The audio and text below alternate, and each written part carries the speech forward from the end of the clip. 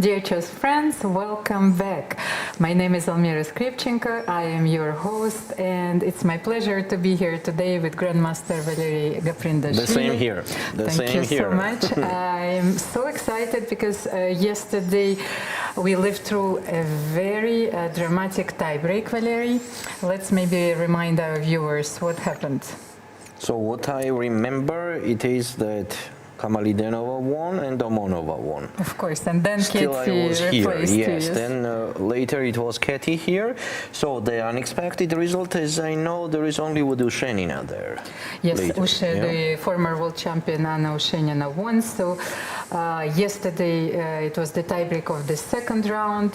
Today we will cover the third round of the FIDE Women's World Cup, of course. And then they were 32. Yes, 32 only 32 players are left, and yes. there is less there. We have a lot of exciting pairings, but let's have maybe a look at the highlights of yesterday's day. That's always very nice.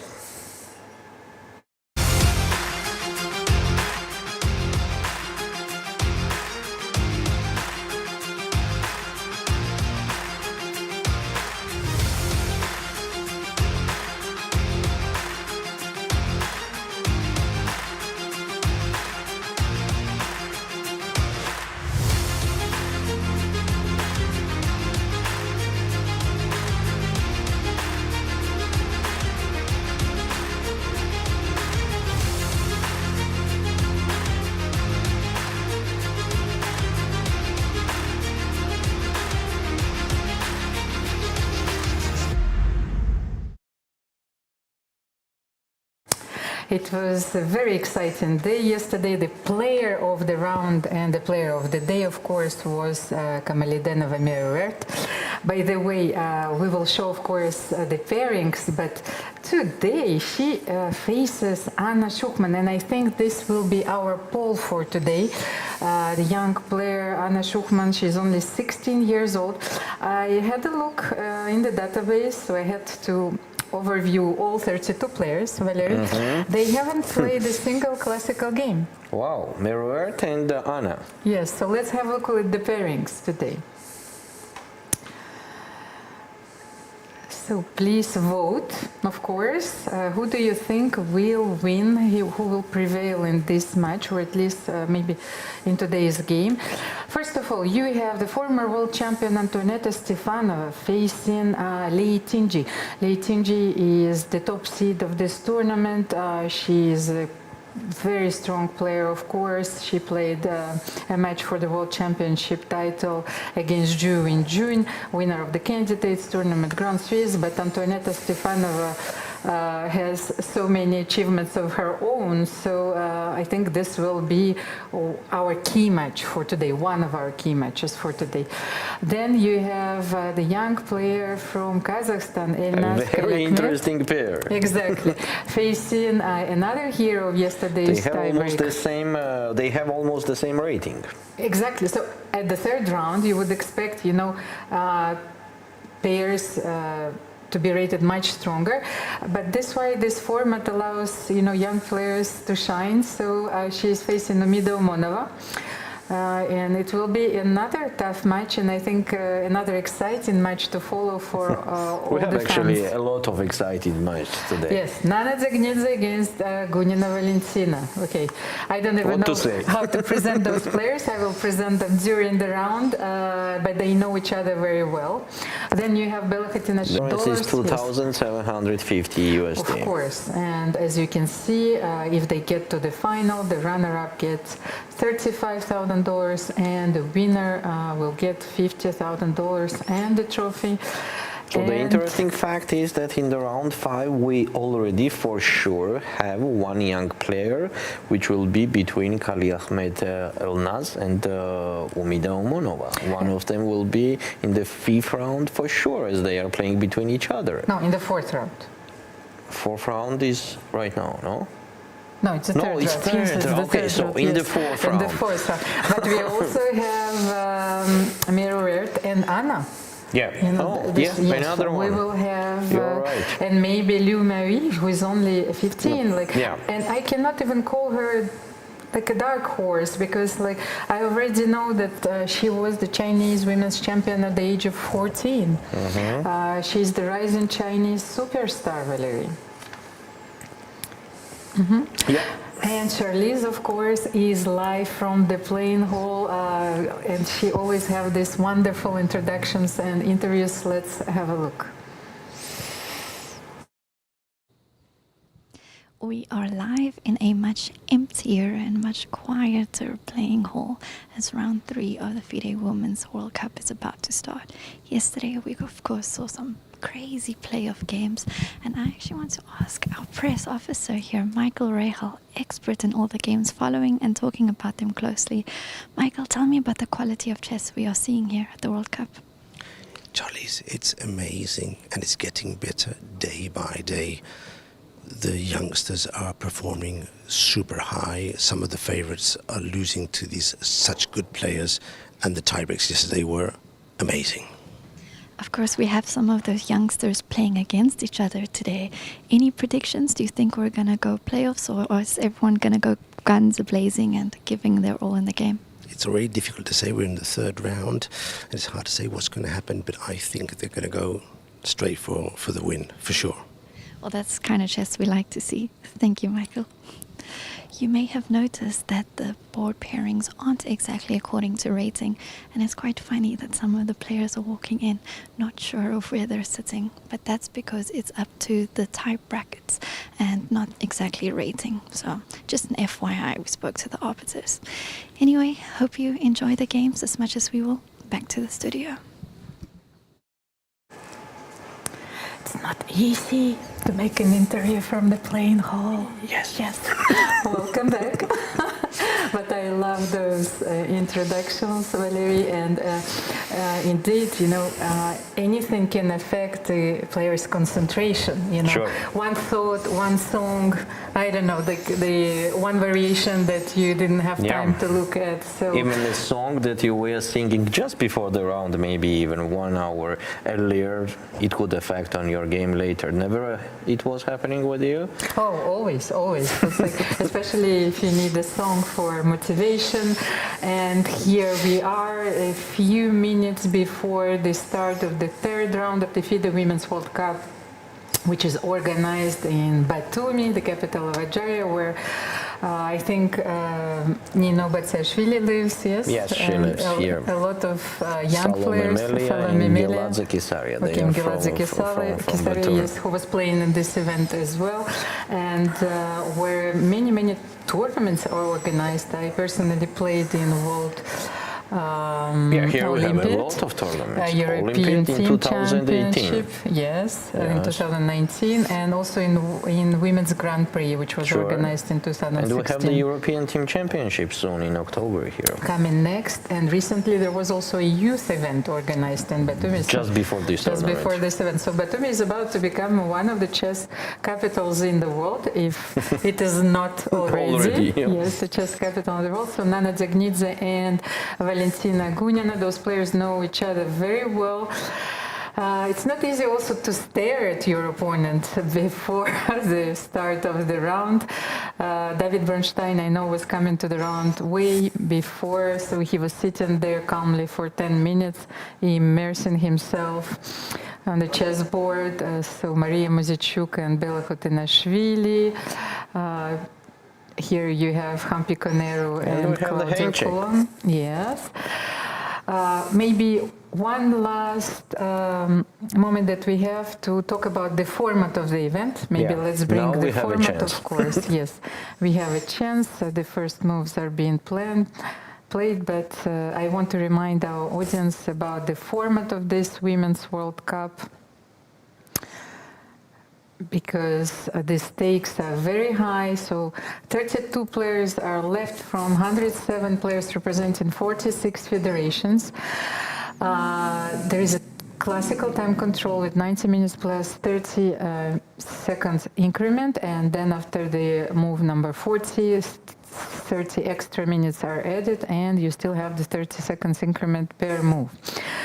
Of course, the title is at stake, but the 3 top finishers will qualify for the women's candidates tournament. I think that all of these players here are dreaming about this. Yes, that's the most important part. Yes, we all know that it is so difficult to qualify for the candidates tournament, and you can get this chance maybe once in your life. This being said, Alexandra Goryachkina was eliminated yesterday. She was one of the players with Jujiner who were already qualified. So this clears the way for all the players from her side of the bracket. Mirat Kamalidenova, I think, freed all the players. And Antonetta Stfanova started her game with e4. Yes, so she completely E5. moved her opening repertoire to e4, as we see. Yes, she's using it already as a main power, e4. And we have 4 knight defense on the first board, where very experienced Stefano Antonetta is playing against, I think, one of the strongest opponents in the world, Lei Ting-ji. The 4 knights, knight f6. I am curious to see what Antonetta has in store in this line, because it's not a very aggressive opening. Okay, she went for bishop b5. Okay, I've played this line many times myself. So here you have a few replies for black. You can play bishop b4, which is a more solid reply. You can I think play we will do that. knight d4, and you can even play bishop d6. Maybe let's show all of those moves. So one move is bishop b4. Bishop b4, of course, and you Another are move is bishop d6. opting for a symmetrical position. Bishop And d6 knight d4. is looking very odd, but it has its merit because you protect the pawn on e5. Then you want to castle, play rook e8, and bishop f8 back. And at the same time, you don't allow symmetrical structures. Maybe first time somebody played bishop d6, it was just a mouse slip that was doing bishop b4. It just dropped the bishop on the halfway. Well, I think it's a very deep opening concept. Yes, since somebody accidentally put it there. And I wanted to show you one curious move after bishop d6. Let me just put it on the board. So, should I do it? Yes, Bishop d6. Bishop d6. And since, well, the French chess school is always known for their unusual ideas, in this position they were analyzing a lot this very strange looking move a3. Oh, wow. It seems more obvious when the bishop stays on b4. Somehow, somewhere. Well, the thing is, a3 is one of the waiting moves. So let's say, if you want to castle here, let me show one nice variation. She went to knight d4. So castle. Castle here, d3. So you want to play h6 here, yes, to not to allow bishop g5. Sure. And one last move, g4. g4. Yes, so this position is very, very interesting. Actually, have been played even in classical games. So if you want to surprise your opponent next time. So knight takes g4, there is rook g1. Yes, exactly. And then this pawn on h6. And the pawn on h6 is hanging. Is hanging. So this is a small idea that I wanted to share. Of course. Very nice idea. It's a tricky opening, so anything is possible. But Lei Ting-ji, she goes for knight d4. One of the most principles replies here, knight d4. Then there are a lot of theoretical lines. You can play bishop a4. Let's show it. Yes, bishop c4. You can play knight d4. And you can even castle. Knight e5 for me is the most dangerous. You need to know these positions very well, but at least this is the top 5 moves. As you can see, Antoinette is choosing, but this is a very important like crossroad. So what is she going to do? Bishop a4. I myself played once bishop c4. Then black can take on f3 or play bishop c5. On bishop c4. Yes, on bishop c4 you can play bishop c5 or take on f3 also. Both are valid options, because let's say it's the Italian with knight c3. Oh, she did castle. And you played knight d4. So after knight d4, Antoinette decided to castle. Here, let me check, because I'm not familiar with this move. Maybe it became popular recently. I haven't analyzed it. So white simply leaves the bishop on b5. So maybe just capture it then. Yes, let's try and let's capture it in order to understand what is white's idea. So knight b5, knight b5. Let me find one game. c6 also maybe makes sense. Have a chance to do it with the tempo. Actually, I just found one game in my database. It was played in a blitz match, but still by very strong players. You have Richard Rapport with the white pieces and Andrei Yesipenko. So c6 was played, by the way, yes, knight c3. Now we have to support the pawn. d6 seems d6 like only was move. played, and I think that white is given the bishop pair, but plays d4 immediately Queen in the c7. center. Queen c7, a4, bishop e7, and bishop g5. Let's say I'm just showing and what happened. castle. Bishop g4 was played. I wanted to understand white's idea, and here white plays d5. So Richard opted for this structure.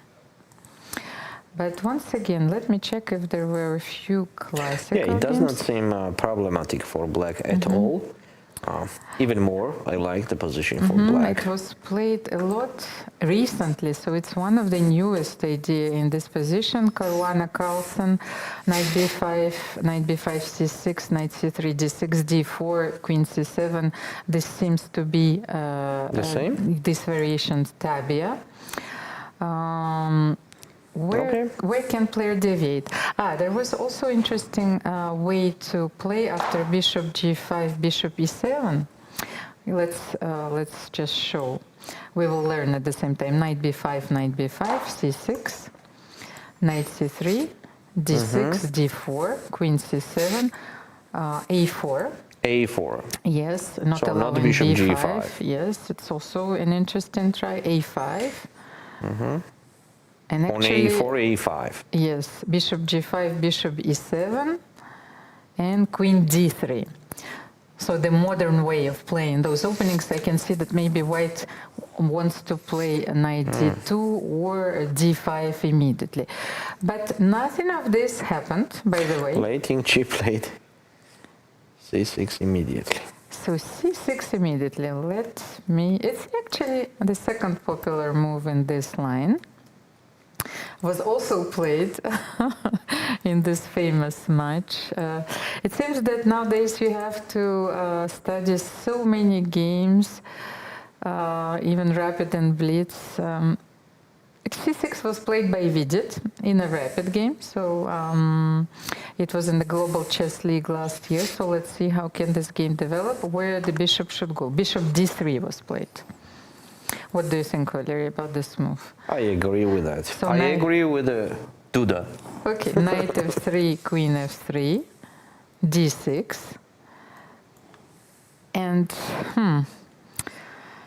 Duda played bishop e2. That's a very strange way for me to develop the bishop on c1, but maybe you have nothing else. By the way, then Why not bishop a4 on c6? Bishop a4 is also possible. There are three valid moves still: bishop a4, bishop c4, and bishop a4. But here I think that black challenges this bishop immediately and plays queen a5. You see, you cannot play bishop b3 because knight takes. So after bishop a4, queen a5, I have a classical game. By the way, this is the variation which was long forgotten. Rook e1. You need to protect, first of all, the pawn on e1 because knight e4 is a threat, maybe. Who knows? d6. And you cannot... No, b5 makes sense?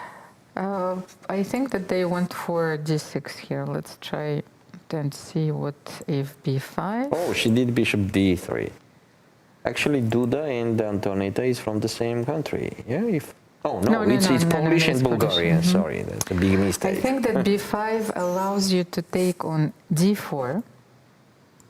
Let's see, what is the line? It's very interesting for me. Take on He d4. takes d4, and then you are going to play e5. Okay, and where this knight is going? No, I'm not sure that this is a very good square for the knight.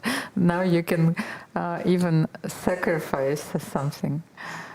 You know, bishop b3. Let me show you the variation. D takes c3, queen h5. Yoo-hoo! g6? G6, of course, queen f3.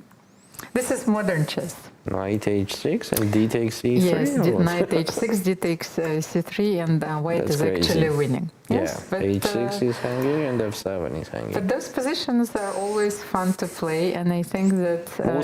mostly for white here. Yes. It's much more fun. Even back in '94, Alexei Shirov was playing this position with white, so he was very aware, I think, of all these ideas, and he's such an attacking player. But so let's have a look. Then knight d4, bishop d3 was played. It's very interesting. If late king G will capture on f3 and play d6, if Antoneta will play bishop e2. How do you think? Okay, let me check this line. I don't have a lot of games, but somehow almost every player took on f3, and there is a small option where you can play d6 as well and leave the knight on d4. Let's just explore this option.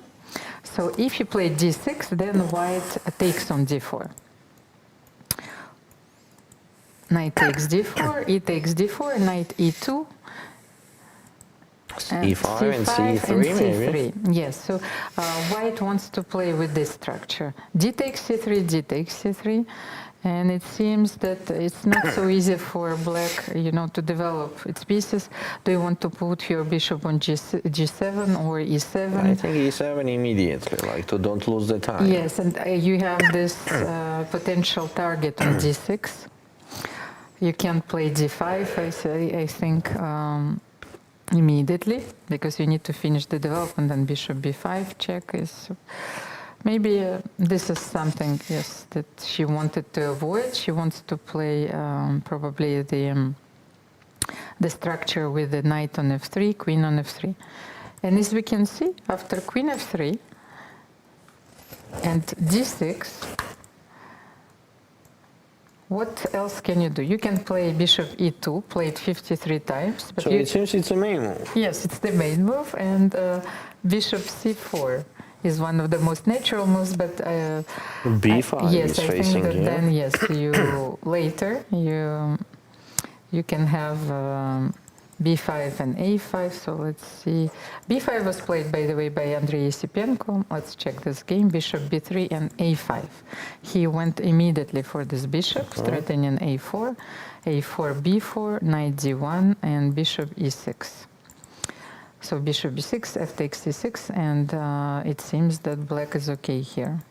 d3, bishop e7, and black will castle, and the open file, the f open file guarantees black sufficient play, and they can push d5 here.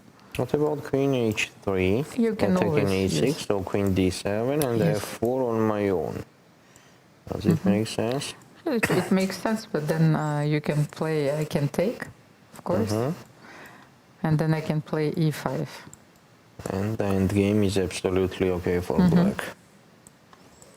Okay.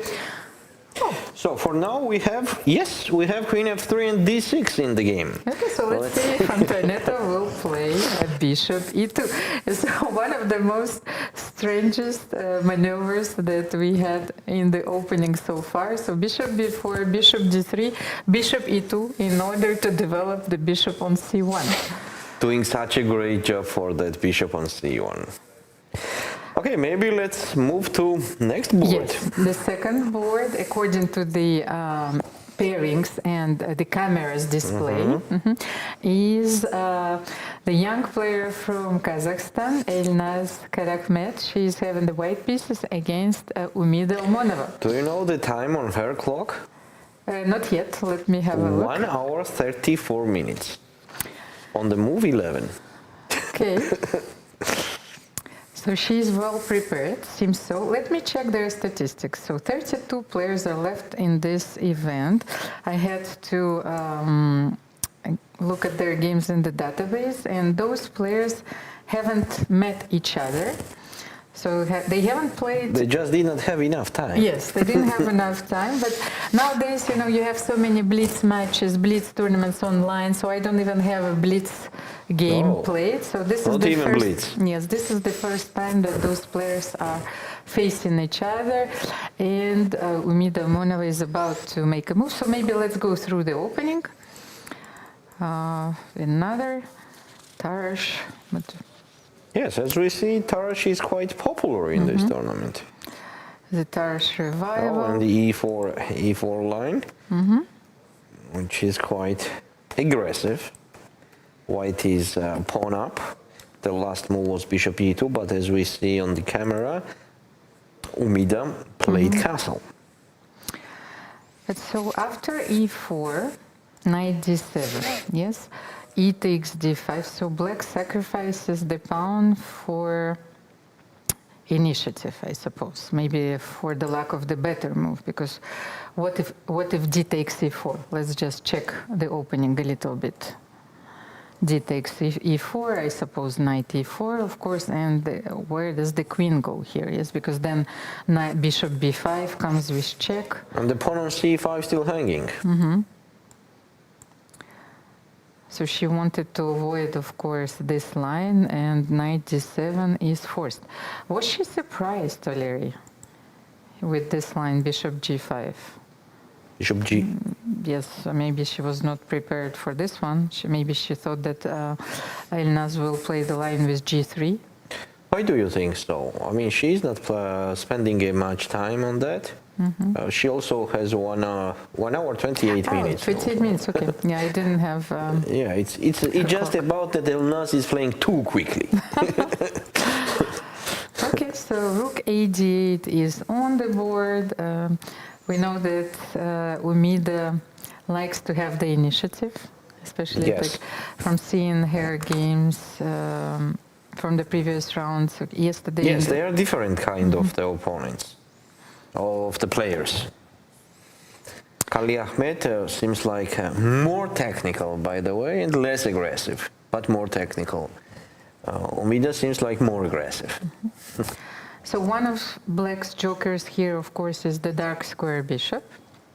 Yeah, that's the compensation is based on that. Yes, and I think that Umida hopes to get back this pawn and to keep the pair of bishops on the board. But yeah, unfortunately, I don't have the current position. I will try to refresh it. Okay, let's refresh it. Yes, of course, we have a small delay, which is absolutely necessary during the World Cup and all the official FIDE events, because it secures a safe environment for all players. Katie explained yesterday to us that, of course, all players are checked, scanned before the tournament, and there are also random checks during the event. They are even scanned on the food, you know, that the hinkali and khachapuri is not allowed. I just find it out. if you had khachapuri on the same day, you are not allowed to get in the playing venue. So this is one of the enhancing elements, yes, for a chess game. Maybe it works for Georgian players. What do you think, Valery? Yes, of course it works. It works for Georgian players. By the way, let's maybe talk a little bit, because while we don't have all the games yet, how many Chinese players qualified for the round 3? So we have Lei Tingjie. 4. Then we have Song Yuxin. Then we have Zhu Jiner. And Li. No, you have Li Maui and Tan Zhongyi. So 5 players are representing China. And I think this is the the federation which is the most represented for the moment in the third round. You think so? Let's do we see. count in other countries? I was counting Georgians. Georgian but- is 4. Yes, 4. You have Nana Dzagnidze, Bela Khotinashvili, Lela Jalakishvili and Mary and Mary Arabiza. Arabiza. Basically, Georgian Olympic team. We only miss Nino Batsiashvili. Yes. Yes, so this is it. And Let's Ukraine? count first Indians, maybe. You have Hampi Koneru, then you have Vantika Agraval, then you have, maybe India, by the way. Wait. Harika. Harika, you have Divya, 4, and Vaishali, 5. 5. Okay, that's 5 India and Indian China. players, of course. But Is that it's not a news? surprise. It's Yes, not a it's not news. a surprise. Those countries are dominating the chess What scene about for the past Ukrainians? years. Not so Ukrainians, much. you have sisters Anna and Maria Muzychuk. Then you have Yulia Osmak. And I think this is it.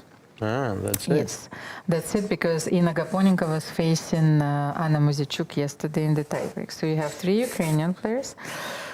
Then actually Claudia Kulon is representing Poland, but so does Alexandra Maltsevskaya. Because I forgot, yes, that she started representing Poland only What recently. about FIDE flag?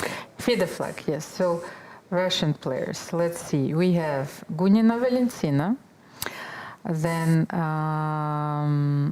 Polina Shuvalova, then you have Lakhno Katerina. Lakhno You just Katerina, passed it. yes, and Shukhman Anna. So I think we have 4 players, yes, represent under the FIDE flag.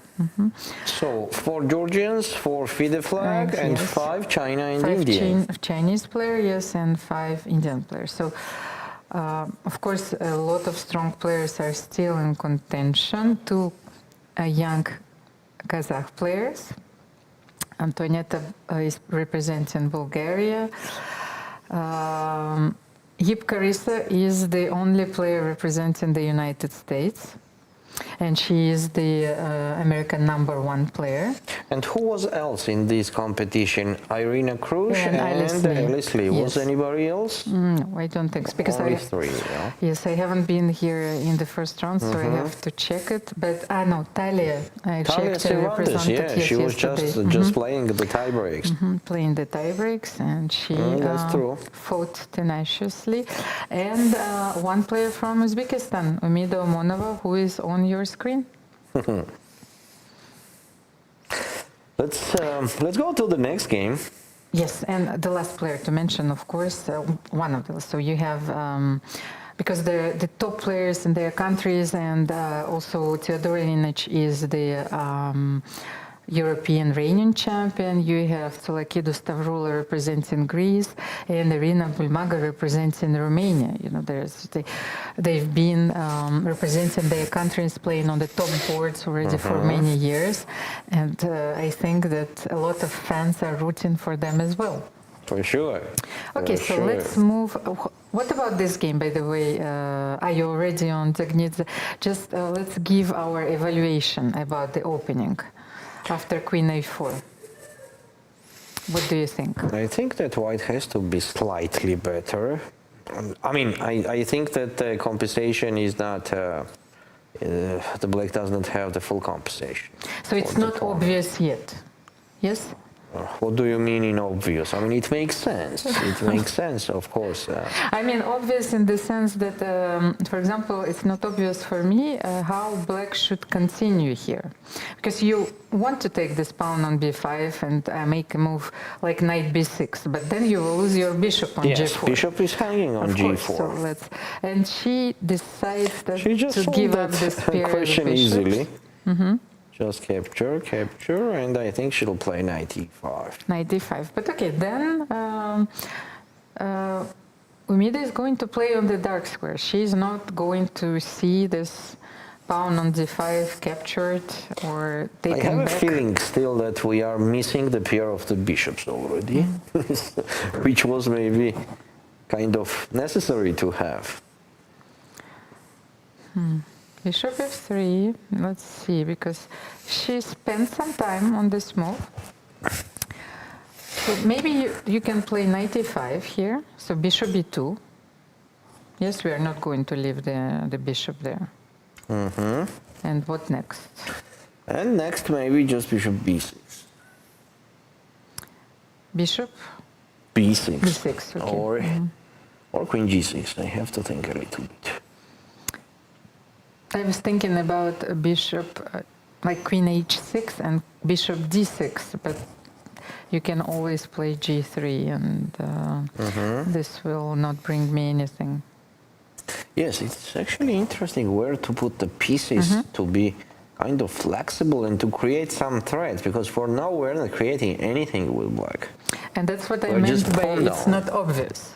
Yes? Yeah. Because I didn't know where to put Yeah, maybe my taking pieces. on f3 was not the best option after bishop a4. But then what you wanted to keep the pair of bishop, maybe to play bishop h5 or bishop f5. But then if you play bishop h5, maybe knight e4 is even possible. So there is no way that you can keep the pair of bishops, yes? Knight e4 could have been played anyway. She did knight e5. Okay, so maybe let's evaluate this position to move to the next game. We think that the black does not have enough compensation for the pawn. But still, the opposite color bishops on the board, where the activity is more important maybe than just the one pawn. Of course, and this bishop on c5 is quite, it has a very big potential compared to the bishop on f3, especially given that the queen on f6 is always eyeing this pawn on f2. So if you compare those two bishops, the bishop on c5 is much better, but white has an extra pawn. So let's say that black's pieces activity maybe guarantees them some compensation. Some, yes, you are right, some. Because actually with that activity we could not create any special trouble or threat here with black. To catch something, you know, and to play on that. Okay, so let's move to our next game. Okay, it's another match of our heavyweights. By the way, those players, they know each other very well. Nana Dzagnidzhe is facing Valentina Gunina. Okay, let me tell you what I found in my database. They played like around more than 50 games. And at the 15. beginning, 50. 5-0. Yes, 5-0. So you can have classical, rapid, of course, but a lot of classical games. And at the beginning, Nana was dominating in their classical encounters. Actually, And she is much older than Valentina, no? As I remember. no, there is a difference, but yes, About not that much. 6-7 years. Yes, but of course, when you play junior events, it means that they couldn't have met like at a very young age. But then overall, Nana won 8 classical games. However, Valentina started to fight back at some point, and the last game that they played a few years ago, it was Valentina who won, and especially with the black pieces, and Valentina won 5 classical games. So Nana is still leading, +3, but their latest encounters were quite balanced. The recent games. So let's have a look at this opening. So we had Slav defense with the queen b3 line and g3. By the way, I was Yeah, this thinking is really- about the strategy of the players for this match. It's like, are you I being think they- cautious? Should you go for the tie breaks? What I do you think they think? will be too careful. They will be too in careful? the classical games. But then let me tell you about their achievements in other time controls. Valentina Gunina, well, she won 3 times the European championship. She was the 5 times Olympic champion with the Russian team, of course. Russian champion and 3 times Olympiad winner. But she was the World Blitz champion twice. But Nana also won the World Blitz championship once. She won the gold medal with the Georgian Olympic team, and she was also the European champion. So if you would target From any of these 2017. formats, I think that Nana might have better chances in rapid. You think so? Yes, because I've seen games. Yes, I think that if the players are going to be more solid in the classical portion of their match, so Nana has better chances in the rapid format. But only time will tell. Yes, sure. So for now we have the position actually with the mutual game, mutual play. Nothing so special is happening here. Nana choose one of the quiet lines in the Slav defense with white. So this is kind of long game. From the beginning, we know that it will be a long game. Valeria, I just have one question because I don't play this line myself. So after rook d1, knight bg7, I know that very often white likes and plays this move knight h4 because they want to get rid of this bishop. So what would be your reply here, just to understand? Maybe bishop e4 here?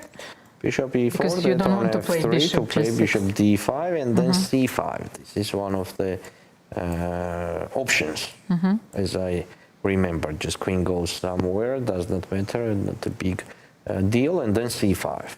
Okay, but the bishop goes on d5, of course. Yes, in that case, rook is on d1 already, right? So, for example, on queen c2, if we play c5, white, and there is check. Yes, if white captures on c5, there is a check. But white could play e4. But maybe I had another idea here. If you provoked f3, the knight on h4 is very awkward. Yes. So maybe then we have to play a structural idea. You get this from Scandinavian on Karokan. Maybe you just take on b1. What do you think? Just After give f3? yes, give the bishop for this knight because the knight on h4 is looking very strange to me. Okay, take back. Yes, rook b1, and then can you undermine this knight d5? somewhere? What's going on knight d5, right? If we're attacking that knight immediately. And then bishop On h4 is h4. the threat. Yes. But then on bishop b4, maybe white can take bishop b4, knight e4, and then move the knight. Yes, no, it doesn't yield white anything. So knight h4 was interesting, but unfortunately you cannot play f3 and e4. So in the game was e3, a5, queen e2, a4, and just a3. We have a very I like quiet game. Valentina's idea. She played a5, queen a2, a4. She's stretching the queen side a little bit. Sometimes you have the square for the queen a5. But Nana played a3 almost immediately, so she didn't want to allow this move. I was asking myself those questions. What if knight c3? Instead of Yes, a3. yes, instead of a3. Should black play a3 here? Because Why not? if you pushed it, then push it all the way, yes, probably. But then knight c3, my idea was to play e4. I think that's Nana's idea as well. What do you think? a3, can you push e4 here? Then maybe simply bishop g6, yes. Yeah, pushing e4 for white, I think, is not a problem anytime, but it's not giving like something much. And the point of this move a3 is also to stabilize the knight on c3. And you don't have... Also, Toria, b5, bishop, b4. Yes, bishop b4, b5, b4, so Valentina played queen c7. Yeah, queen c7. And maybe now knight c3 with the idea No, of for playing sure. e4, yes? No, for sure, knight c3, because what's better there? We have to develop the knight before developing the bishop on c1, because it's not just the fact that we need that bishop on d2 at all. So knight c3, and here we are, yes, and knight Nana c3 played knight we have. c3 almost at tempo. Valentina looks puzzled, but I think that she knows those structures very well. And Okay, I maybe have let's one do last the question. evaluation Yes, about... one last question. Yes. So because e4 is coming, but I'm not sure if Valentina wants to allow it, or can she play something else here? Can she play knight e4 in this position? Can she play e5? Can On she knight play e4, c5? it will be knight h4 already. Ah, okay. No, but bishop h4, no? Oh my god. Yes, yes, yes. No, no, no. That knight h4 was possible only in case the knight is on f6. No, So but maybe knight it's still e4. knight h4 is still good Still because you good, can take yeah. on e4. Yes, you So don't, take of on course. h4, take on e4. And what am I like? What is black supposed to do here? Bishop b7. Yes. Bishop e7, and maybe now And just knight go. c3 back. And then you Back. will play e4. No, no, no. But then let's try another idea. I don't want to play c5 because of this b5 square. No, but also c5, d. yes. In the I thought Yes. in the after knight h4 line. No, no, I mean no. the current position. No, here let's try something else. I don't like knight e4. Can we play e5 then? Like On e5, if the same, for example, you're going e4. to play e4, yes, and bishop somewhere. I don't know where yet because bishop e6. I'm afraid that you will play d5, and you will probably play d5 anyway. If I play bishop g6. No, no, no. Bishop g6. Probably you can take. You play f4, f5. No, actually, the more I look at this position, the more I No, understand. you know the you have to be careful dangers there. of this On f4, position. f5, there is bishop h5. Still, Still, yes. yeah. But I mean, immediately f4, f5 does not work. but I feel that the bishop on g6 is Will not very be the passive. best piece. Yes. Okay, so Valentina is choosing. I think this is the first critical moment in this game. Yes. Let's leave this game and move to another game between Bella Khotinashvili and Maria Muzychuk. Okay, let's have a look at their statistics. The same Slav defense here we have. They actually know each other very well, faced each other many times. And Bella also was a very dangerous opponent for Maria Muzychuk for a while. She started with a few wins. Then Maria bounced back, but Bella is still leading in their classical encounters. She won 5 classical games. That's more than enough. And Maria Muzychuk won 3 classical games. So Bella is leading by +2. For now, I think that Bella blundered something. Okay, not a huge blunder, but that's a blunder for sure. As after knight e4, I think Black's position is maybe even slightly. Okay, I just like to play it with Black. Let's say so. Maybe there is no advantage, but what's the main point of this opening for White is to grab that light square bishop, right? Just to capture it. So Bella was a little bit late. Instead of bishop d2, maybe just capture on g6 makes more sense to have that pair of the bishops, and then play queen b3 and bishop g2. As after bishop d2 and bishop h5, we immediately got knight e4 on the board. You know, Valerian, because I am trying to understand, because if we are using the mirror effect, I think you have exact the same position, but from the black side, where they're trying to capture the bishop on h4 from white. But since here white has an extra tempo, let me just check something. Yes, knight c3, Yeah, knight sure. f6. Maybe I can have a look in the database if the games, if I have a few games here.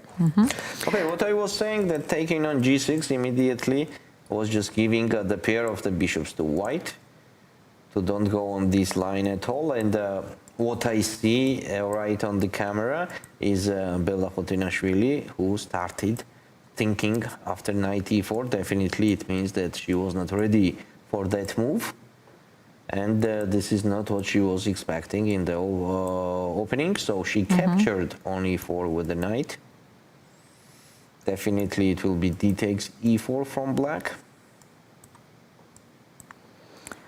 Okay, so let me check the latest games by Bahadur Jabava against Vidit. You know, so bishop d2 was played by Vidit. You So- mean after knight d7? Yes, bishop d2. So the same as in our game. Yes. Then bishop h5. Only one game was played. f3. Okay. But played by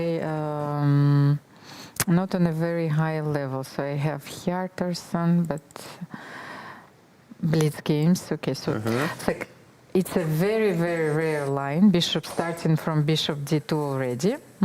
So, but bishop h5 is also a reply, which is very rare, because normally black tries to play bishop b4. Yes, that is a typical By the way, way. Bibisara Osaobaeva played against Badur Jobava, bishop d2, bishop b4, queen b3, a5. Yes, so I think that right now the players are on their own, and we are on our own as well, because this position is already very unique after knight e4.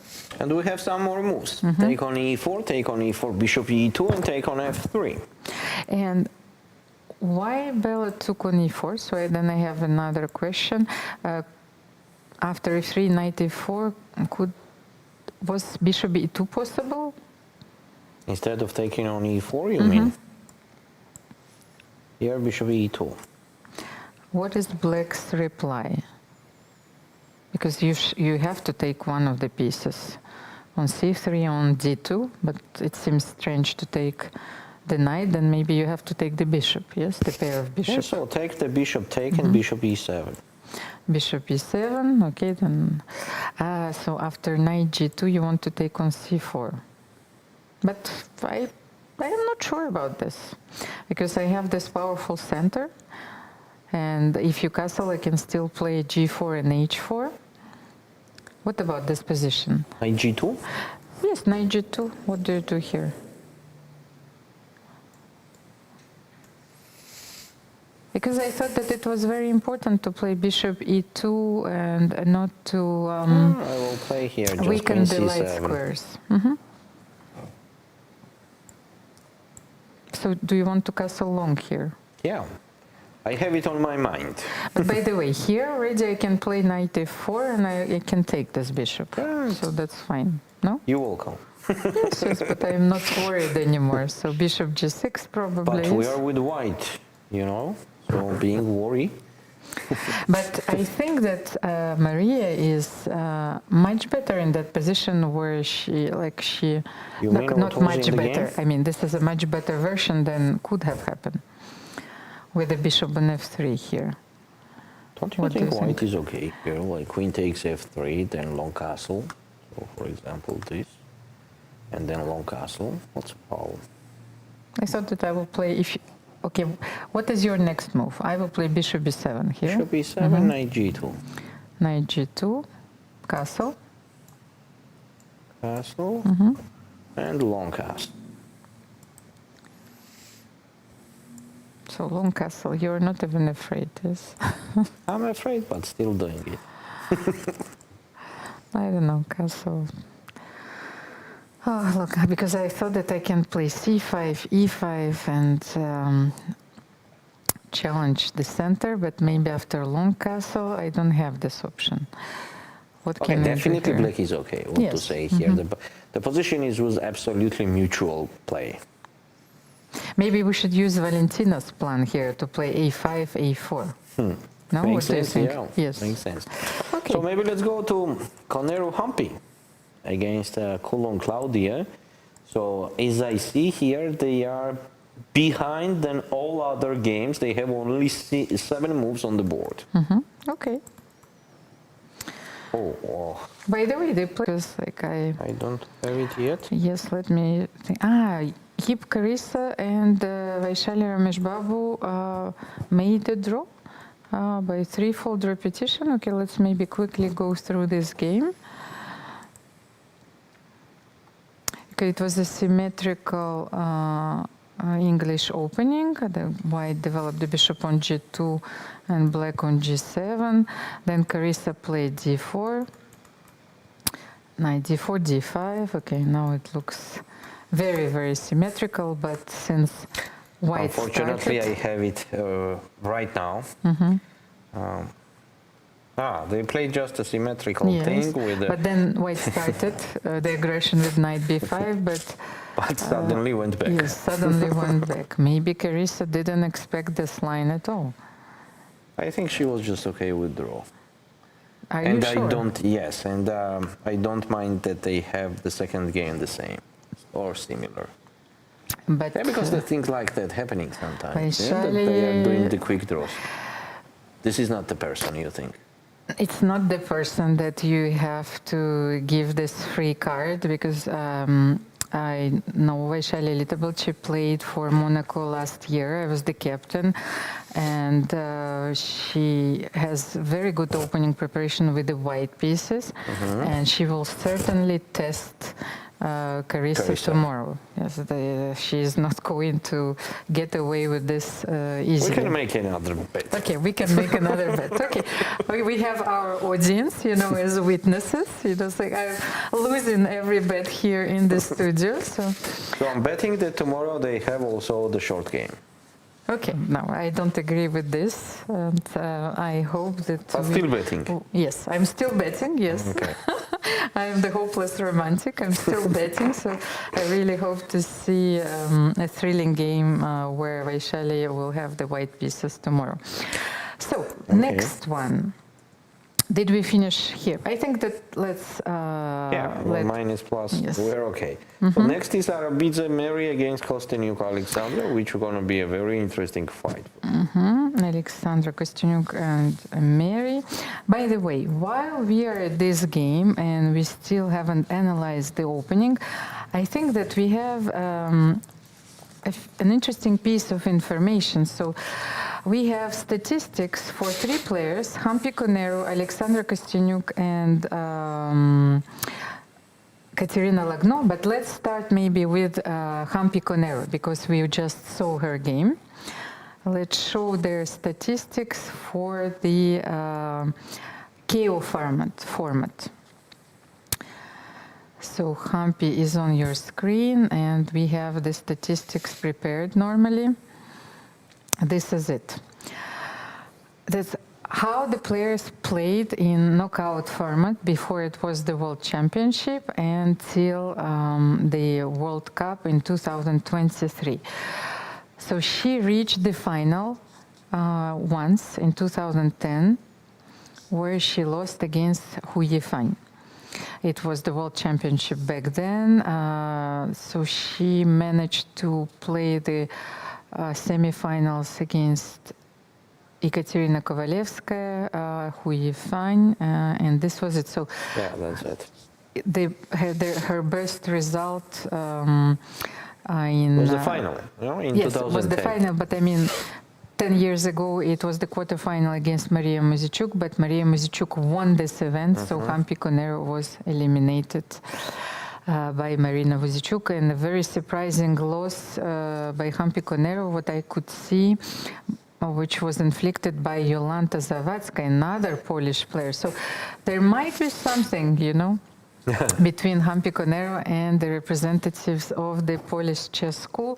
From what I know, that psychologically they are very motivated. They are ready to beat any opponent. They have no deference, no respect. They want, to prove themselves. And by now the way, we on have... the same time, the very interesting thing is happening there. So. And the last move was e5. Let's just show first the statistics for Alexandra, because she's on our screens right now. A former world champion. So 2001, Alexandra reached her first final in the first knockout tournament that she played. I know this because I was one of her opponents in 2001. We played the crazy match in the quarterfinals. As you can see, Alexandra won in 2008 against Hu Yifan, and she was lucky that Hu Yifan was only 14 at that time, because as we've seen, Hu Yifan won the next knockout world championship at the age of 16. She played, I think, almost all the events in the knockout format, so she performs very well. reaches semifinals quite often. She won twice. She won the World But Cup. very unlucky with the Chmilite, as I see now. So if you can see Victoria Chmilite in her bracket, yes, you can get nervous, but Victoria doesn't play anymore. So she dedicates herself fully to her political career. So Is she still there? Yes. And Alexandra can, keep her calm, but there are a lot of Indian players in this event, as we could see yesterday. Her tiebreak was quite shaky, and her opponent is Mary Arabiza. So maybe let's cover their game, and we will come back to the game between Hampi Koneru and Claudia Coulon. So what happens here? So the beginning was like this: c4, e5, and g3, bishop b4, and bishop takes c3. This is one of the options, of course, against the English beginning. And this is the position. This is the same mirror effect. Maybe we can say that. Yes. Where the white has with the opposite color, they have the Sicilian thing on the board, where... You mean the Rosolima? Yes, yes, Rosolima. Where, okay, for me, for example, you know, in my childhood, Almira, there was one of the coaches, one of the famous coaches in Georgia, which was giving us to play the openings what we like. Does not matter what was the evaluation. Oh. You know, if you just like it, and it was even, for example, slightly worse, but you like that mood and the character of the opening, he was just giving us that to play. So the same I can say now, that I just like this position for white, but it does not mean they have a big advantage. But still, I think that slightly better for white has to be this position. But I think it's a lovely idea, especially when you educate children, and at a very early age you allow them to express yourself and to explore their style. Yeah. Yeah, exactly. I think you're absolutely right. By the way, it's a very intelligent choice against Alexandra, who is a very active, dynamic player. Here, she will face a few problems because she needs to find a counterplay. Yes. Yes, because white will play f4, maybe f5, g4, g5. And by the way, on the same time, it is very, very Mary Arabiza style, this kind of position, you know, just to dominate on the whole board and step by step go ahead and be aggressive a little bit every time. And as you can see, Alexandra's last move illustrated what I wanted to tell you, that she is looking for a concrete solution. Yes, concrete. Yes? She went for knight a5, well, maybe she wants to play knight b3 and get rid of this bishop on c1. But maybe, Valerie, tell me if I'm wrong, maybe she also targets the pawn on a4 and she wants to play bishop d7, queen e8. What do you think? I don't mind at all. That's exactly Alexandra's style. Okay, so let's maybe show it. So, for example, if white, I will do just a random, okay, not random, but the obvious moves for white. Maybe so bishop d7, and on f4, for example, queen e8. Bishop d7, f4, yes, and queen e8, or maybe b6 first, by the way. I thought that maybe to support the knight. Right? Yes, yes. I'm afraid, I'm not sure what is going to happen with our knight, or maybe first take on f4. Let's take on a4, because I'm thinking about d takes a5, then bishop c5, who knows. Take on a4, you cannot take with the pawn, yes, so it's important. But then how do you take on f4? Then g5 is coming, you want to say. Yeah, well, rook takes f4? Rook takes f4, but then you cannot take with the bishop, and now I want to play queen e8. And now queen e8, yes. Because just for our audience, on g5 there will be knight f5. And queen g4. The queen is not, the rook is not hanging because of queen g4, and then checkmate on g7. But... So something like this. Of course, I think that after queen e8 in this position, let's just finish the variation. So bishop b3. So bishop d7, f4, we take on f4, rook f4. queen e8, targeting this pawn on e4, but I think that Mary doesn't knight mind. f4. Yes, we saw from her previous games, especially against Marcela Frimsky, that she is striving for sharp positions. Yeah. She has a very sharp tactical eye, so she certainly likes this, the character of this position. Yes. Yes. And one last word before we go on the break. So let's get back to the game between Claudia and Humpy, because the few moves have been played. Humpy decided to play queen h5 after e5. Bishop b4 check Bishop seems like b4 a correct check. answer. Yes, I think, because otherwise, you know, e3 castle. you could have played queen f6, of course, yes, Yeah. but okay, bishop b4, knight c3. You can take the knight on d4 because queen f7, yes? Let's try. So, if we take on d4, there is just a checkmate on f7. No, but I mean queen d4, just Queen to show d4. that queen d4 is also Okay, let's take a look at that also. possible There will here. be another checkmate. Queen takes f7 and king b8, and bishop g5, bishop e7, and queen takes e7. Checkmate. So that's why black has to castle, of course, and Humpy went back to knight f3. But it reminds me of the gioco piano of the Italian, where you have queen h5, bishop c4, knight f3 is threatening to jump to g5. What are you supposed to do here? I think bishop e6 is extremely necessary. Like, maybe this is going to be our question for the next one. We leave on a short break, yes, and this is our question. I want our audience to find the reply for Claudia Coulon.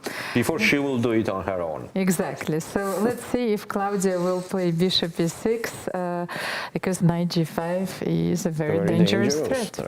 We will take a short break. A lot of content is ready for you, of course, so we are keeping you entertained at any moment, and see you in a bit. Chessboard. 64 black and white squares. Or is it more than that? It's a battlefield. A stage where strategy meets instinct. This is where women play their own way. Playing with fire. Playing with heart. Playing with emotions. Playing as strong as any man can play, and beyond. Every move you make breaks the old rules. Every game you play redraws the map. No ceilings, no labels, no limits. This is not just a game. This is your arena.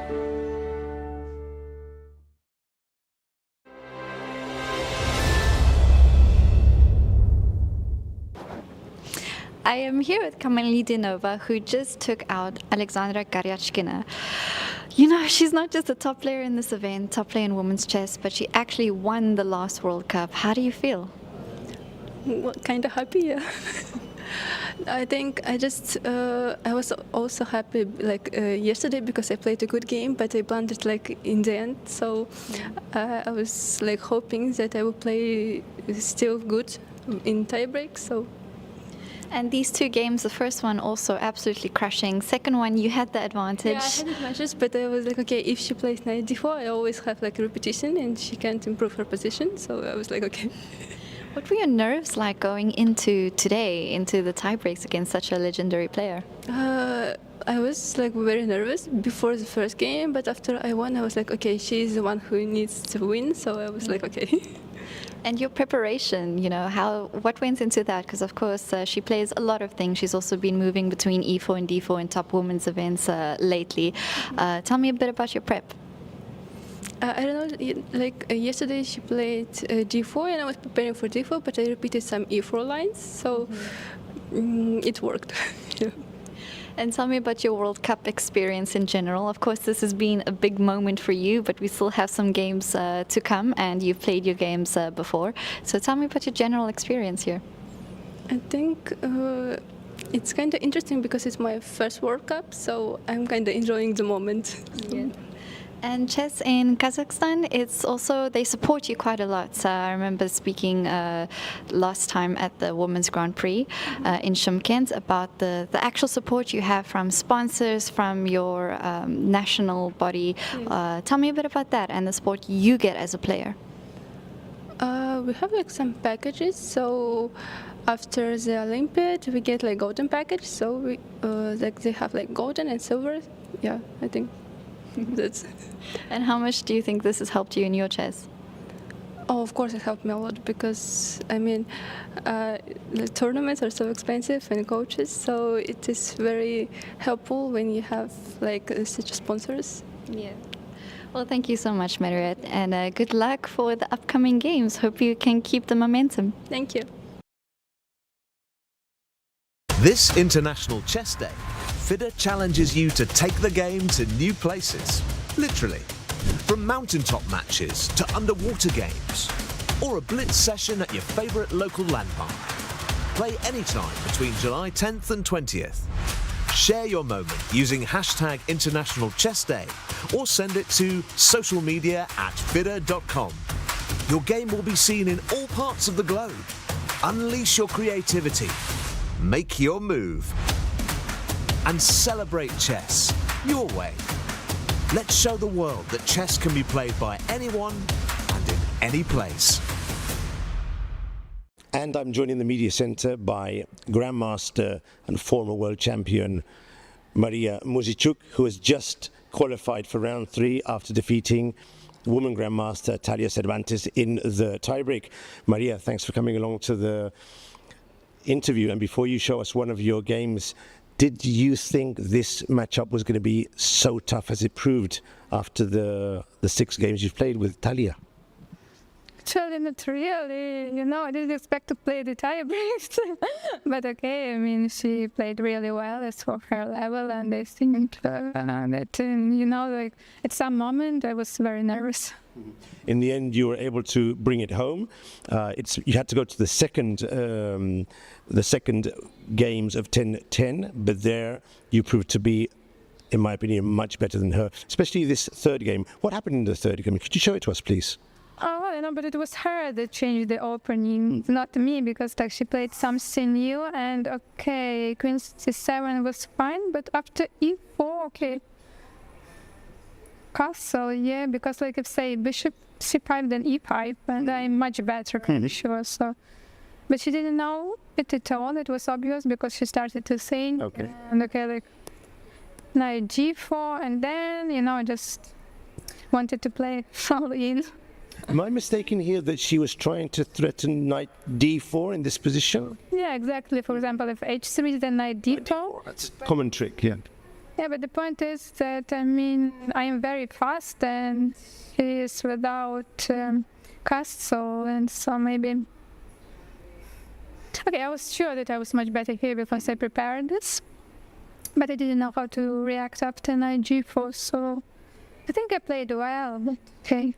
After knight G5, it was necessary to play bishop G5, I think, but okay, it's very unpleasant because I can play queen D4 or even bishop G5, and I should be winning here.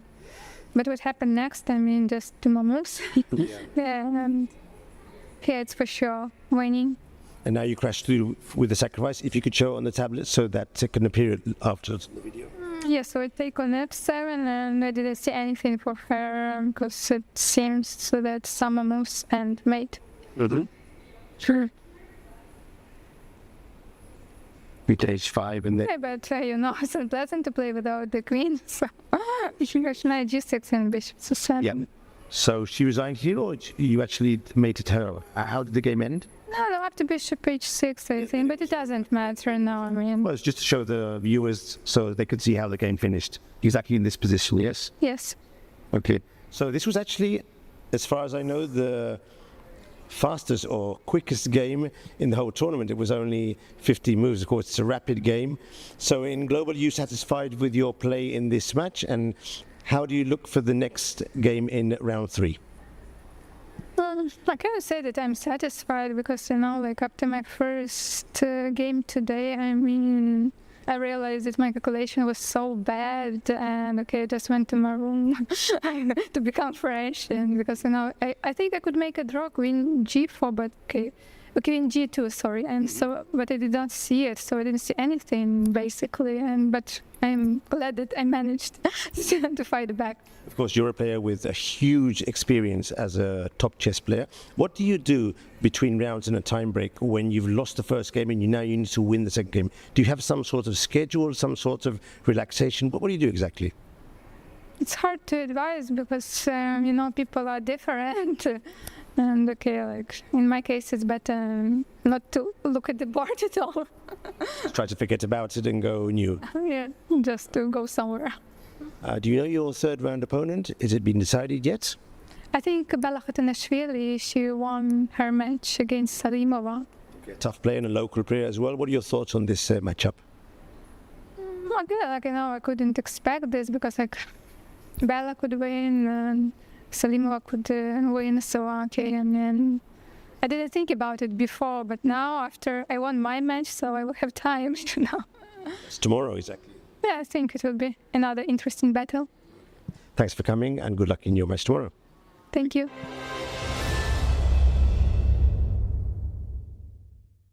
Washington, D.C., August 4th to 5th, 2025. The Smart Moves Summit, a global education conference where chess meets learning. Held alongside the FIDE World Schools Team Championship. Global dialogue on chess, cognition, and education. Federations, researchers, EdTech. One stage, one mission. Topics that move the world. Meet leading influencers. Timur Turlov, Dana Reisnies, Jerry Nash, Leoncio Garcia, and more. Inspire, unite, transform. Join the international community shaping education. Play smarter, learn bolder. Let's make future together. Don't miss this unique opportunity. Register now and be part of the change. Chess is more than just a game. It's a tool for empowerment, connection, and transformation. In 2025, FIDE is proud to launch the Year of Social Chess. We believe in the power of chess to bring about positive change from therapy and education to rehabilitation and inclusion. Social chess is our way to build a better world. The Year of Social Chess will introduce groundbreaking initiatives across the globe. Monthly themes will address critical social challenges, chess for protection in refugee camps, chess for cognitive health among the elderly, and even chess for addiction recovery. Through this initiative, we are mobilizing communities, conducting research, and creating opportunities for all to experience the joy and impact of chess. Join us for online chess events, global conferences, and even a documentary film festival that will showcase the power of social chess. Let's make 2025 a year to remember. The Year of Social Chess is here. Let's change the world, one move at a time.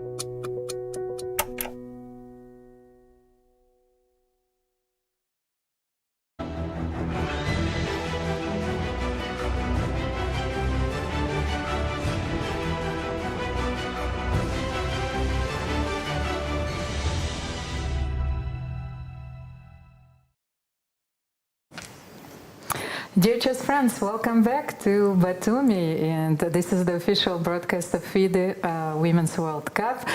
I am joined in the studio by Grandmaster Emil Sutovsky, who is no one else but FIDE's Chief Executive Officer. Emil, welcome. Hi, Elmira. Well, I'm so glad to have you here because I know that you supervise so many details and the organization of this World Cup, but coming back to the images that we've just seen, simply says that chess is a universal language, yes, that allow us to, to have so many wonderful social initiatives. Well, it's very important, and I think it's exactly where FIDE has all the ability and probably the desire also, not only the ability to go ahead and to move all these social projects, social and educational projects, and many of them are extremely important for the society, not only chess society. And actually, if not for FIDE, it would not be made by anyone because they're never profitable, they require a lot of investments, they require a lot of finances and human resources. But it's very important once again, and I think the FIDE's role here is massive, and we spare no effort. Well, I agree with you. Not only it's very important, and the educational impact is immense on the society, and it allows and brings us so much joy, you know. So, yeah, indeed, you see so many kids, you see so many, I mean, people who were or are in difficult life conditions and so on, they enjoy playing chess, and it has an important social role, and I have been more than once in the events for senior players, you know, that remains something for them, that's something that they enjoyed their entire life. And it's not only about playing, because playing today, thanks God, you can play online and so on, but all this, you know, interaction with their friends, colleagues, and all this feel when you come. It's like one huge big group of people who enjoy the game, and not for nothing we have this gens una sumus as FIDE's real. It's not just the words behind the word, but it's a real spirit, because, you know, rarely you could find any occupation or vocation or hobby where you would have friends in, I don't know, 100 or 150 countries. You come all over the world and you know this or that person almost in every country, and that's what chess about. Thank you, Emil. So let's talk a little bit about this tournament, but maybe let's bring a few games on your screen while you will reveal a few secrets about the organization of this tournament, then maybe talk about the record number of participants. Of course, the prize fund was increased, and then we will dive in, you know, into the clashes of this third round.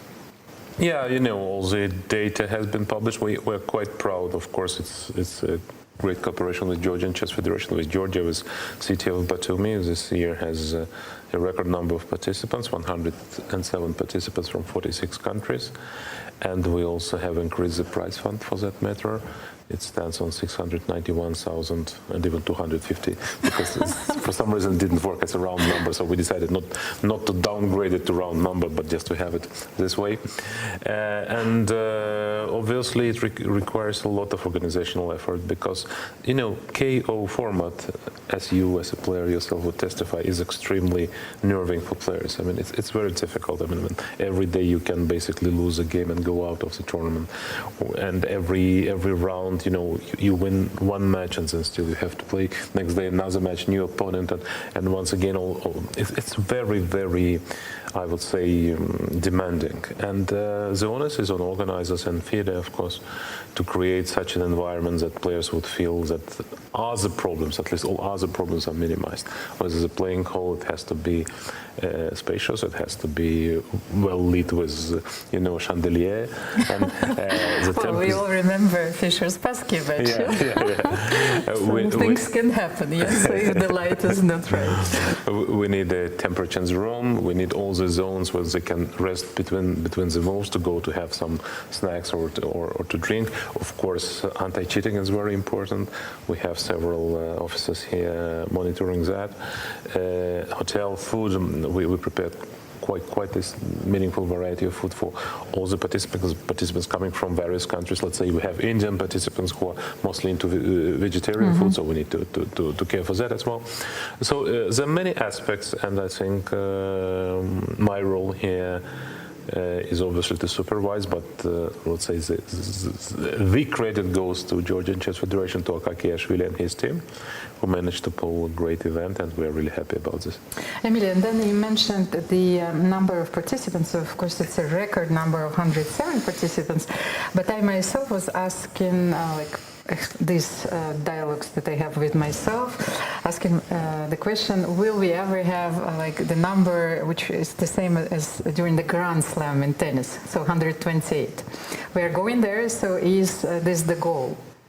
I think it's actually realistic to have it. It's a question how to make it fair. You know, we are not striving into that for the sake of numbers. We see what level of players is. So yes. we want to have all the strongest. We want to have all the young aspiring players, and we also do not want to create for the strongest extra round to play, because it's already very, very difficult if you are a real contender for a win or something, title. you have to win 6 matches, and it's a very, very difficult task. So we're looking into it. You remember just a few years back it was only 64 participants. And then we saw that we may increase it, that we are able financially to go for that, we're able organizationally. And we thought of a system where the first stage we would add more players, but they would mostly, the top players would not play the first round, they would start from the second round, and then the balance would be preserved. I don't know if we'll go to 128. Simply to include more players, I think, who would benefit from such an extraordinary event. This, for some, it's a unique event, maybe in their lives. Let's say I don't exclude it. I'm not sure about 128 exactly. Maybe we could, let's say, today there were, at the beginning it was 25 players who would start from the round 2. Here it was 21. Maybe we would downgrade it further on that only, let's say, I'm not saying that it's only top 10 players would be starting from round 2, and that would allow for more matches from round 1 to include more players. I'm very happy that we see finally many young female talents already on the main stage.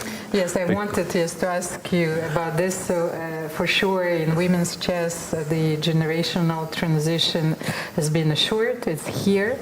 We had so many surprises, but when we study their games, it actually shows immense maturity. Yeah. For me, let's say, I even wrote about it.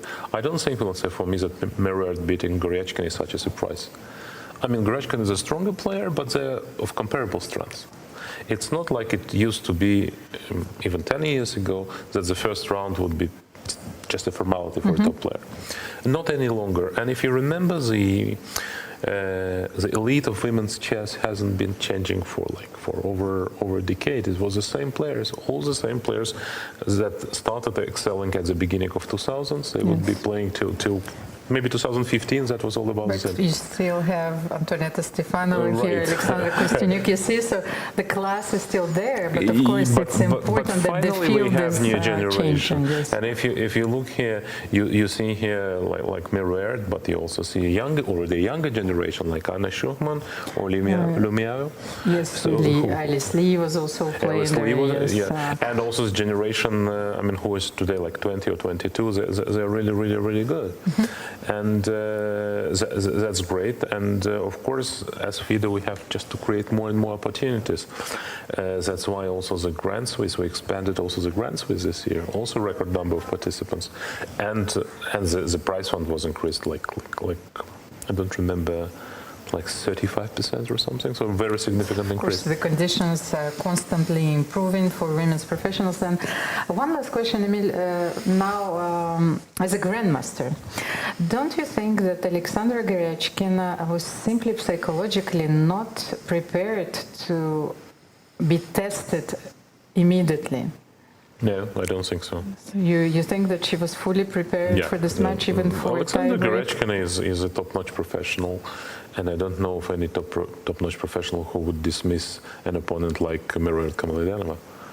I mean, okay, if Magnus were to play Kamalidenova, maybe you could say so, but she might be prepared, well prepared theoretically, but also mentally. Mentally as well. Yes, I think Kamalidenova already built herself a name. Actually, I'm surprised why she is so low rated. She had probably some bad period recently because I've looked at her results; they are not stable yet. You know, so she is capable of performing very well. But I think that maybe there is an aspect in her preparation, especially like mental preparation, yes, that has to be tackled with, and she needs to improve in certain aspects of her performance. There is a reason why she's below 2400, obviously. There is a reason. But I remember, actually, that's also talking about FIDE's, let's say, entire activity.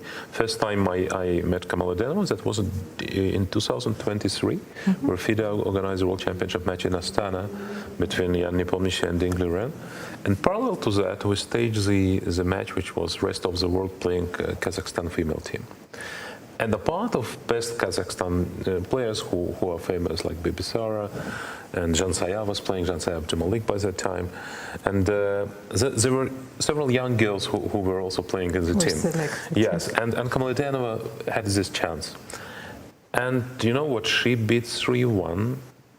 No one else but Hu Yifan. No. Yes, she won 3-1 against Hu Yifan. So that's already taught me back then. Okay, it's not happening. I mean, one game can happen. 3-1, even if it's rapid and blitz, it doesn't happen in a tournament condition. It doesn't happen just out of nowhere. So obviously Garechkin also knew about that.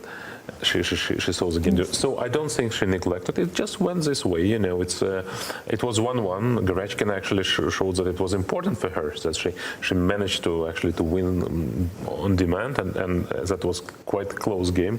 You remember this Rook Endgame and so on. Of course. But in rapid chess, I knew that Garechkin is not a favorite because Kamalityanova has played so many rapid events. She is very well, you know, when you practice in these events, and Kazakhstan very importantly have staged so many tournaments, rapid events, open events, blitz events in recent years, that all the players, not only Kamalityanova, are very well trained, and that's the important quality. Especially Bibisara. So by the way, Emil, I wondered why Bibisara is not playing this event. Well, that's a bit of a mystery, but I probably shouldn't comment on that, not having precise reason given by her. But that's how it is. But she made her choice. And okay, maybe her calendar was so full, but I can understand how a player of her caliber skips the World Cup, especially that here you fight for the 3 spots. The candidates tournament, of course. So thank you, Emil. So let's have a look at the games. Yeah, let's get to the games because we yes, let's bring them on our screen. So I think you we stopped after Alexander Kostyanyuk and Mary Arabiza. So let's have a look at Anna Muzychuk, Yugzin Song, because we haven't seen the opening yet here. Oh, that's a sharp line in Italian, C3, D4. So yes, I hope that you can unravel, you know, the mysteries of this opening for us. Well, that's a very sharp position now. Mm-hmm. So she took on F3, if I see correctly, and played knight G5. That's a very sharp line actually, where White tries to sort of to challenge Black immediately with all sort of encircling Black pieces, in particular knight on E4, mm-hmm. trying to use certain space advantage with pawn on E5, but the position is also double-edged. So if anything, in this position, Black could be also better. So it's just a matter of very sharp calculation, and it could turn badly for White, but also White could have a significant advantage. So if you want my bet on this game, it should not end in a draw. Very mm-hmm. sharp position. Emil, I think that we have to refresh just our games, so refresh it a little bit, then we will get them on our screen. We will do it very soon, mm-hmm. As soon as I'm capable. You have to get familiar, yes, with the program. Mm-hmm. I will just check their time. Anna spent more than half an hour. And Yugzin Song also, like she is still thinking here. Anna just played knight G5. And what do you think? Knight D2 seems very natural here. How to protect this pawn on F3? Knight D2 is one move, but another move, maybe F4. F4 is F4, knight F3, yeah? Right? Yes, knight F3, and then let's try maybe, and then you can take knight on D2, knight D2, yeah, is the most logical. I agree with you. Knight D2, and then probably I go knight E6. Oh, knight E6. Okay. Now I think that our board is working. Okay, perfect. So knight D2, knight E6. I was not sure if Black's strategy here was to play F6 or at some point. I would say that this position less about strategy, but more about very concrete decisions. Because in general, yes, you want to play f6, but if you play f6 and white is in time to play f4, you might be in trouble. So let's say knight d2, and if f6, f4, you don't have knight f3 check. No, but then maybe let's include knight e6. Yeah, knight and e6. And then if f6 was a plan or not, but then of course I noticed that white can take on c6 White because will obviously take. You should take on c6 because the pawn on d4 is hanging. So can I take on c6 now? Probably you can take on c6 and As something white, like yes. I don't know, bishop g5, asking for itself. Bishop g5, and then, well, I can take, of course, on g5. Maybe I should let you take, but then the queen comes into play. Very sharp. It's a very sharp line. Yes. Maybe king h1 and so on. In general, these positions are very sharp and double-edged, and I think Anna should be pretty happy about the outcome of the opening. But she spent nearly half an hour on her last moves. So, so did her opponent, by the way, because I have the updated times. Yevgenia is still thinking, but she has less than 50 minutes already here. Oh, right. Yes, so what can she consider here if not knight d2? Can she play king h1 here? Let's see again. Can we try something else? Because you suggested this move before, but... King h1, knight takes f3. I can take on f3? Yeah. No? But then I can take maybe on c6. No, I think she has to take knight d2. To play knight d2, maybe she considers something like queen f5, but...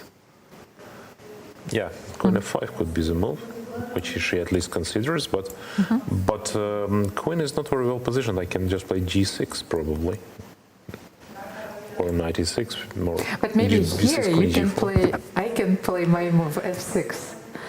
I mean, because queen f5 allows me to play f6, because f4 I can take on e5. So maybe that's the only moment where I can play my move. And we have knight d2 actually on the board. She played knight d2, yeah. No, it was very natural. It's probably the safest option, of course. If not the only reasonable, if you ask me, maybe it's and here I wonder how fast will Anna respond, because if she thought, top players typically think in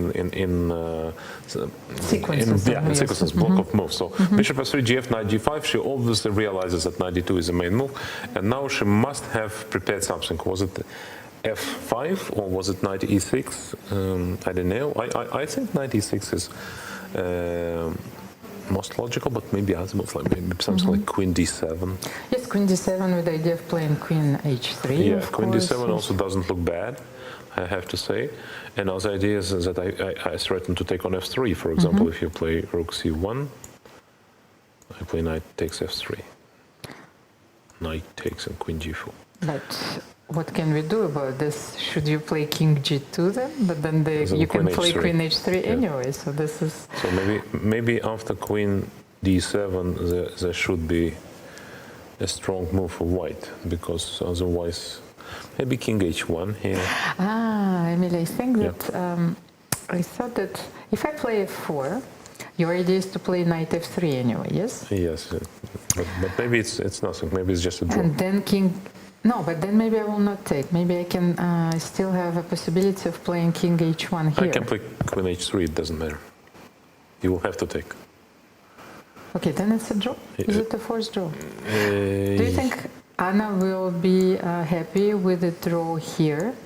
I wanted to mention that Anna Muzychuk was performing very well lately, and she narrowly missed her qualification for the candidates tournament from the Grand Prix series. I still remember the devastation, because she won the last Grand Prix. But she won two last Grand Prix, two actually. Last Grand Prix, of course. But yes, actually, it wasn't enough due to very close results and her not very good result in her first Grand Prix. Yeah. So yes, for her, of course, it's very important. But I would say that it doesn't impact one's player strategy at such early stages of the event. She's playing a strong player, and having a draw as black is okay. It's a fine result. I mean, you've played the knockout events yourself. For example, you make a draw with black. What do you do with white on the next game? Are you cautious? Are you going all in? Depends, of course, on the style of the It depends player. on the style, depends on the opponent. Very, very difficult to say. I mean, I had so many scenarios. I played 7 or 8 these events. It was first World Championship, even then it was downgraded to World Cup. And I also, a part of playing, I was also coaching, both in open section when I was working with Gera Kamsky, and then accidentally I was helping to Anna and Maria Muzychuk. So very depends like very much on your opponent, on your feeling, how tired you are, how ready you are out of the opening. Sometimes, or even oftentimes, it depends on how the opening worked in this particular game. So you decide, okay, I have like two optimal scenario if you go for Rouser and if you go for French, and then I'm trying to win. And if you go for Berlin, okay, I'll take a draw and let's go for rapid.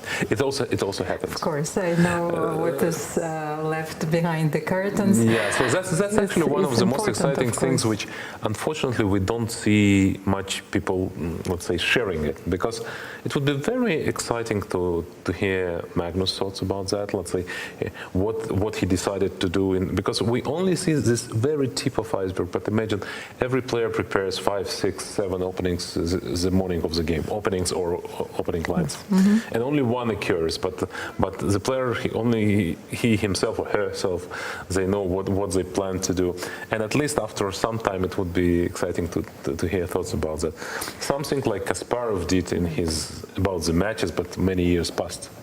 And because these revelations could be very helpful, in particular for young aspiring players, trying to build their way of thinking, how they should prepare, how they work. Should approach the event. I think this is most common among top players, is to try and to, let's say, focus. Okay, here's 1 or 2 lines which I'm gonna try very hard to win, and if not, I'll take the game quietly.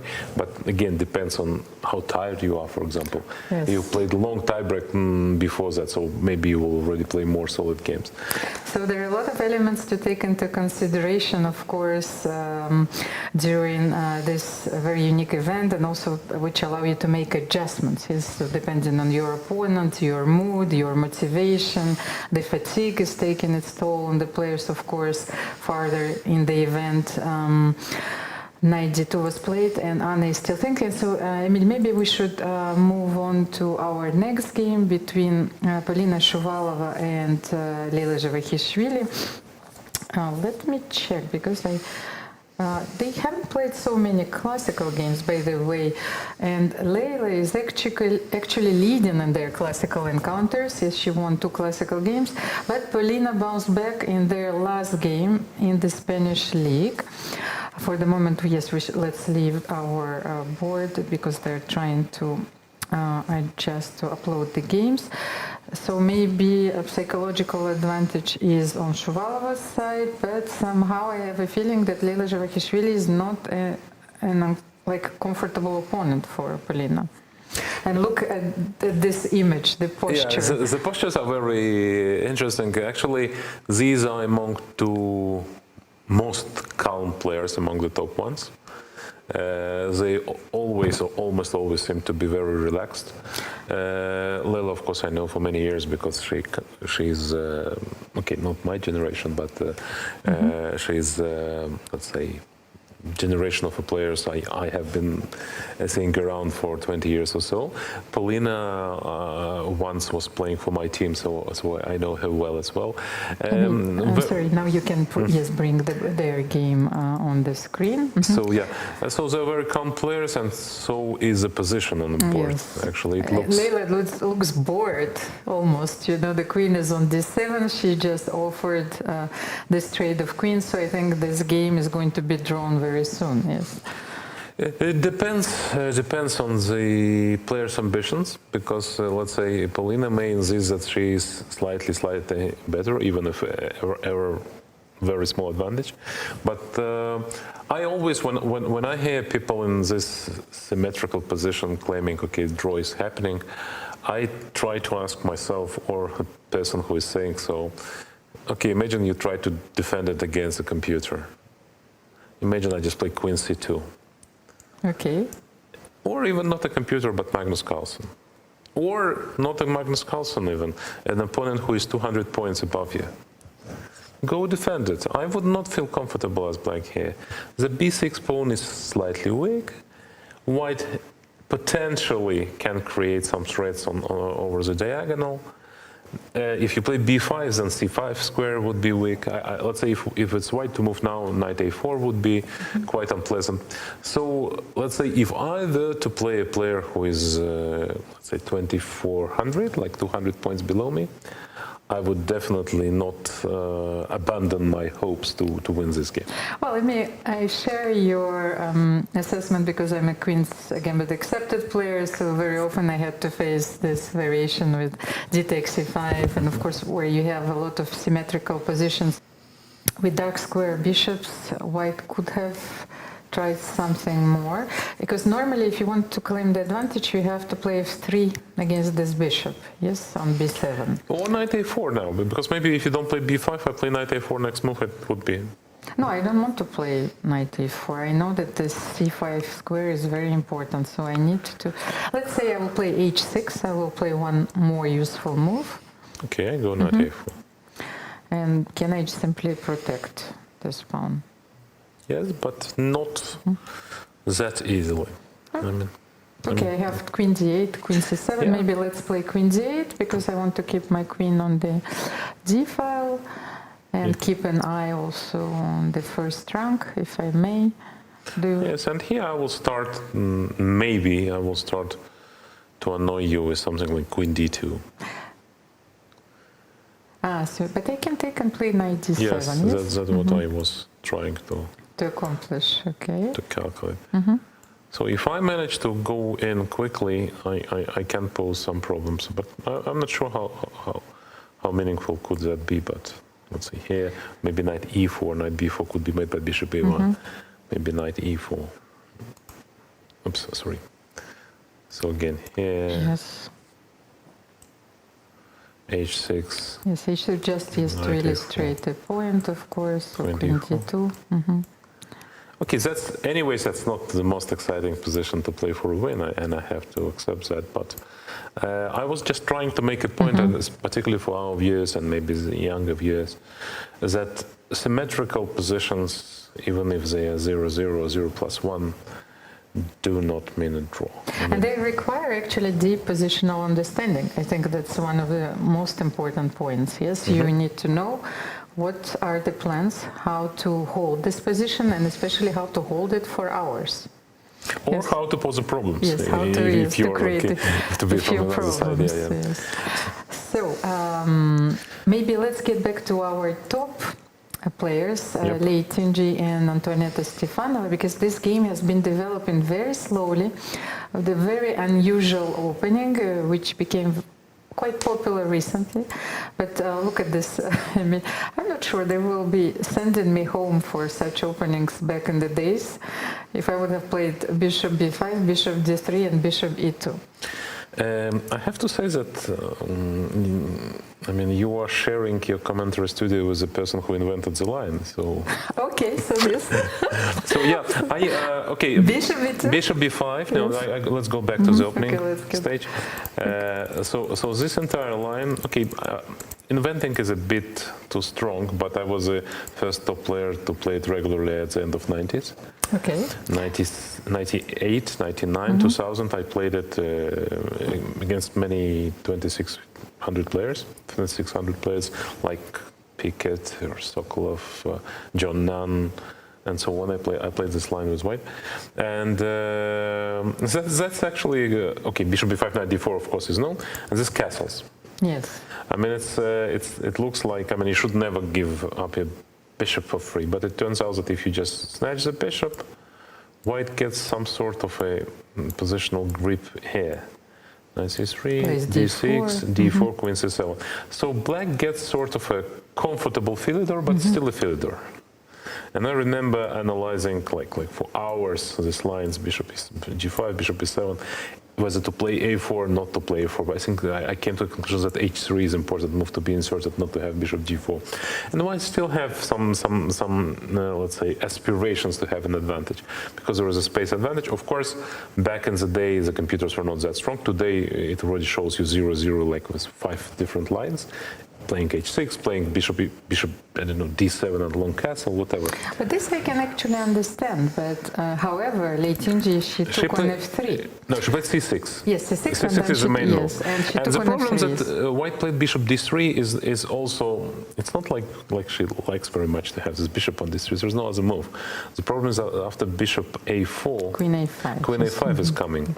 And you cannot take on d4, because after taking on d4, you'll have this 2 pieces hanging, and that's basically why I stopped playing, because when they discovered this c6 move, of course when I played it, I tried to play with bishop c4, but it also didn't work for other reasons. We will not now delve into it, more so that I don't remember why. But bishop d3 was one of the moves, but I was reluctant to play this way. But let's say modern approach to the game says that this bishop on d3, although it deprives you of playing d3 and so on, it does have some advantages, because now I threaten to take on d4. So I sort of provoke you to take on f3. So you spent 3 tempi, you played knight c6, knight d4, knight f3, just to trade and to have my queen coming to f3. Yes, but you played bishop b5, bishop d3, and now bishop e2. That was the most surprising of it, but I understand, of course, because you're not going to play b3 here and bishop b2 anyway. So but top players play it. I remember, was it Duda versus So or something in recent years? Yes, we've seen a few games, so I wanted to have your take on this position, especially that you have so much experience, because you need to feel the position. You might have the objective evaluation, but what about your personal now feeling? It's already normalized, more or less. White gets some sort of a grip in the center, and if she manages to, let's say, stabilize the position to bring bishop and rook into support, it she'll be better. But the big question, if she does, because g6, now bishop g7, and all sort of jumps will start. So white will probably have to regroup by playing something like maybe f3, knight b3 or something. But the thing is, yes, I can see that bishop g7 is coming, castle, and d5. Very quickly, black can solve the opening problems and even get better. So that's why maybe she needs to regroup. I don't know if to start with f3, but maybe. Let's say. So here and here. And now if you bishop trade, g7, yes. Yeah, knight goes to b3, and if you take, I will probably retain some advantage, not a very big one, but and if you don't, I play c4, and then rook to d1. And it reminds me a bit of the line you played your childhood, bishop b5 check. I still play it. I'm still. So you are still young, Yes, still a child at heart. But here, I mean, may I ask you? Like, I wanted to play g5 here. When exactly? No, g5. See, I want just to solve my opening problem, so I want to use this moment that the queen is on e3 and then knight d7. Yeah, but first e5, e4 is one option to go. Another one more concrete, I'm not sure it works, but more concrete is like ed, takes, and knight d5. takes, and bishop c5, trying to use the fact that you're not castled yet. And can I castle long here? Yes, but then a7 pawn somehow, I can play c4. Not, let's say... The pawn on b2 is also hanging. So yes. I can see it. But not so simple. If you take, I go with a check and c4. No, but I want to castle first. If you castle, castle long. Oops, yes. So if you just to challenge your plan immediately, if it works, then why not?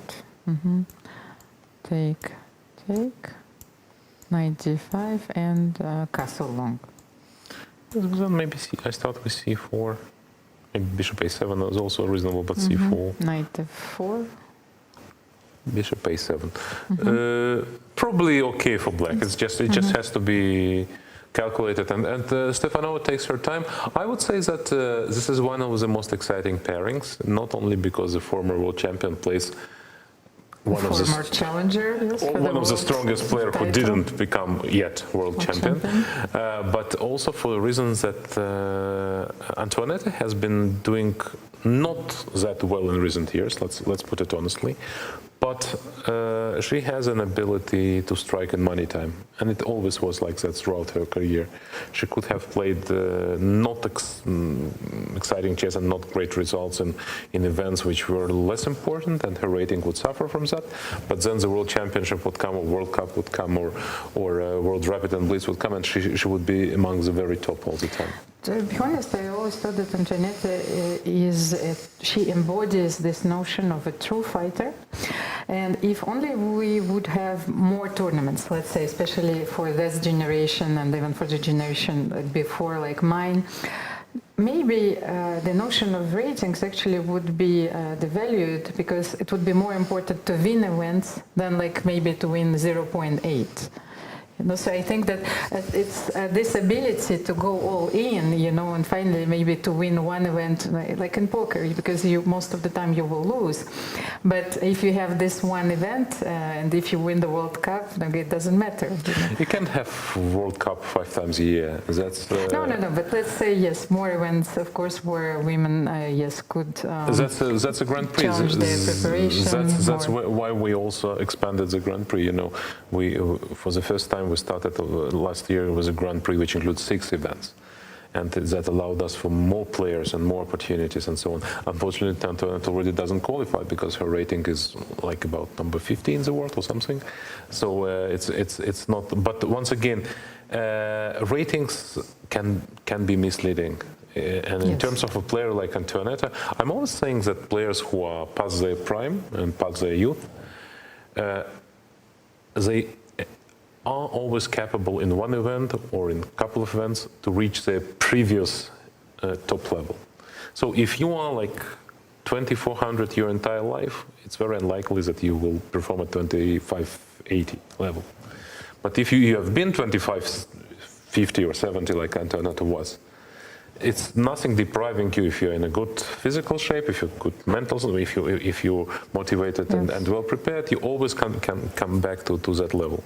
And especially, I think motherhood also impacts your shape. You know, it's not easy to come back in form, and I'm pretty sure that Antoinette, she's taking it step by step, but she's one of the players that is capable to win this event, and she won it already once. Let's say winning, I would not go that far, although she won it once, and she also made it to final another time. She lost against Anna Shenin. Yes, in Khanty-Mansiysk.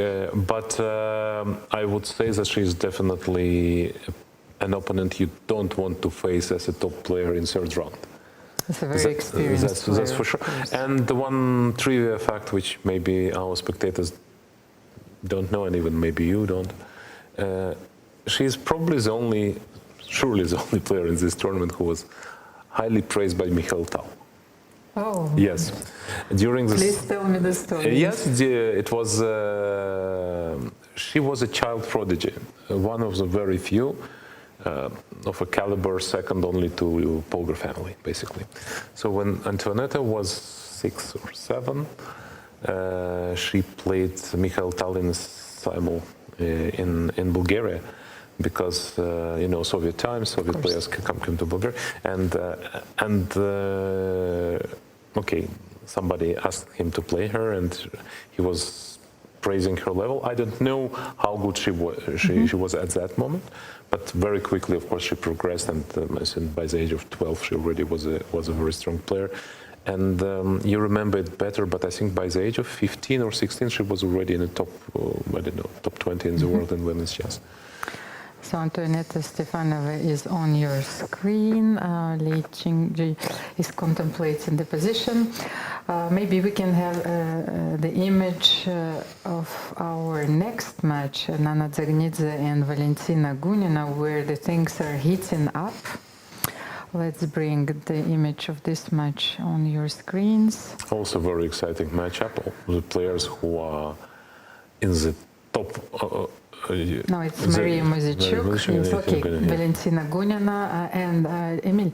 Look at their time. 37 minutes left for Nana, 47 minutes for Valentina. She just played knight g4 and heating up is maybe it's not enough, yes, to describe this position.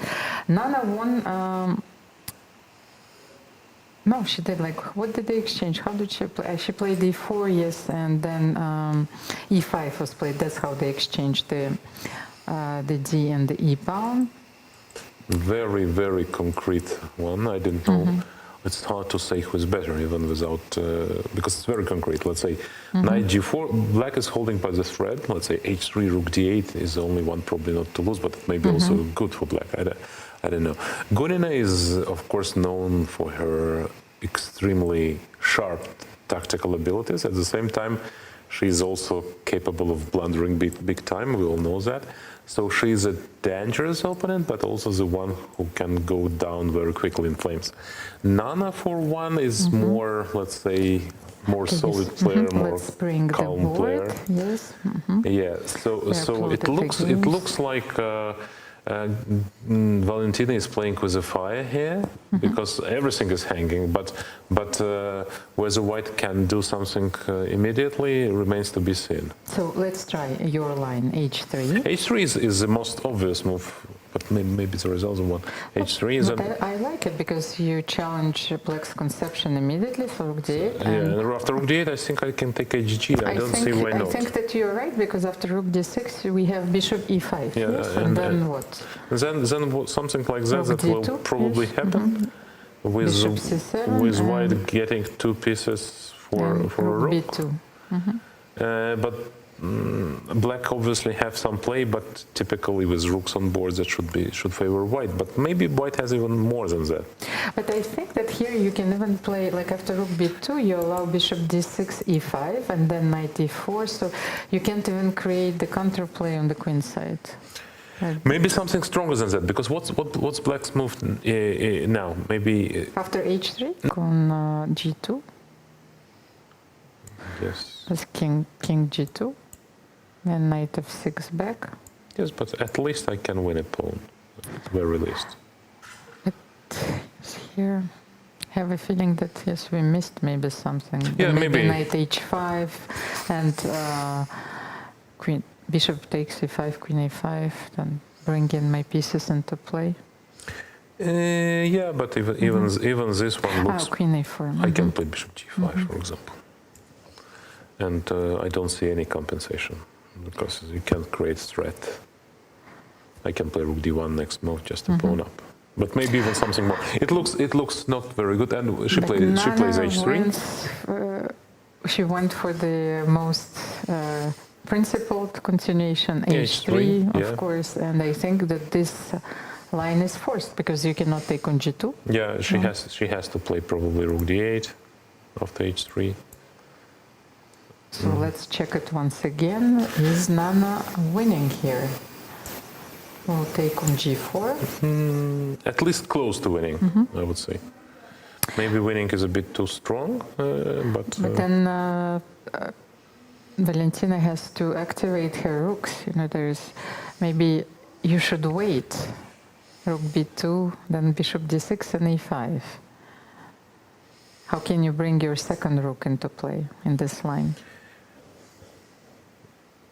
Not sure. Let's take on g4.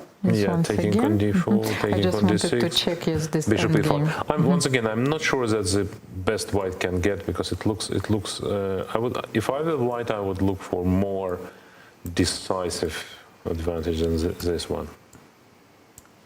So, takes on b2. Yes. At least I'm alive as black. But it looks. Anyways, as we have so many games uncovered, I would propose to have some look for more games. Have you looked at Katerina Lagno against? Not yet. Yes, please. So let's move on to this board because I was not sure that we had our cameras on that game. So let's try. Because of the specific disposition, the playing hall is not arranged according to the number of seeds. Oh, right. Yes. But So the let's see Koneru if we can get Katerina Lagno versus Vantika Agrawal. if we can zoom. Vantika is with white. They're just back in the hall. So we don't have a close-up of that, but the position we do have. And Vantika actually is pressing. You know, she managed to win her previous match against Anushina, and now she's pressing in some rare line of Grunfeld.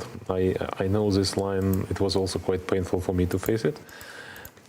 I'll tell you a funny story, because our commentary shouldn't be only about the games on the board, but also the stories behind. So you're knight a4. You're replacing Yasser Serova. Yes, Okay, all the stories. I cannot really, do the Daniel Naroditsky impersonation, but it was almost Tilburg, like he says. But it truly was Viktor Korchner, actually. First time I faced this line against Viktor Korchner, I was playing black. It was an interzonal tournament. Back in the days, there were interzonal tournaments from where you qualified to World Championships. And actually, I had a very good event, and the only reason I didn't qualify for the World Championship, I lost one single game to Viktor Korchner. Okay. Specifically in this line. Opening. So that morning, I remember very well, I was preparing my Grunfeld. I was playing Grunfeld as my main opening, and I was checking what were the Korchner's latest games, and he played various lines against, and I was like almost everywhere I was prepared. Apart of one thing, I noticed that recently Armenian international master and trainer Ashot Nadanyan invented the move knight a4. It was the year 97, and my game was 98, if I remember correctly. And I faced a dilemma. I thought, knight a4, should I spend now my entire morning to prepare for this knight a4? Because it became sort of fashionable move just a couple of months before that, and I didn't have an antidote, and the computers were not very helpful by that time. It was like 27 years ago. Even today, you don't always have an, but no way they were very helpful. We're spending sleepless nights to find so an idea. And then I convinced myself, okay, Korchner would not play knight a4. Come on, Korchner would play e4, Korchner would play some reasonable, he would not play knight a4. So next day, or in 3 hours, what happens, actually, he plays knight a4. And basically, of course, I knew a theory which was just starting to develop, but I didn't play it well and I lost. And once again, it was my only loss in the tournament, and it was a very strong tournament. I played 11 rounds, I played 10 or 11 GMs. I won 4 games, I lost 1, and I didn't qualify for that reason yet. So this knight a4 is quite challenging move, but I wonder who was preparing Vantika for this game, because it seems to be a very smart choice. This line is well forgotten now. It's actually what many players forget to do, and I always recommend it to younger players, but also not to younger, but in general, to come back to lines which actually are out of fashion, but sound ones. Yes, today they do not bring an advantage, but they let's say, it was proven that they pose real problems, and if you don't remember well how to face them, if last time any top game on that was 5 years ago or 10 years ago, then your opponent is likely not to remember how exactly to face it. And if it is concrete enough, and knight a4 is a very concrete line, it looks like just some obscure move. But actually, in order for black to equalize, you have to be very concrete here, to sacrifice a pawn on b7. I don't remember how exactly, but you have to. So it's like the did bishop Katerina face it and replied in a precise way? No, she didn't. She didn't. Okay, in this position, if I remember, the old theory goes with bishop g4. That's the whole idea that black, of white, but also black can afford to itself. So to play bishop g4, and after knight c5, if I remember well, to play knight c6, sacrificing a pawn on b7. On b7, okay. b7, queen b8, and c5. It's complex, and if you don't know, you don't find. And Vantika is on our screen right now. She she was deeply focused yesterday during her tiebreak, and you can see her determination. You know, she's. Yes, actually, I like the way Valentina approaches the game in general. Not this particular, but the game of chess. You could feel that she is very serious about the game. I mean, she lives the game. You know, she may not have as bright results as, I don't know, like Vaishali, for example. But you know that she is not only a talented player, but she has a lot of mental focus on the game, and I expect quite big things from her. So the knight is already on d5 in the current position. Yeah, she played knight d5, and probably black will play queen b7. Yes, the queen is already on b7. Okay, yeah. Yes, so, and what is White's plan here? To double the rooks on the d file just to maintain this powerful knight on d5? Should you play a4, f5, Emil? What are the options? I think everything is good for white. I think the advantage is very significant. I would say that f4 and bishop f3 is a very good plan. Okay, f4 and bishop f3. Because you want to play the bishop on f3. The only bad piece you have in a position is bishop on e2. Arguably. I mean, rook on f1, but also f4 helps that. So f4, it's not exactly about playing f5, although it might be a possibility. But you want to play bishop f3, and immediate bishop f3 would be countered by knight e5. So you capture square on e5, and then you play bishop f3, and ideally e5.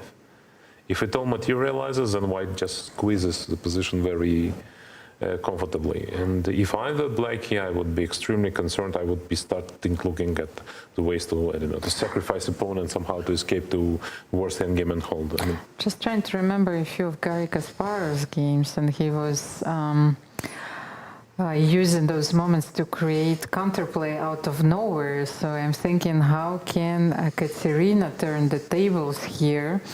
Remember his game against Belevsky where he played b5. I don't know, Emil, it's like b5, and then Belevsky sacrificed on g6, something like this. But it looked like this, that all Alexander's pieces were very active, placed in the center, but out of nowhere, Garry created almost an attack on the king with his queen on c8, like a great sequence of moves, but it's not that. So I thought b5 is already there. Can we play a5 here? Something. We need to create something. maybe a5 is not a bad move, I agree. But I'm not sure what you do after queen c5. I'm not sure either. Do you want to take on c6? Yeah, I want to take on c6. But if you protect, I'll take on b5, and I'll be also good enough for that. No, I think the position is very unpleasant for black, and I think Katerina recognizes it, because you know, I mean, if you're a good player, you know when you're. Greenfield is if once you are worse than Greenfield, you're much worse. Yeah. Because it's either you equalize or get a very dynamic position to compensate for something. But once you are worse, I mean, it starts going 0.7, 1.2, and 1.0. So that's one is a typical scenario, dream scenario for white. Whether Valentina will manage to convert, we don't know, but it looks very unpleasant for black. And very often you're tested in Greenfield, because I remember Maxime Vachier-Lagrave, he still loves this opening, but he was forced to change his and to maybe to broaden his opening repertoire, because he was playing Greenfield almost exclusively, and his preparation was targeted on a very high level during the candidates tournaments, and that was his main weakness, actually, that he loved Greenfield so much. That's an approach. He was championing the approach which doesn't exist anymore. I think he was the last player of that generation to play only one opening. He played Neidorf and Greenfield. And he had to switch and to start playing new openings, because it's very difficult. And surprisingly, actually, there was a new layer discovered in many Greenfield lines. Because back 10 or 15 years ago, Greenfield seemed to have no problems in any of the major lines. But now you see bishop c4 is one problem, f3 is another, h4 is a third, and there are a lot of hidden and not very hidden problems for black.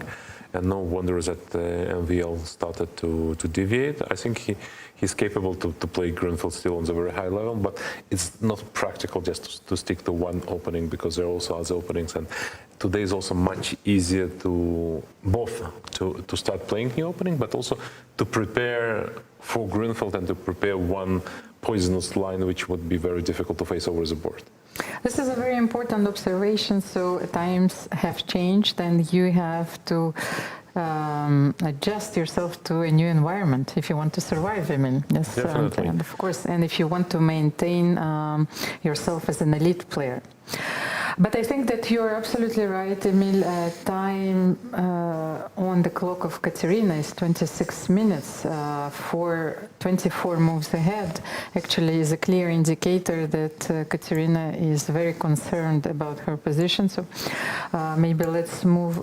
We haven't seen the game between. I want to get back to this one. Miruet Kamalidenova and Anna Shukhman. It's one of the last games on our list. It's number 15. Because Vaishali, Ramesh Babu and Yip Karissa, they drew already. So let's see what. Actually, from what I see, it's one confirmation of something I have been sharing with you just 10 minutes ago. Kamalidenova had also a very smart opening choice here. It's a line which was very popular like 30 years ago, and not without probably intervention of her trainers or something. She chose one, and I saw Schuchman spending a lot of time in the opening and didn't manage to solve it. Basically, after d5, queen e1, it's all known theory. Okay, now two moves for black: bishop e7 or bishop b4.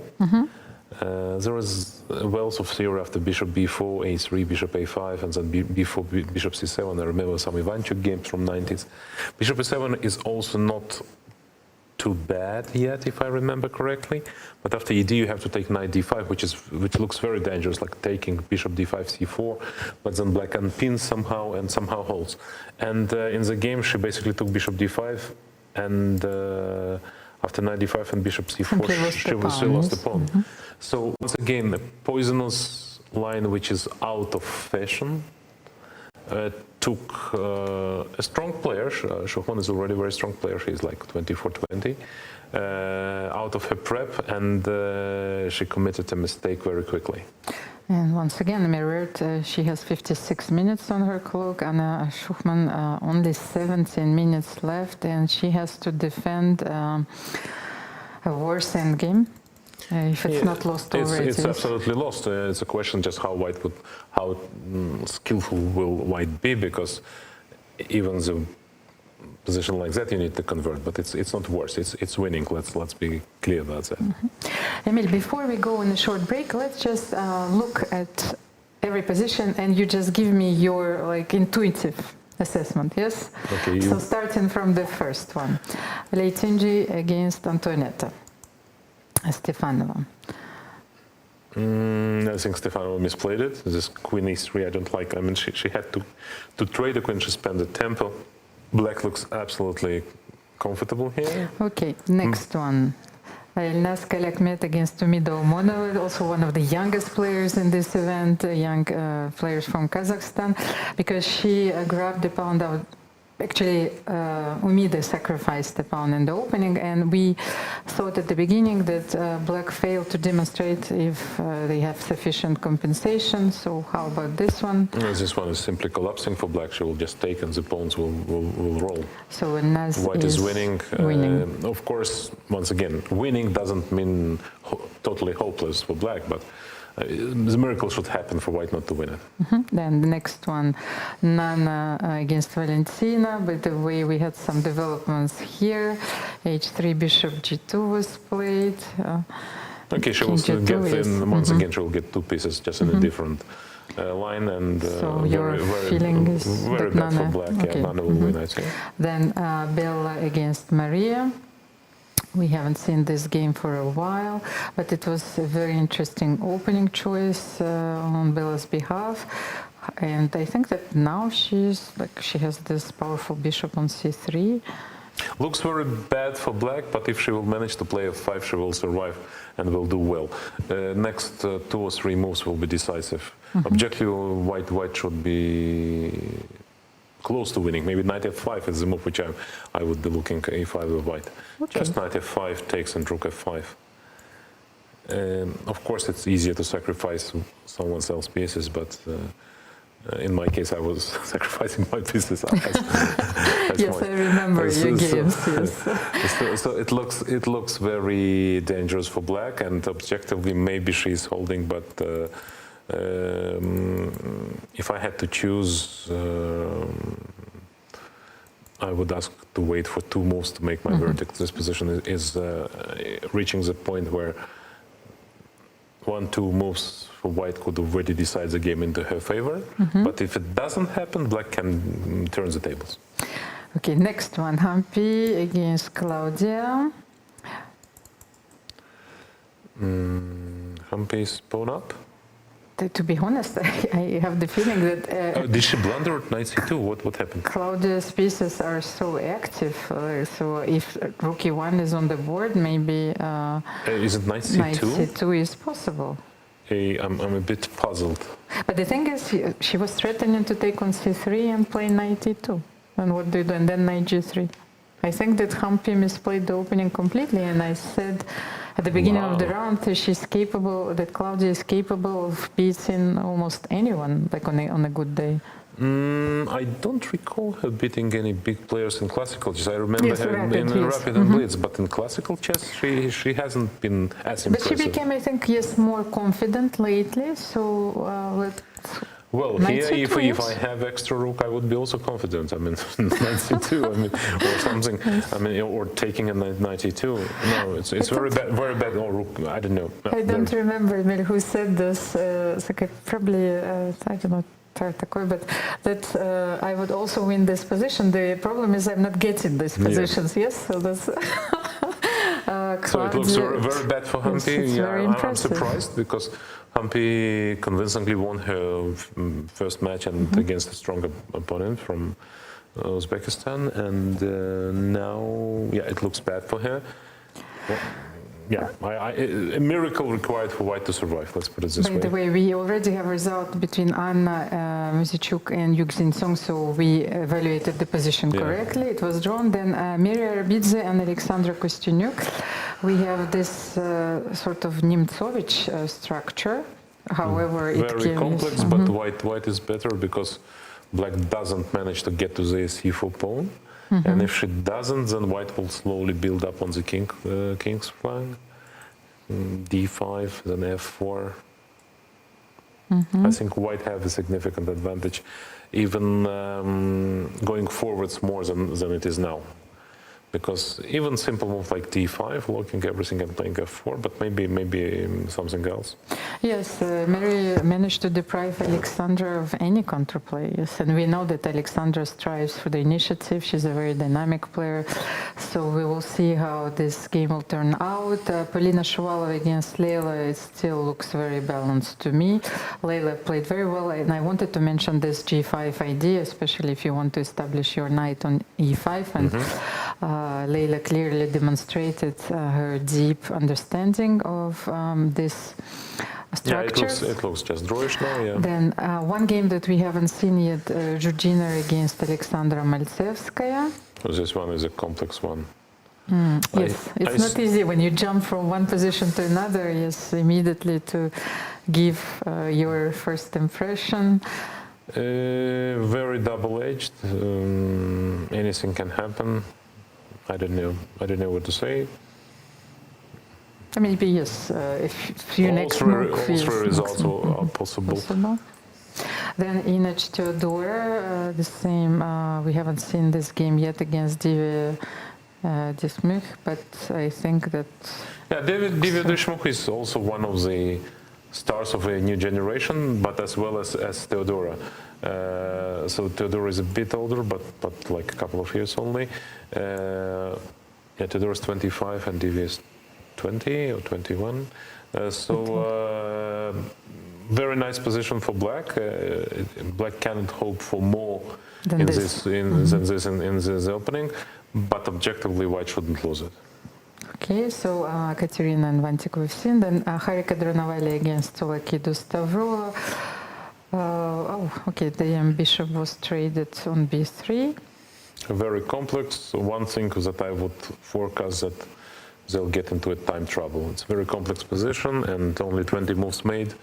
And the one with better nerves will win, but position is about equal. So it's rather balanced. Then Tanjongi against Irina Bulmaga. Oh, that's one of the games that we haven't seen, and a lot of yeah, moves it's an exciting game. played. And actually, exciting opening there was. I saw it before the broadcast started. It's a very, very rare line in Petrov. And Bulmaga managed to, maybe not to surprise, because to squeeze something out of the opening games. But now the position we see on the board is clearly better for white, because even she is a pawn down, this black's king is in danger, and this bishop on a2, it cannot really find a way to start playing, joining the game. But the question how white can win it. I mean, somehow black is very passive, but how you break it? Can you play g4, g5, g6? That was my idea, yes. the only idea. Of course, you need to to. Let's say if bishop from a2 had a way to go to f5, then black would be better in kicking all the pieces. But bishop is simply stuck there, and there is no way to activate it. And that demonstrates the whole opening conception that you are playing against this piece. I'm not sure it was an opening. I think it happened later on, honestly. Yes, because when you scroll back and see the move after 10, nothing actually suggests that would bring to the bishop on a2. But anyways, yeah, it looks. I still think that more chances that black will hold that because this g4, g5, g6 is nice, but takes quite a bit of time.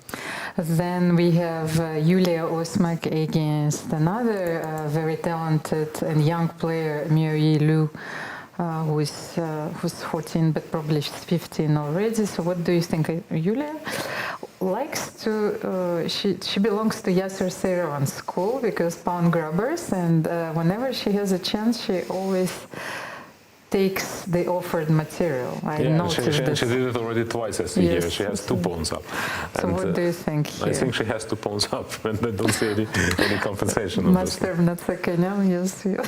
Gives no, it looks bad for black. I think something went wrong for Liu. Mm-hmm.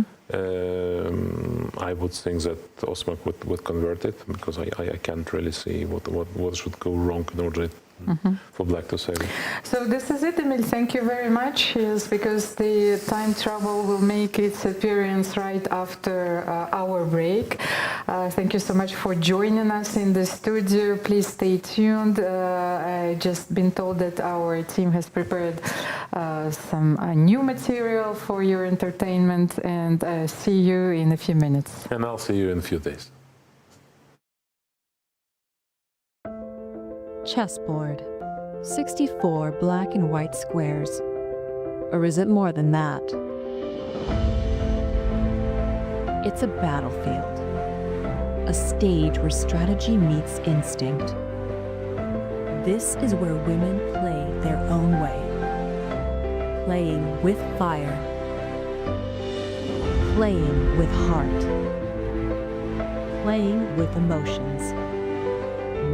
Playing as strong as any man can play, and beyond. Every move you make breaks the old rules.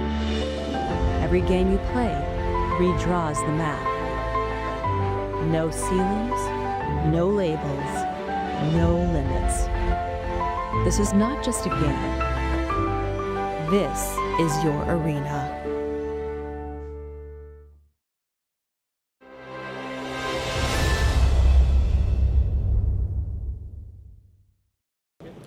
I'm here with Katerina Lagno, who has just made it through to round 3 of the FIDE Women's World Cup. Can you tell me about this matchup against the young Greek that you played? Well, it was a tough match. I won the first game, and then I just collapsed in the second one. So and I was a bit disappointed of myself, but well, I tried to put myself together, and well, I'm happy it's over. Your opponent has been fighting since round one, often being the last person in the hole to play, getting quite good draws. Were you surprised by her strength in the classical games as well? Well, we played already once back in 2021, I think, and we drew. So I knew she's a solid opponent. So I was just I tried to play best chess I can. So I was like very concentrated. And as a former Rapid and Blitz champion, how did you see your chances in the playoffs? And in general, in this World Cup, one of the scary things is this playoff match, right? But of course, for you, probably that isn't the case. Well, I think it's more lottery. So I just, I try to play good anyway, but when it's getting in the time trouble, I try not to blunder anything. And tell me about your history in this knockout format. I found that in 2018 you got to the finals against Zhu Wenjun, which is pretty far. You know, how do you compete in a tournament like this that takes so long over months? How do you stay grounded and focused? Well, I don't remember already because it was my best tournament. I played in knockout system, but then I just later on I didn't play well all the knockout tournaments. So we'll try to recall it. And in general, how are you enjoying Batumi, Katerina? Well, honestly I don't have so much time to visit it, but well, of course, when I have some free time, I go outside. I have some fresh air. It's very, very nice, and well, I just try to forget a little bit about chess. But yeah, of course, it's not my first time in Batumi, so I was already expecting. Yes, I knew what to expect, and it's a very beautiful city. Well, thank you so much, and good luck for the rest of the event. Thank you. This International Chess Day, FIDE challenges you to take the game to new places, literally. From mountaintop matches to underwater games, or a blitz session at your favourite local landmark. Play anytime between July 10th and 20th. Share your moment using hashtag International Chess Day or send it to social media at FIDE.com. Your game will be seen in all parts of the globe. Unleash your creativity. Make your move. And celebrate chess your way. Let's show the world that chess can be played by anyone and in any place. And we're back with the tiebreaks of the second round of the Women's World Cup here in Batumi, very near the wonderful beach and the boulevard. We have with us here in the media center a top Chinese player, Yuxin Song. Yuxin Song, thank you for coming, and it's a pleasure for me to have you here. You've just defeated Mai Narva, a very tough opponent in the tiebreaks. Tell me first of all about the match and how it went. What are your feelings after defeating her? Okay, that's totally a tough game, tough match, and because in first round I lost with her, so in the second round I must win. So I prepared the opening very deeply, and then I got the advantage in openings, and then I just pushed steady and I won the game. Okay, and in the tiebreak I was also prepared with the round one, and I choose very, sharp openings, and I also just played quickly, and I have some advantage in time, and then she make some mistake, and I won the game. We'll talk about the second game of the tiebreak now. Did you expect Narva Mai to be such a tough opponent going into the match? Do you think it would be more easy, more difficult than expected? What were your thoughts going into the match? It's more difficult actually. In the second round of Tiebreak, because I didn't expect that she will play Scandinavia, because she often plays Sicilian, and so I just prepared the Sicilian. And in the openings, because I just need to get a draw, so I played very steady and I exchanged many pieces. Yeah. We're going to see that now. For those of you who want to improve in your chess, the following game is very interesting. It's a rapid game, 15 minutes and 10 seconds.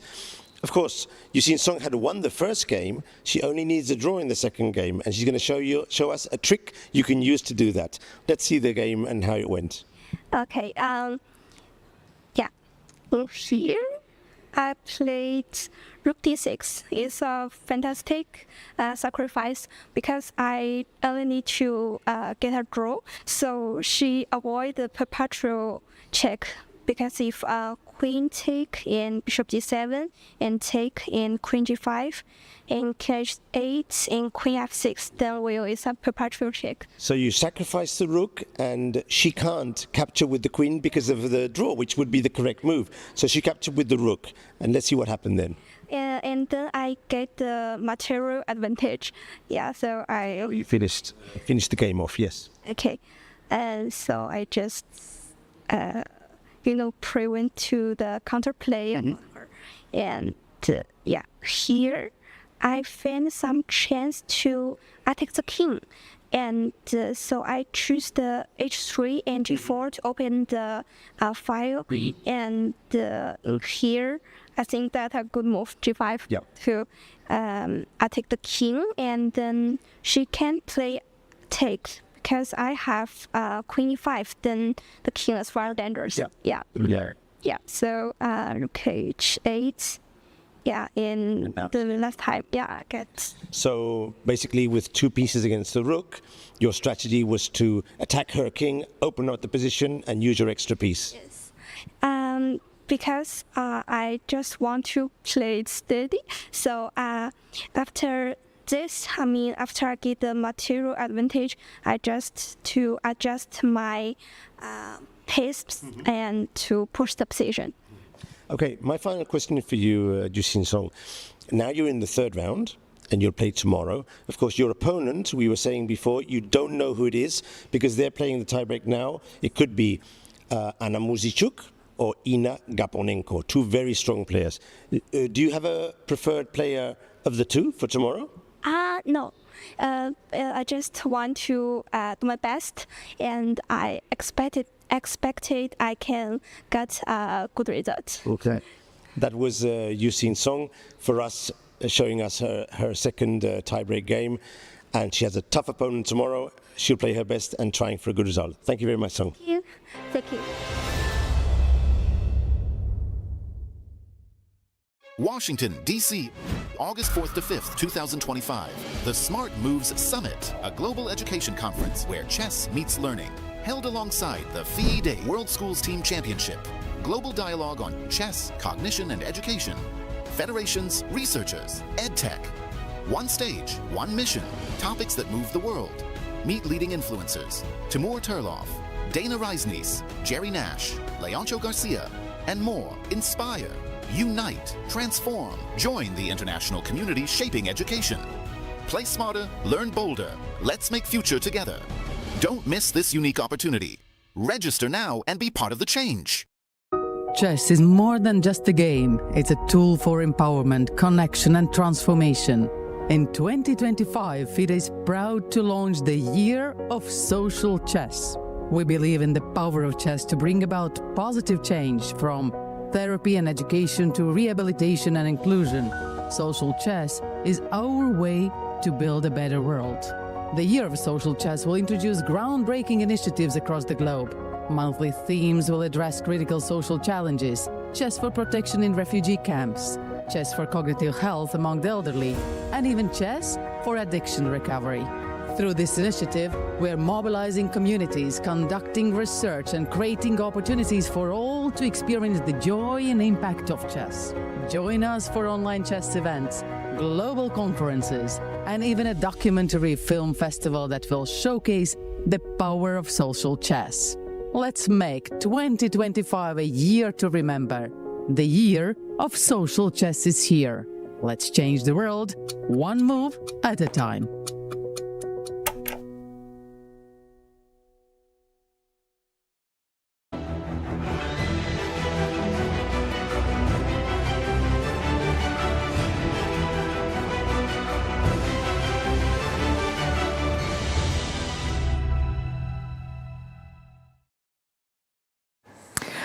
Dear chess friends, welcome back to the third round of FIDE Women's Grand Prix. We are here in Batumi together with Grandmaster Valery Gaprindashvili. Valery, you are nice back. To meet you again. Yes, they try to kick you out from the studio every day, but you know every day, every time. Yes, you are very tenacious. I am struggling. Yes. Valery, we have a few results so far. So we have 3 draws. Anna Muzychuk drew Yixin Song. Leila Javahishvili made a draw with the black pieces against Polina Shuvalova, and at the very beginning of this round, Karissa made a draw against Vaishali Rameshbabu. This one was a bit surprising, but we have a bet, an ongoing bet about what will happen in this match tomorrow. So maybe let's go back to our games immediately. Yes, I will try to review as much as I can. Yes. Yeah. As much as you should. Yes, because I don't think that we have any time troubles yet on any of the boards. Just to take a look that the things are happening quickly. So I will just go one by another. I'll start with the first game. Here by the way, Valery, it was breaking news, but I think that Claudia Coulon is winning against Hampi Koneru. Wow. Because that's actually the breaking news. Let's have a look at this game, because it was completely symmetrical at the very beginning.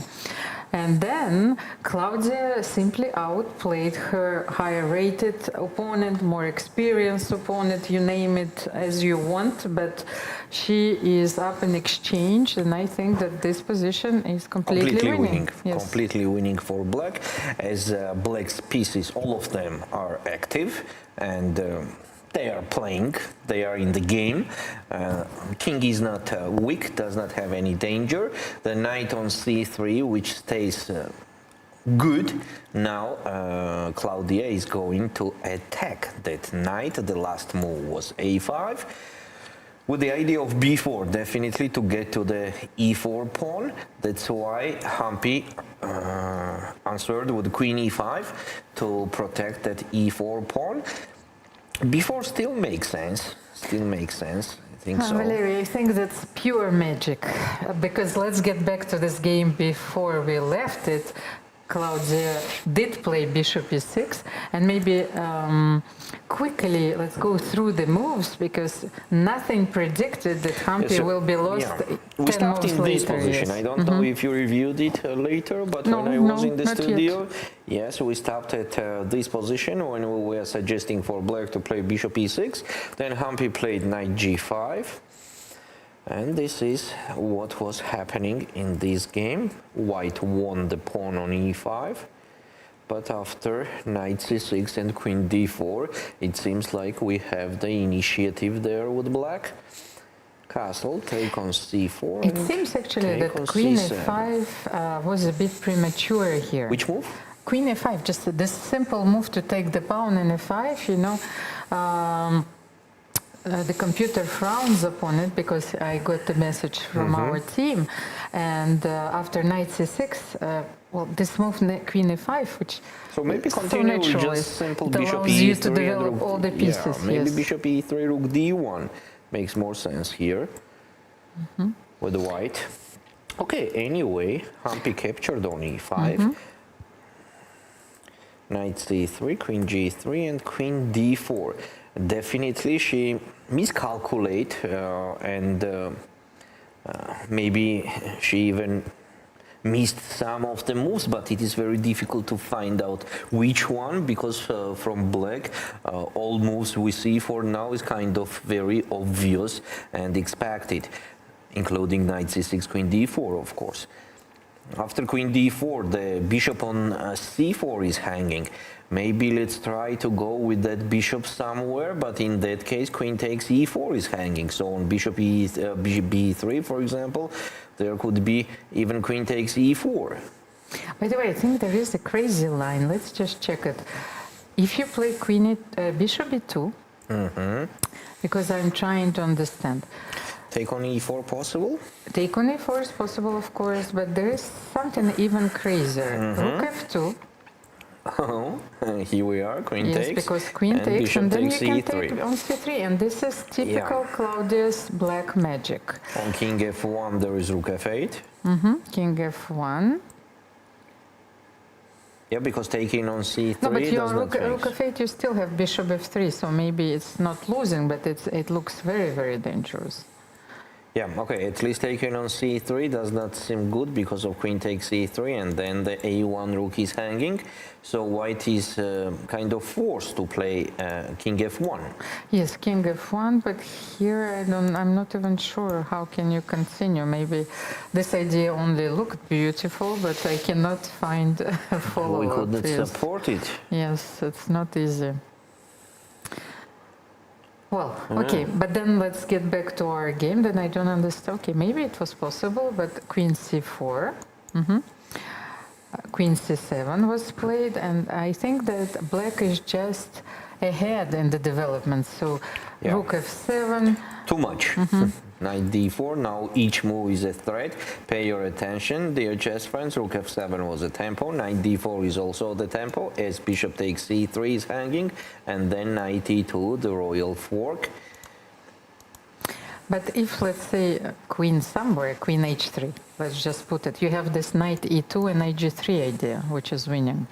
Yes, you take on c3. Another tactical point, knight e2 check, king h1, knight g3, double attack on f1 rook. On the same time, there is a check on the board, it's just game over. So this position actually on the move 18 after knight d4 is simply hopeless for white. Already. So how many moves since bishop e6? Bishop e6 was move number 10, so only 8 moves later, white is completely lost. Yes.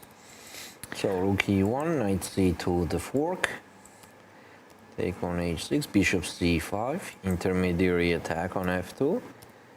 And first take the bishop, then take the rook, and then just everything is so simple. Knight b5.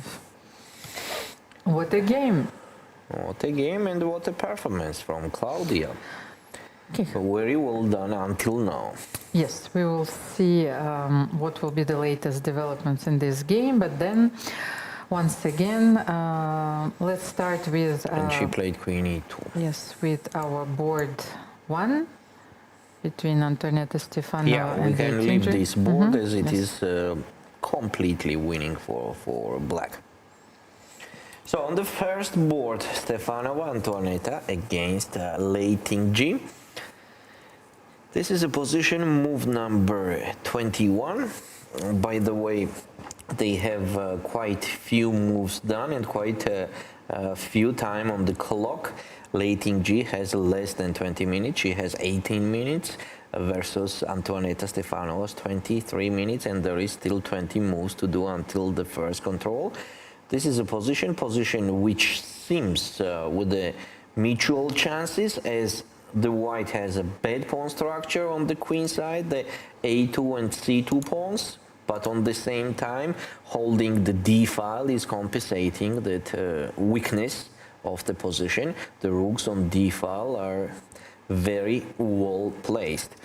Valeria, I think that late G, when she played knight c5, she was hoping for knight c5, yes, and I think e4 pawn was hanging. And I think that Antoaneta surprised her with the move rook bd1. So let's have a look what will happen after knight e4. I'm sure that Antoaneta planned to play rook d7, but what's is next? it enough or not? So f7 pawn is hanging. Now we have to think how to protect that pawn with black. Definitely knight g5 will not be the best option because of queen f6 attacking the g5 knight on the same time, and later we can push h4. So after knight takes e4, rook d7, it seems that it is very difficult to support the f7 pawn, and if you play f5, seems like only move. Seems like the only move. I wanted to play queen h3, but I... Knight g5 with no, tempo or the not? f2 Knight is hanging as well. So, f2, and then oh my knight God. g5. Yeah, so yeah. I thought that white is completely winning, of course, but maybe... maybe not yet. Yes, not yet. White has to lose an extra tempo, yes, and to protect the pawn. Yeah, on it's f2. quite difficult. It's not so easy. Maybe this is an option that black has to use, actually. Because now I mentioned that it is very difficult to continue the attack here. f2 pawn is hanging everywhere. Knight on b3 is not playing. And on the same time, black wants just to play rook d8. But from a human perspective, it's not easy to choose the sequence of move, knight e4, rook d7, f5, to leave the rook on the 7th rank and to expose your king to such extent. Yes. So you have to be absolutely sure that after knight e4, rook d7, you are protecting everything. Yes. What about the crazy move like g4 in the final position after f5? Rook d7, f5, and g4. Can I play knight f6 here? Attacking your rook and the pawn. I'm pretty sure that you wanted to take on f5. Yes, I want. Yes, I want. So let's take it. Take on d7. So your intentions are clear. Yes, I will take the rook and Maybe take the knight. I will pay you and I will see if I can raise you. Yes. Okay, let's play rook d8. That's my only chance. Rook a d8. Yes, I don't see any check for white for the moment, so you will have to take on h7. It's maybe your best try, but I can't see anything. Yeah, seems like there is nothing there. Okay, so the g4 crazy things does not work. Let's see what late in G will decide. She already spent 5 minutes that I'm looking here now, and she has 14 minutes to do the next 20 moves until the first control. I think we can go to the next game. Next game where Kaliahmet Elnaz is playing against Monova Umida. And where Umida failed to prove that she has sufficient compensation. White is still a very healthy pawn up. Even better than it was in the opening. Even better. Seems like a big advantage for white. And look at their postures. You have Elnaz, who is very calm, just waiting for her opponent to make a move, and Umida, who is looking very nervous, tensed. Yes. However, Elnaz has only 13 minutes left. Okay, let's take a look what's going on if black just captures on a c4. Is it possible or not? But if you take on c4? Take on c4 Bishop and c4. take on c4. Take on c4. Rook e8 rook check, e8. king h7, Queen d3, queen yes. d3 check, g6, and just queen takes c4. And the thing is, after queen takes f2, yes, king there is no h1, mate. there Yes. is queen from c4 controlling the f1 square. So maybe first, no first. There is nothing first there. And I think that they It seems only more move, and more as a huge advantage for white. because I wanted to avoid the trade of queens and to play queen d4, but then you can play rook e d1, I think. No, rook e d1, I wanted. E d1, yeah. Yes. And on queen b2. Yes, but then your knight on a5 is also hanging, so maybe I can play... Can I play bishop f1 here, or... No? Simply Actually, why yes, not, just yeah. protecting everything. And now, next, just push the pawns. Any of them. c5, d6, of course. Any of them. Seems like huge advantage. Zagnidze against Gunina.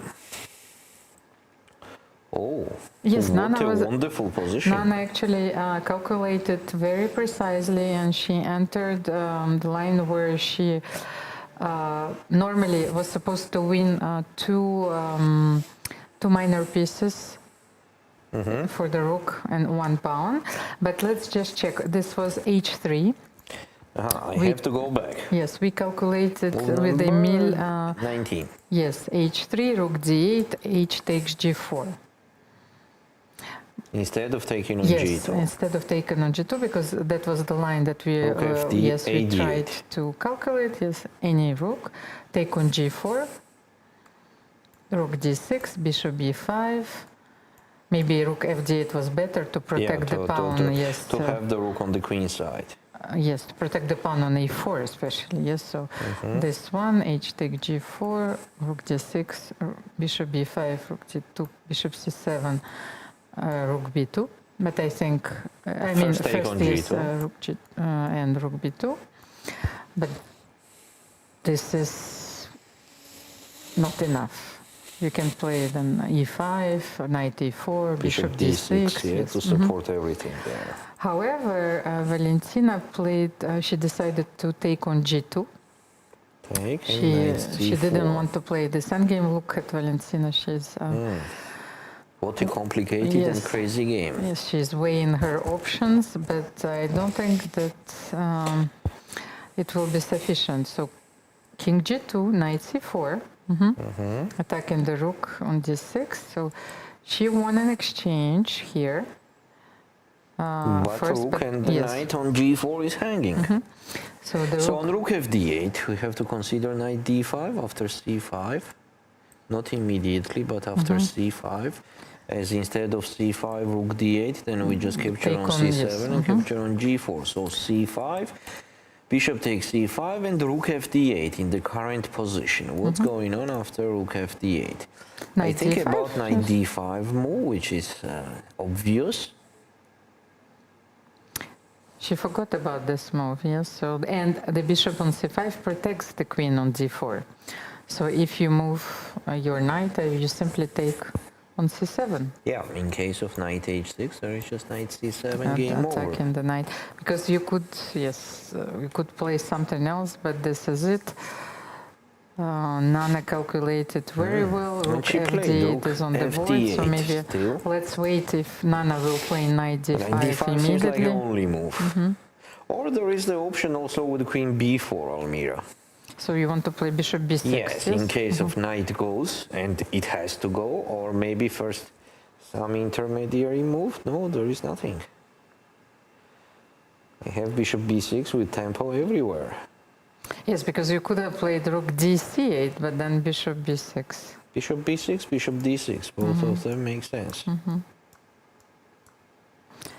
Doesn't it mean that it's a huge advantage for white then? No, this is even a better version than the one we calculated with the rook on b2. Yes, at least the rook was quite active. There was this weak pawn on a3, at least temporarily. So. But knight d5 seems even better, I think. So. Okay, but let's move then on our fourth board, Bela Khotinashvili against Maria. Actually, Emil told us that he thinks that the next few moves are going to be very important in order to have the clear evaluation of this position. And he said that if Maria will be able to play f5, then she will be okay. So we can also we have to pay our attention on the time.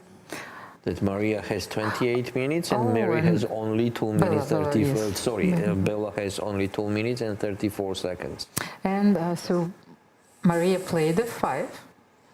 So I guess this position is okay for her, of course. And Queen d6 was played. Queen d6.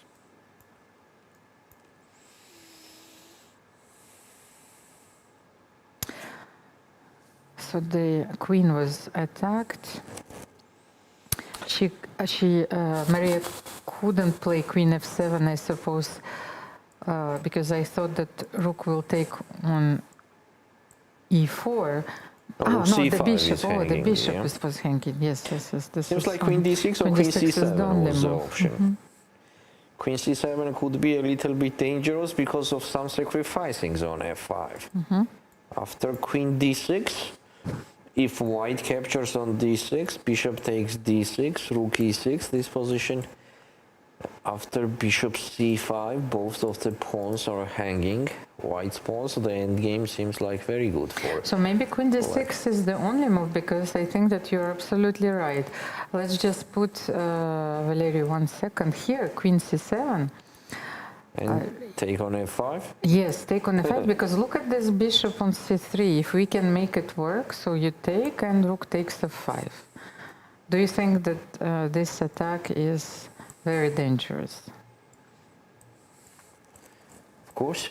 So rook g5 is coming, yes? Rook g5, checkmate is hanging. Yeah, okay.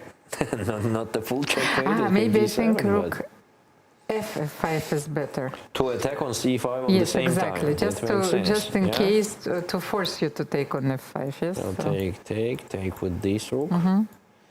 c5, bishop is hanging, so rook takes f5, rook takes f5, and black king is in a huge danger. You can bring your queen, so queen d6 is the best move in the position. Now let's think for white. So trading the queens I don't like. I'll tell you straightly that the end game with this pawn structure. 43 seconds for Bella.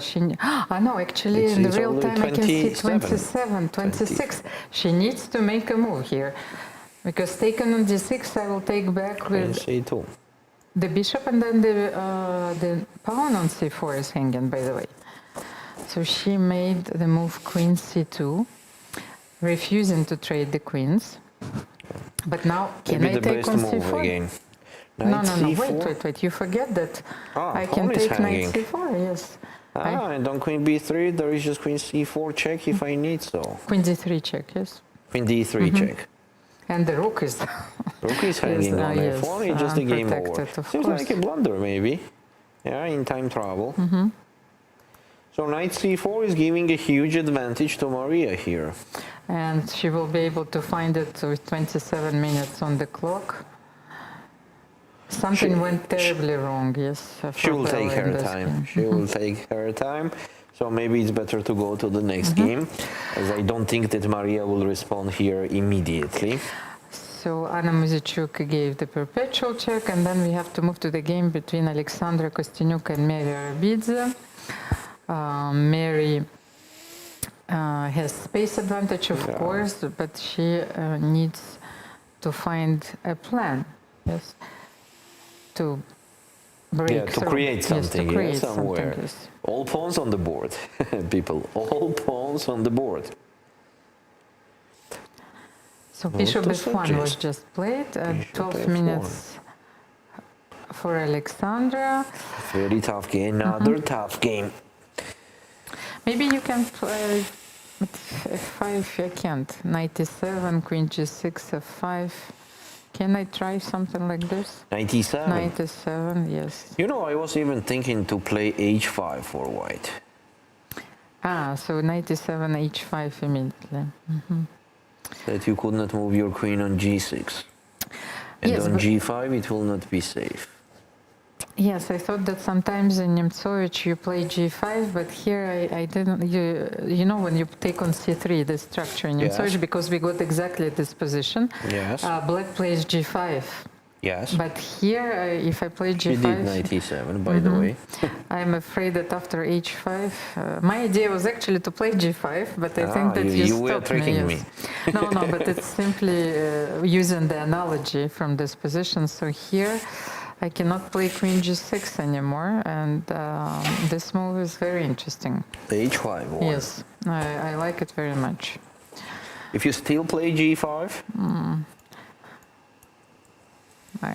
I think, but the problem is now with the pawn on h6, so if you take...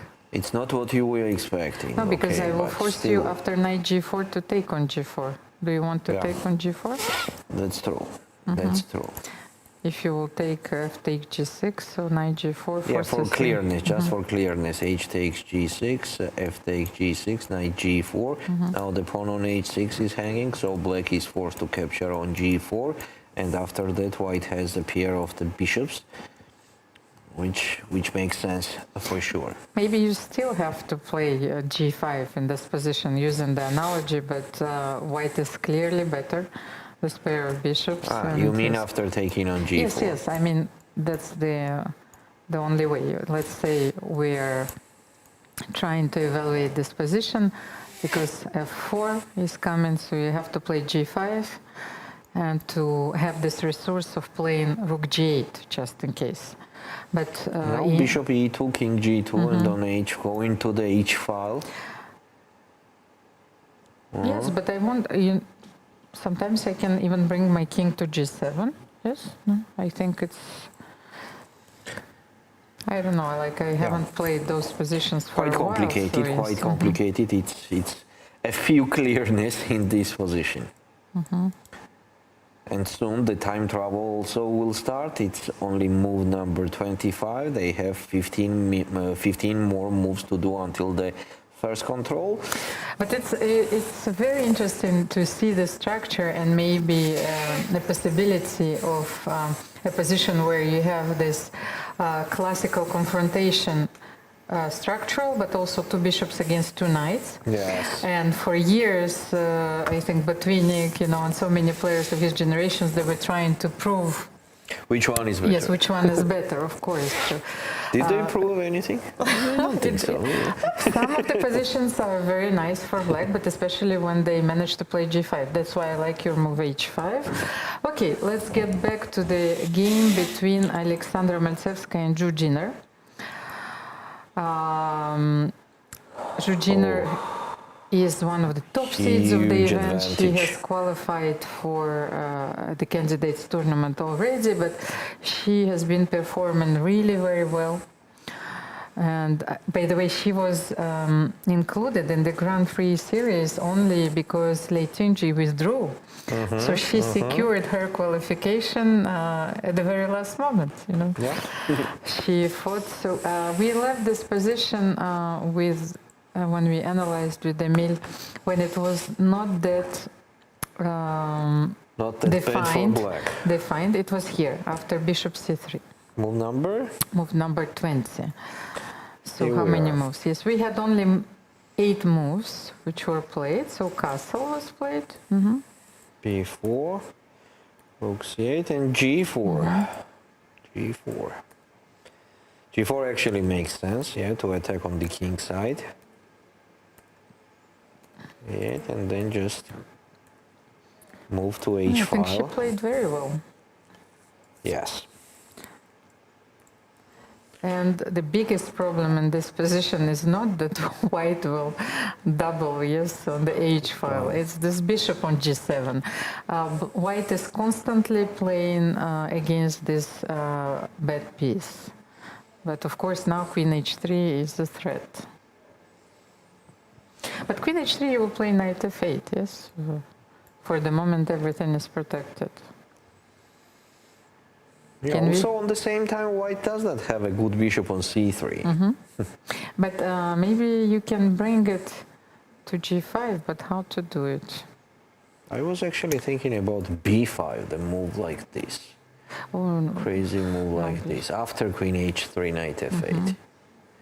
So queen h3, knight f8, and not b4. Supposed to allow c5, but maybe Maybe here it's not possible. Maybe I can even take and just take bishop b4. Is it giving to me anything, or it's just a nice view? You can play knight c6 here, because if you take on f8, I will the take king is not in danger. You are right. After knight c6, nothing special is happening there. So as we see, the advantage is quite big for white, but it's not so easy to transpose it to the winning position. But for the moment, for me, it's of course, Jujiner, she has the space advantage, and her pieces are incredibly active and dangerous. The h file is open. But I was concerned about this bishop on c3, so I wanted to improve it. Can we play bishop d2? Bishop d2? Yes. What about knight h3? Okay, but I wanted to play knight h3 after bishop d2 so and to bring it your threat. Yes, I have hidden intentions. So I wanted to delay queen h3 because I wanted to play knight h3 and bishop g5 and bishop f6, yes, if it's possible. So still rook a3. You are saying you can ignore it because bishop takes e5. Yes, I wanted. Also you I wanted to play knight h3 here. Okay, bishop takes e5 makes no sense because take, and queen f6. There will be just a checkmate. Taking on d3 does not matter how. So what and do you just do knight here? g5. After knight h3, you mean? We get to a very good move. It seems no, like. No. I want to start with bishop d2. Oh, sorry. Yeah, bishop d2. We get to a very interesting move. Rook a3 and knight h3. I want to improve my bishop, and then I will see. If I will manage to play bishop g5, this is it. Then it will be actually the checkmate there. And even, maybe bishop h6 if I can, but... Yeah, good plan. Seems like a good plan, which is fixing the white's advantage and creating the troubles to black. Okay, so next is... Injudge, Teodora. Yeah, Teodora Inac and Divya Deshmukh. Who is better? Actually, Divya is playing very well because she got a very nice position out of the opening with no queens on the board and the structure which is fixed, no minority attack. However, the only thing that I can see here is that this rook on b4, of course, is powerful, but it has only one square on b6 for the moment. It's enough, yes? Yeah, it's enough, and by itself on b4 it stays very safe. But So, if you want to bring it like to the king side, if white opens, then yes. Pardon me, I have to refresh it as I have. Teodora just played g4. I don't have the current position.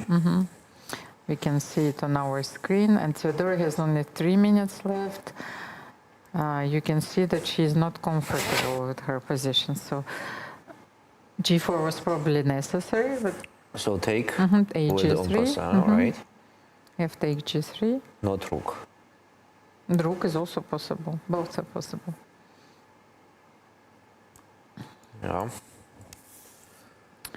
Depends which one you want to use.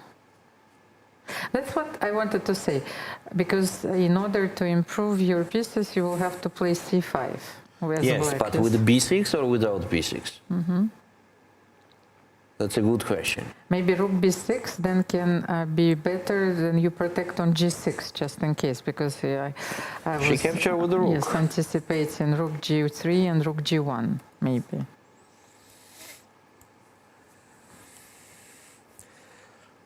And Teodora is in a time trouble also. Yes. Maybe rook h8, rook h6, because rook g8... That I like immediately, you said.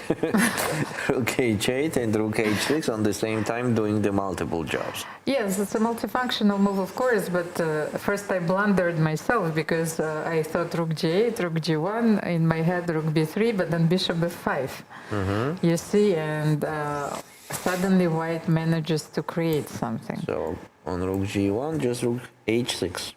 Yes, and I don't think that rook g8 is the best square here. So now bishop c2 is necessary, yes, and how to assess this position. Black is slightly better, maybe even b6 more, or knight f6, yeah, both of them. Even more. This or this. Okay, the actual problem for white is that they don't have the counterplay, the actual counterplay. They attacked g6 pawn, but g6 pawn is now well supported, and after knight f6 it will be even more supported. So Divya has the better position. Next, Valentina to Lachno, Katerina. Oh. Because Emil said it was peace up. Peace up? Yes, because both of us looked at disbelief at what we just saw. Because Emil explained first of all the history of this variation. Because Valentina chose a very interesting but forgotten line, knight a4 in Grunfeld. And she said that White was pressing, and he liked very much her approach, especially the way she approaches her preparation against let's take a look, different quick opponents. look how it was happening then. It's just interesting. So knight a4. That's amazing. Actually, preparation. yes, we saw it and we left the game here, Valerie, at where the knight was on d5 and f4 was played by Valentina here. The position already seems like pressing. I tried a5, queen c5. Emil said yes, that black needs to find solutions here, because otherwise white will play bishop f3, and actually that's what happened. Yes, rook fd8, bishop f3.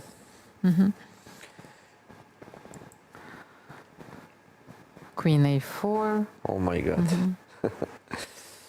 Oh my god. Yeah, it's just blunder, yeah. So Katerina just blundered here. with knight e5? Knight Was it a e5, blunder? yes, because after knight e7 it is all forcing. Take, and take on e5. Black could not capture on e7 because of bishop g5 check. Just game over immediately.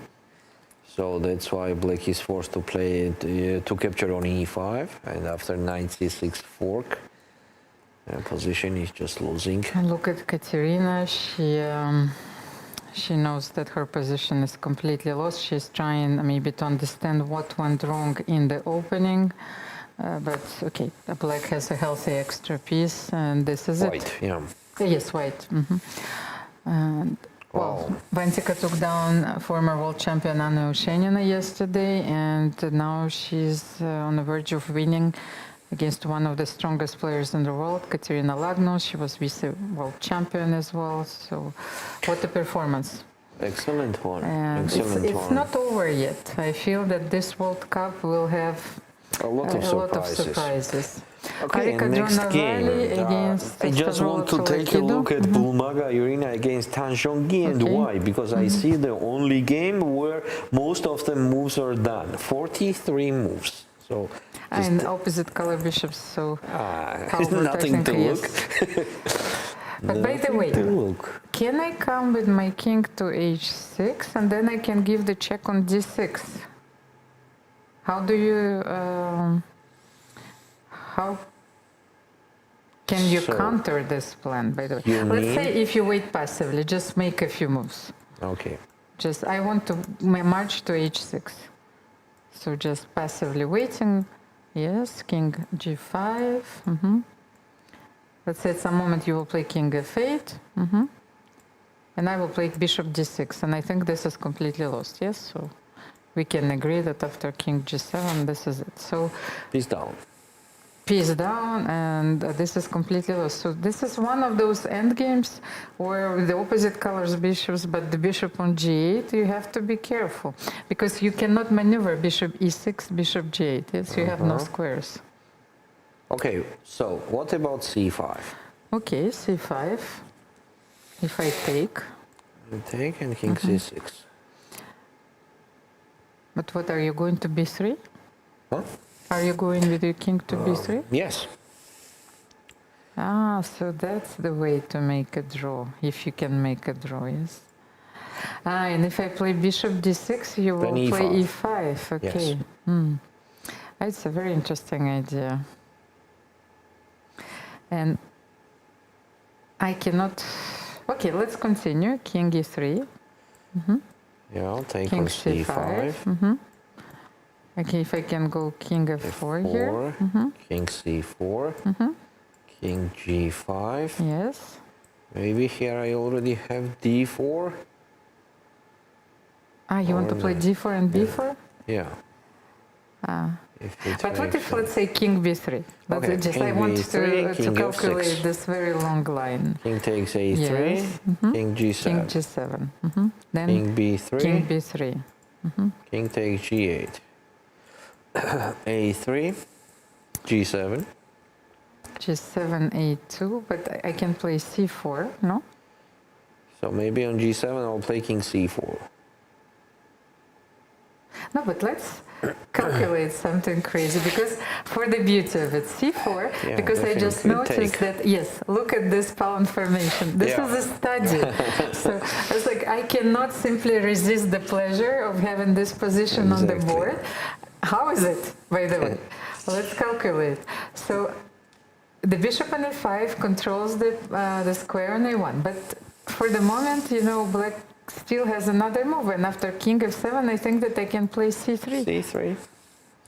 And the problem is that in case of taking on C3, king takes C3, promote, and after queen G7 You have check, D4, there is yes. D4. But what a beautiful line. Yes, it is. It's, like, Yes, it is. it's such a beautiful line, but then is it the correct line? Were we correct? Because it was very straightforward. Okay, I think that the black has to play C5. Okay, she just played c5. Beautiful calculation.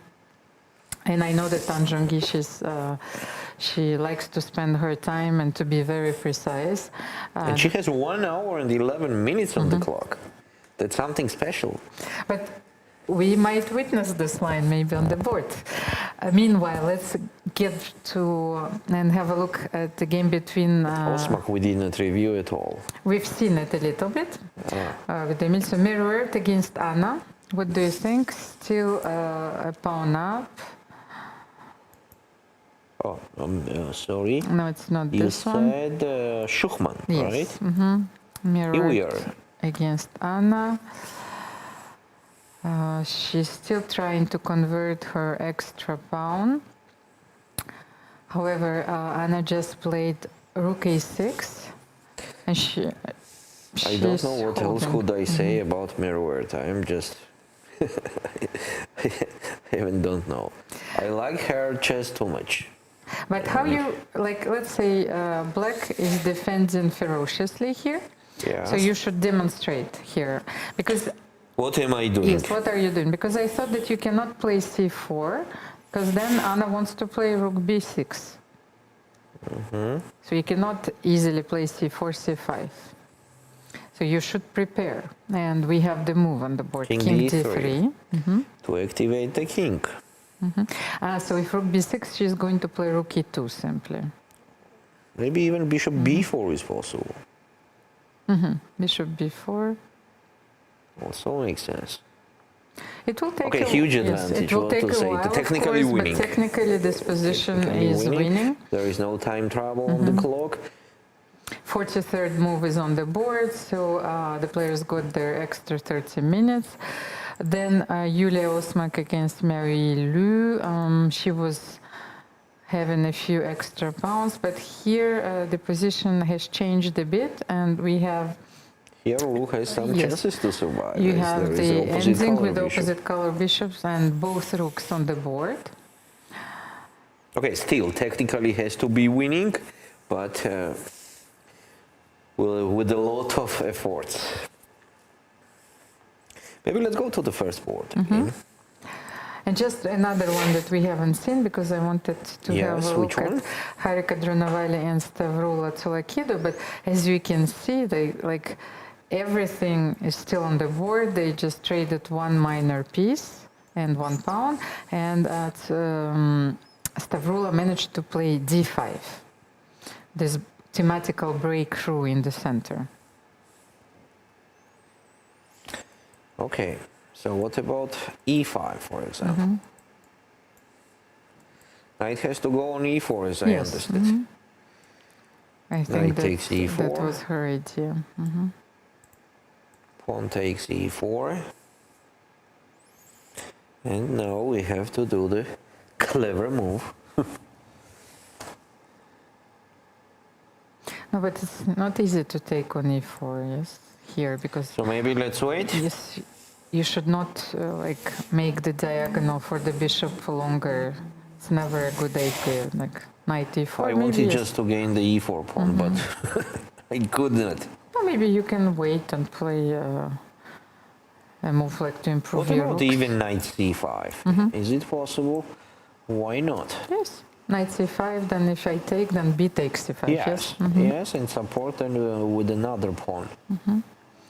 And then b4 and your Yes. knight, you want But to on the same transfer time, to we have to d4? mention that the black also does not have any special weaknesses on the board. That's why their position is quite solid. It seems like it will be a very long game. And here we are, yes, knight e4 and knight c5 we have on the board. By the way, Katerina Lagno resigned, so Oh. we have our first result. And what a result! It's the first major surprise and upset of this third round. Mantika Grava defeated Katerina Lagno. Yeah, this is the final position that we have on the board. Here, Katerina resigned. We all understand the reason why she did that, because she's just pieced down. And Let late me- changer, yes, that's the game that you wanted to review. Just to go to the first board, where Lei Ting-ji has some extra pawns. But she didn't One take pawn on, it issue. seems that she didn't take on e4. Let's take a look how it She happened. played rook e7, a prophylactic move. She protected the pawn on f7. Knight c5 was Antonetta played. captured. Rook d7 also makes sense. And what happened later? Where the white lost the pawn? Oh, they... Antonietta played a4. Yes. But I think that Lei evaluated that it will be much easier for her, at least safer, to play this position with two rooks and a better pawn structure, while Antonietta has this weak pawns on c2 and a2. So she wanted to play a5, a4 to fix those pawns, and maybe bring the rook later in the game. Okay, sacrificing the pawn I don't think is the best option here, to sacrifice the pawn, actually for nothing. Maybe Antonietta missed something. It's not easy. And what is what she missed? I mean, there is no unexpected move on the board. Yes, because if you play rook 7 to d3, you will take on e4. Yeah, e4 pawn is hanging. Since the rook will not be on the 7th rank, then the black rook from e7 could capture the pawn on e4. Okay, black has advantage, but now here is another question. Will it be enough to win the game? Let's take a look at the Tao. Move 27, and Antonetta has only 3 minutes on the clock. So 13 moves to do in the first control. On queen b4, what to do on queen b4? Queen is already on b4, yes? Yes, so what to play with the white? I think that Lei wants to play queen e1 and queen e4. Yes, it's just hanging. It's just hanging, so we have to react on that. And we cannot play f3. Let's just demonstrate it, because I think it will be simply over after queen e1 and queen e2. And then take on d7, yes? So this is losing immediately. And then f3 pawn is hanging. So take on d7, and then f3 is hanging. So how can you parry this threat? Maybe you should simply take on e7 c3, and there is give queen up. b2. Yes. But let's try rook e7, because I'm trying to take Yeah. something. Rook Rook takes, e7, rook takes. e7, and take on a3. So queen e1 check. And queen e4 check. Maybe I should have taken with the rook on a3, so then can I take on a5 next? Take a look. So take on e7, take on e7, and the rook takes a3 makes more sense. Yes, because I want to take on Makes a5. more sense. But then you play queen e1 anyway. King g2, queen takes e4, Then and queen king g1 g1 back. But in that case, what about queen e1 check and rook e2? Yes, that's even worse. But I can play rook f3. You remember, I can attack on f7. Attack Wait, back. yes. But then I will also go back, and then you also go back, or what? Rook e7? But I cannot take on It's a5. also yes. supported for with the tricky way. Yes, it's the way to have a But pawn. maybe rook a3 back? Mm-hmm. Or it does not make sense? It does not make any big Maybe sense. Maybe we let's can see try what something else. something happens yes. there. Antonetta captured on e7. And she's and now thinking it's about her capturing turn, and on 1 e3. minute 20 seconds on the clock. Maybe let's stay for a while on this position.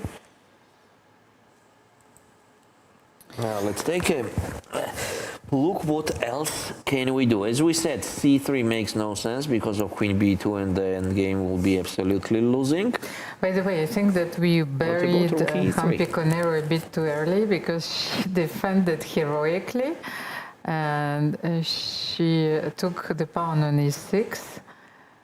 I'm not even sure who is better here. Probably black is still better, of course, but because I have this pawn on b4. Maybe queen b7. Yes, let's go to that position. Until that, I just mentioned that rook e3. I wanted to say rook e3. In Antonetta Stefanova's game, to play rook e3 and to go to the queen's endgame, but it will not be the best option also. Yes, but it's too much. With a few minutes on the clock, it's natural to so take on a3. She captured on a3. She captured on a3, and this is a position. Okay, so let's go to Humpy, where you are saying that she is good there. Yes, I thought that she was completely winning, but now it's less clear. It's not clear at all. No, but of course, no, I understand. I think that Claudia, she wants to push the b pawn. But what if we play... So you mean rook b7? Yes, rook b7 or queen b7, any of those moves. But I think Humpy's idea is to keep the queen on the diagonal d5, and to give right? yes, d5 or c4, and to give knight g5 checks or knight f4 checks. Knight g5 check is very unpleasant. How can we counter this? Oh, now it will be very difficult to Claudia manage it to win the game. Actually, her style is attack. She has to do the checkmate. There, I love to watch her games when she is attacking on the king and just making the checkmate attack. She played rook e7 first. Rook e7. Okay. Now we cannot take yet on b4. So what? Yes, taking on b4 is just losing the knight immediately. So that's why we have to move our knight. So where to move? That's a good question now. So we have three options: knight f4. I'm afraid of c5 because of rook e5. Oh, this I didn't even consider. You even did not consider. Knight f4, knight d4, knight g5. But knight g5 is not threatening anything yet, so... you have maybe queen c7, rook e5. But... and you're losing the knight. Yeah. That's the same idea that with knight c5. So where to go with the knight? Maybe let's show. Yes, knight g5, queen c7 check, king somewhere. And rook e5, I cannot see if we can save there. No, we cannot save. We can't do any check. And we can't do anything there. So what if knight f4 Has with to the be, idea yes, of knight f4. giving a check? But I think that Claudia on knight f4, now she wants to play queen b7. Yes, knight f4. And knight f4 is on the board, so I think that now that Claudia avoids all the discover checks, she needs to play queen b7 and to push the b pawn. So queen c4 check for sure, or queen b7. Queen c4, king h7. Yes, let's see. So how can we continue here? Knight d5. So maybe knight f4 was not the best move. But what happens after knight d5 here? Attacking the rook? You know, it's not easy. Attacking the rook, but what about b3? I can take knight d7. Queen b8 check. G3. B2. Oh, it's too much. But let's calculate. It's like the end game, yes. G3, B2, but the horrible thing is Queen there of is seven, some no? checkmates there. Yes, maybe yeah. Queen of 7 is mating, no? With the idea of Queen H5 mate. Checkmate. If you can. Checkmate. Okay. Queen B7. Claudia played Queen B7. And so you are saying Queen C4 check, King H7, and Knight D5.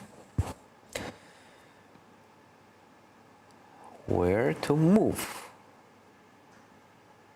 Here we have this, there we have that. What about Queen B8 check? Yes, because otherwise I will take on B4 and maybe I can save the game. Okay, Queen C4 is on the board. Let's see if Claudia calculated everything so after correctly. Queen B8 check, what you gonna do there? Because on G3, I'm considering Rook B7 or Rook A7 even.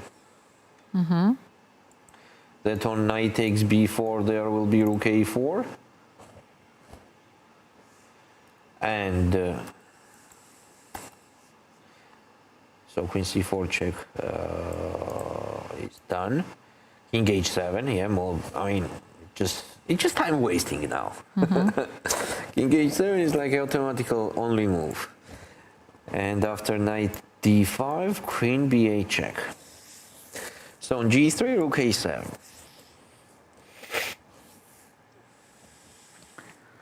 Seems like still winning for black. Seems like still winning. Okay, let's take a look at next game. I still have to reach time control. 1 minute, 30 seconds left for Humpy.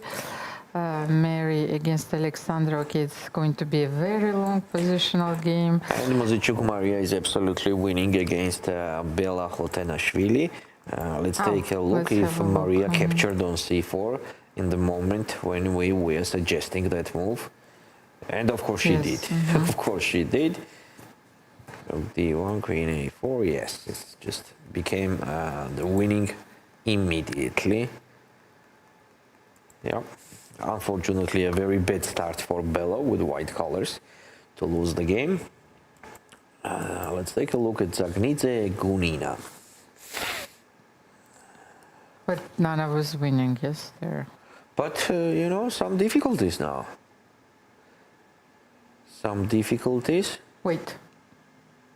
What happened?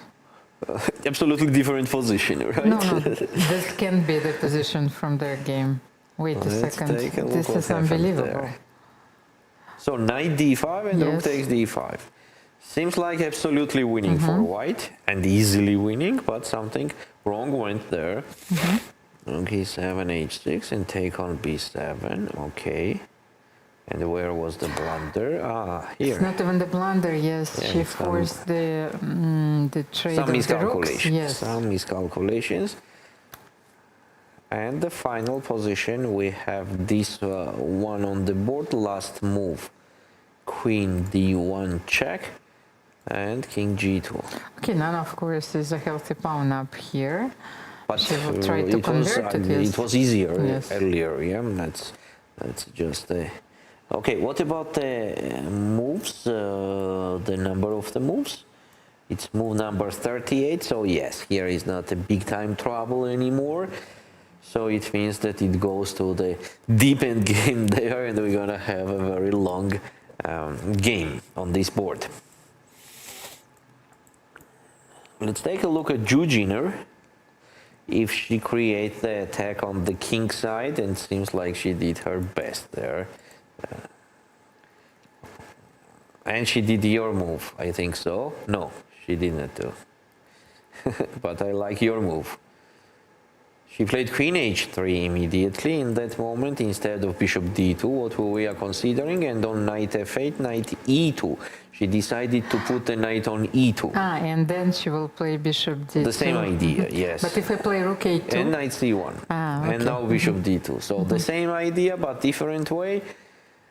Yes, since the bishop goes on the dark squares on g5 or h6, the position for black's king is absolutely unsafe. So Alexandra was forced to play the move like f6, which is giving the extra chances there. And bishop g6 here, you see, just capturing the pawn, because if black captures the pawn on g6, there is just queen h7 check, and after king f8, just queen takes g6, healthy pawn up, and the position is also absolutely hopeless for black. In the game was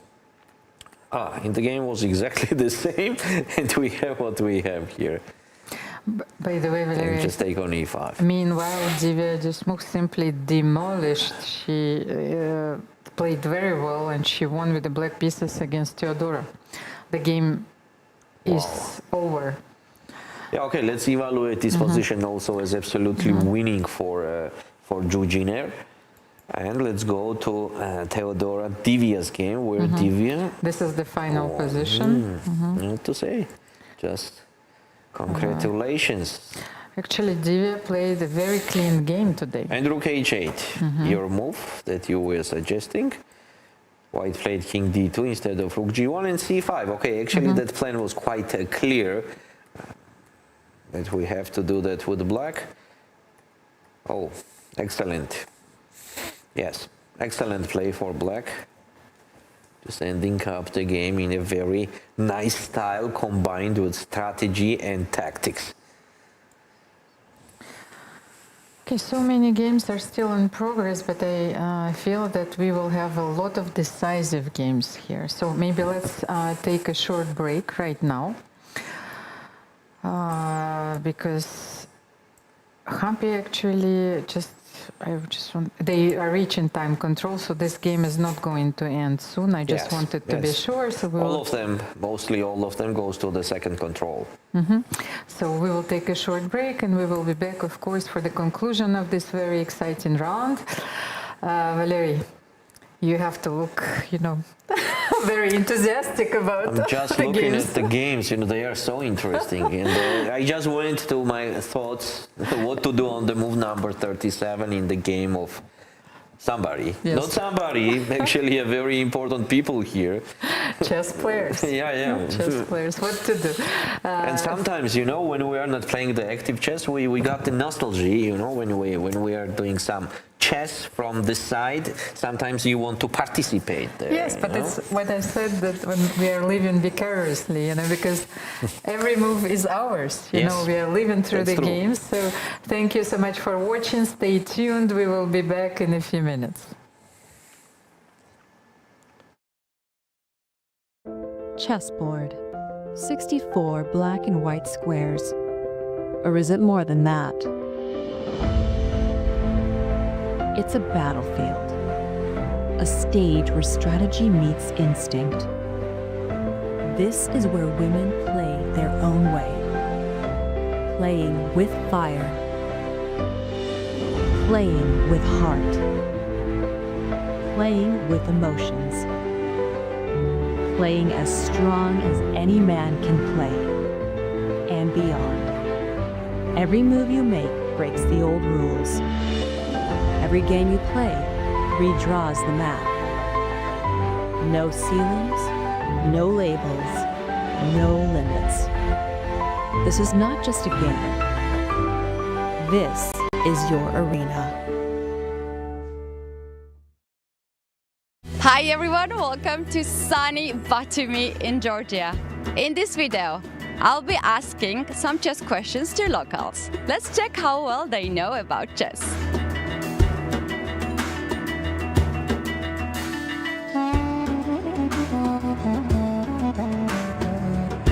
What do you think is a profession of this person? Chess player. Oh, you know chess? Yes. Okay, you know who is it? Well, she looks familiar, but I don't know her name. Do you know who's this guy? Yes, Magnus Carlsen. I know him. He's from Norway. He's a checkmate. Just player, yeah. Looks like a convicted person. Actor? Yeah. I think she's a hiker. She loves mountaineering. What? Traveler. Yeah, traveler. A ballerina. Is she an actress? Actress? Okay. Yeah. What about her profession? No doubt, model. I don't know. Writer. I don't know. A decent scintillation, a girl, I think from Mongolia or something like that. She looks a nomadic. She looks like? A nomadic person. Okay. It's, oh my god, it's the new world champion. Gukesh? Yes. Maybe blogger. Horse rider? Okay. This person is a famous chess player from India, Gukesh. I know him.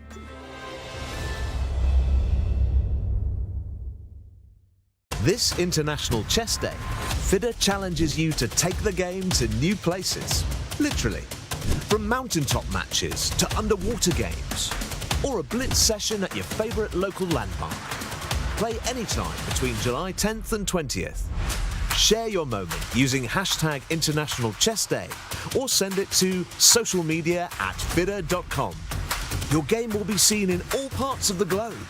Unleash your creativity. Make your move. And celebrate chess your way. Let's show the world that chess can be played by anyone and in any place.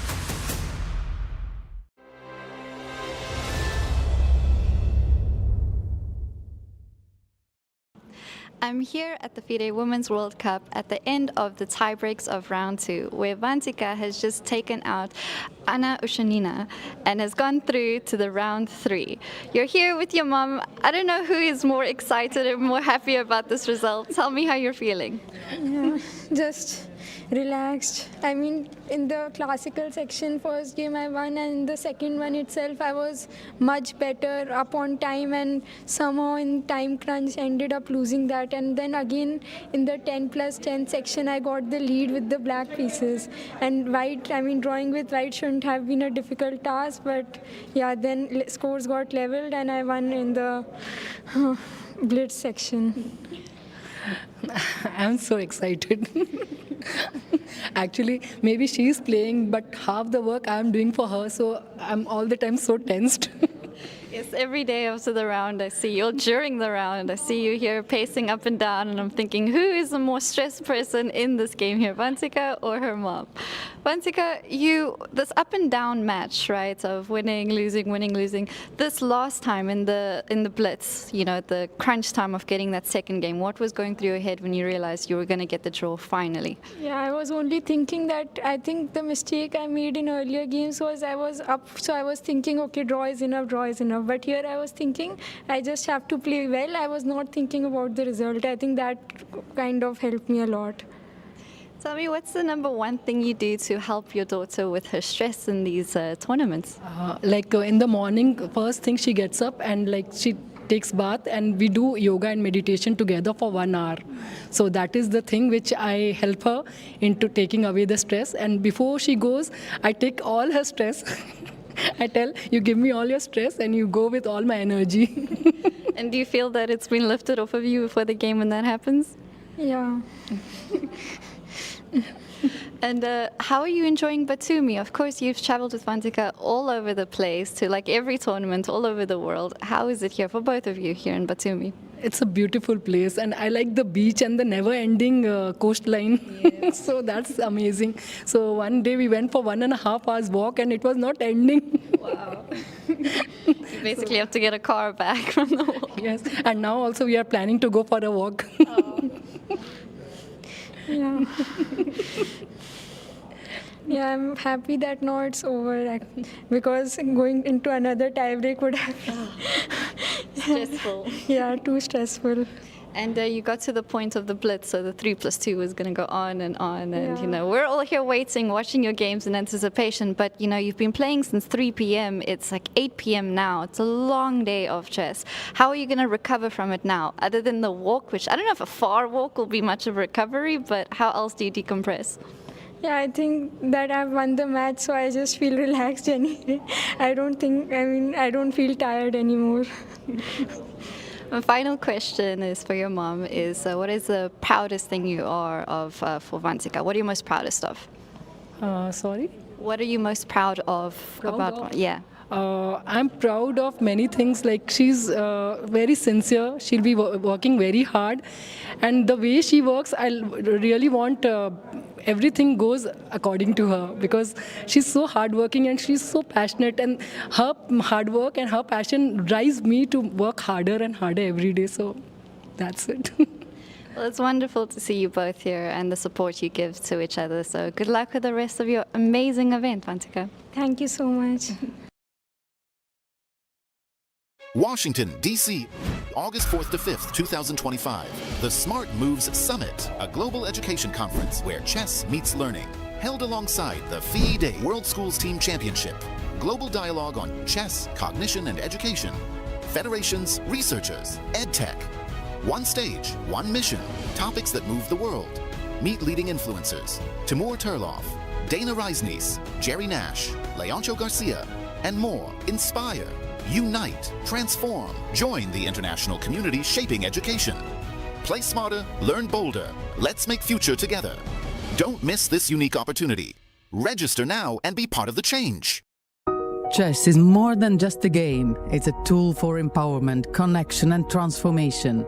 In 2025, FIDE is proud to launch the Year of Social Chess. We believe in the power of chess to bring about positive change from therapy and education to rehabilitation and inclusion. Social chess is our way to build a better world. The Year of Social Chess will introduce groundbreaking initiatives across the globe. Monthly themes will address critical social challenges: chess for protection in refugee camps, chess for cognitive health among the elderly, and even chess for addiction recovery. Through this initiative, we are mobilizing communities, conducting research, and creating opportunities for all to experience the joy and impact of chess. Join us for online chess events, global conferences, and even a documentary film festival that will showcase the power of social chess. Let's make 2025 a year to remember. The Year of Social Chess is here. Let's change the world, one move at a time.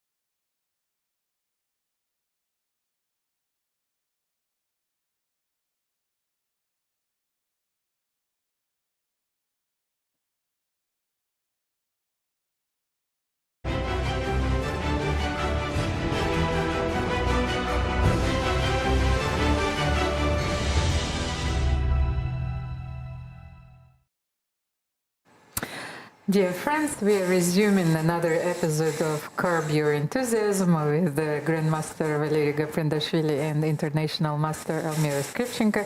No, this is not it. Yes, this is the third round of the FIDE Women's World Cup. But we are trying. We are desperately trying, to make this day more enjoyable. We keep analyzing those exciting games. Today, I think the round started slowly. We had a few draws, but a lot of decisive results already. Yes, and, we have them. A lot of We games have are them. going to be decided very soon. Yeah. Valery. We can go to the first board. We can start with the first board where Late G is winning the game. I will not say almost because the position is absolutely winning. This is a position where Lei is thinking, and it seems Queen F1 checked, King H4 and Queen G2. And after H3 we can take another pawn. Seems like... I thought, can White play King G5 here, not H3? Like, just give everything and bring your king to F6, those strange monarch marches. So on Queen G2 what? King G5. Queen D5 check? Yes. Ah, no, you want to give the check. No, I thought that you wanted to take yourself. If I have a chance to trade the queens, then why not? But is it winning? Okay, let's check. Queen G5. Queen G5, yes, and you're winning. I am promoting. Ah, yes, I forgot about the A5 pawn, of course. Oh.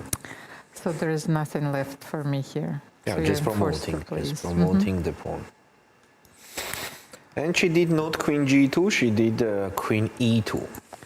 Have to admit that sometimes after looking at the screens such a long time, my left eye I cannot see the queen side. So you have to remind me. Maybe now you can do King G5. And Georgina won, yes? Let's go to that. Yes, she won against Alexandra Maltsevskaya. Divya Deshmukh won against Ina Chodora. Valentina Agraval swept off the board Katerina Lagno. Maria Muzychuk won against Bela Khatunashvili. And all of those results, almost all of those results came with the black pieces. No, on Divya, Maria won with the black pieces, yes, and Vantika, she won with the white pieces. So where should we go next? I think... By the way... Bulmaga Irina Tangjongi is also a dead draw. A miracle happened on the second board, but Elnaz Kalakmet didn't win. Let's see at least what happened there. Oh, where are the pawns gone? Yes.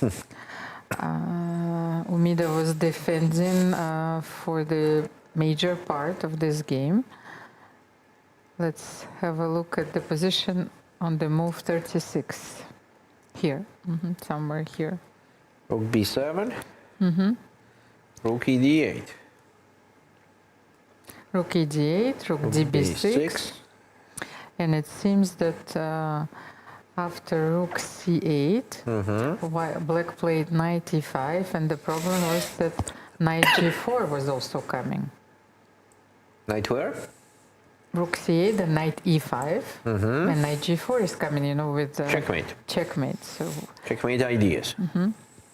Because C5 is on the board, then Rook B1, and you cannot take Bishop B1. Oh, she forgot what about a nice this thing! idea, yes. So take, King H2, Knight H5 check, and H5. Knight right? G4 is an H5, and this is it. Then Rook G8 check. King F6. Maybe we should continue. Rook takes King A6 F5. and King F5 with the unstoppable checkmate on H1. Oh, she got lucky that after such a huge blunder, she did not lose the game. Because she still had Bishop F1. Rook D1 and another rook is coming on B1. That's why White is forced to play Rook B8, and now the pawns just traded. And that's it. Yeah, Umida got a little bit lucky, but still fighting makes sense and giving the result. On the same time, Lei Ting-ji ended up and she won her game. Second board we know. But it draw. happened with the queen on d5 anyway, Still, yes? yeah. Still, yes, so she Yes. traded queens on Let's d5. take a look at Zagnidze. This is the Okay. position. Still winning for white, but still with the technical troubles there. But how did it happen? Did Valentina play h4? Yeah, she did. After Because king the pawn was g2 on in this h5, I moment, think, yes? she played h4. Yeah.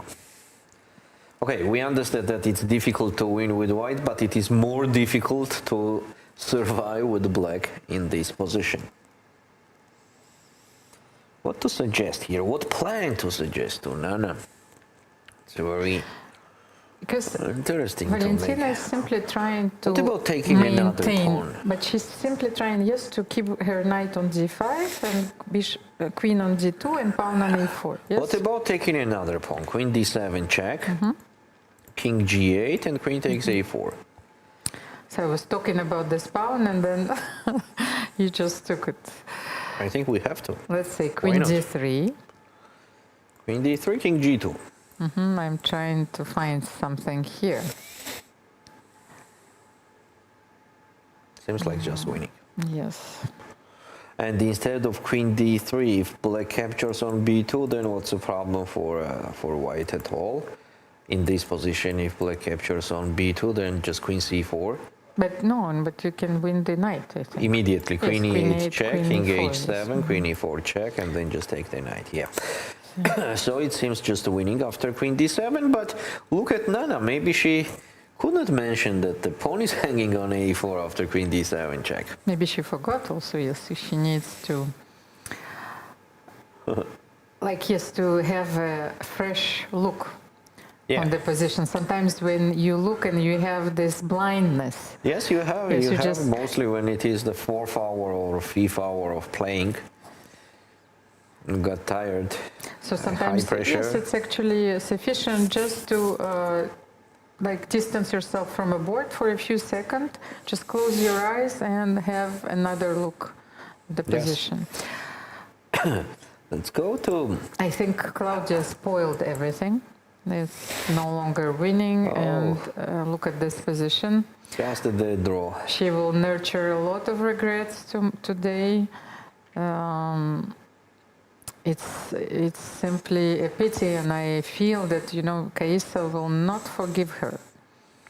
So I She think the spoiled best a option completely for winning white is to position. put the knight on f3 and the king on g3. So, for example, to move with the knight on e2, then on g1, but I have to be on time. That's also important, to put my king on g3. Yes, So but- knight e2, king g6, knight d4, I can do the same from d4. Yes. And the next is just knight f3 and king g3. Oh, but if you play knight g4, maybe I can play king h5. And on king h5, knight f3. Knight f3, g4, take king g4, and now you have to start giving checks. Why? Knight g1 is also possible. Knight g1 is also possible, I agree. Knight h3, knight g1. Ah, just knight think h3. like that. Yeah. Okay, just a clear draw. And next we have Arabiza against Kostenuk. Oh, Kostenuk got some advantage here, as we see. She is pawn up. She is pawn up. The time trouble is over. And this is the position we have after a takes b5, a takes b5. A big advantage for black. The material advantage, actually. Yeah? Extra pawn makes sense. Also, knight on c4 is quite safe. And a good piece. So technically, it seems it's winning for Kostenuk Alexandra. The next game we have in progress, this is Vali Harika against Solokidu Stavrovo. And this was the game that we've overlooked for a while because it had a lot of thematical maneuvers. But it seems that Karissa managed to get the advantage. Yes, to get the advantage and to bring Stfanova to the ropes. Yeah, in defensive position. The pawn on d6 is very strong. If it goes to c7, it will be even stronger. So, but can you hold this position? Because I was thinking, let's say if you take on c7, of course I don't want to take, but I just wanted to check. Rook c7, d takes c7, bishop c6, and then I will simply wait. Queen b4? Yes, the queen is queen c8. Queen c8, queen b8, bishop d7, and b4. I was not even sure, maybe, yes, bishop d7. And b4, b5 is coming. No, then maybe bishop b7 is better. Just to close your queen on b8. Bishop b7 is better. If you play b4, I will bring my king, king f7. So I wanted to know if this is winning, and actually Stfanova just played rook c7, so she probably evaluated that this is a draw in endgame.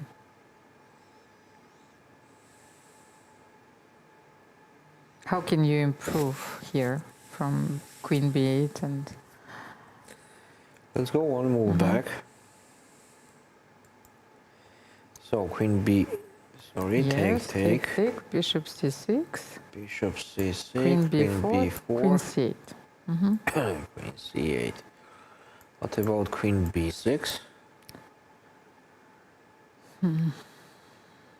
Queen b6.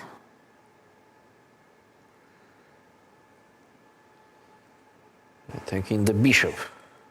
But now what is the difference if bishop b7? Then I want somehow to keep the queen on b6 okay, active. King f7. King f7 and push. Take. Can even wait and probably. Bishop d6. Bishop a6.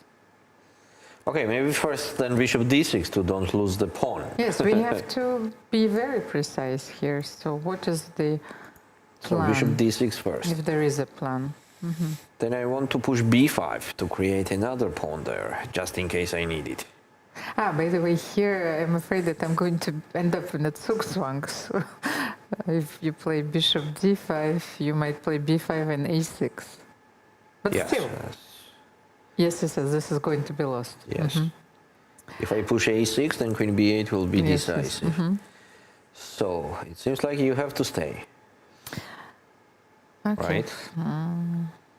h6, for example, or h5, h6. No, but then, if you can simply play a few moves here and provoke something else, h6, h5, maybe it's going to be decisive at the end. Okay, so b5, take, and take. Then what's going on if I move with my king all along to b6? Like this. Yes, seems also technically winning. Karissa loves playing the end games, and especially those technical end games, almost study-like. So I remember her game against Karissa in Cairns Cup. Yes. She tried every possible idea, and in the end, Karissa surrendered. She will play this game till the very end. So I'm curious to see if she will convert this position if it's winning. Yes. Let's take a look at Osmak Yulia against Lu Miao. And okay, Osmak is, we can say, winning here. The position is winning for Osmak Yulia. It's just 2 pawns up.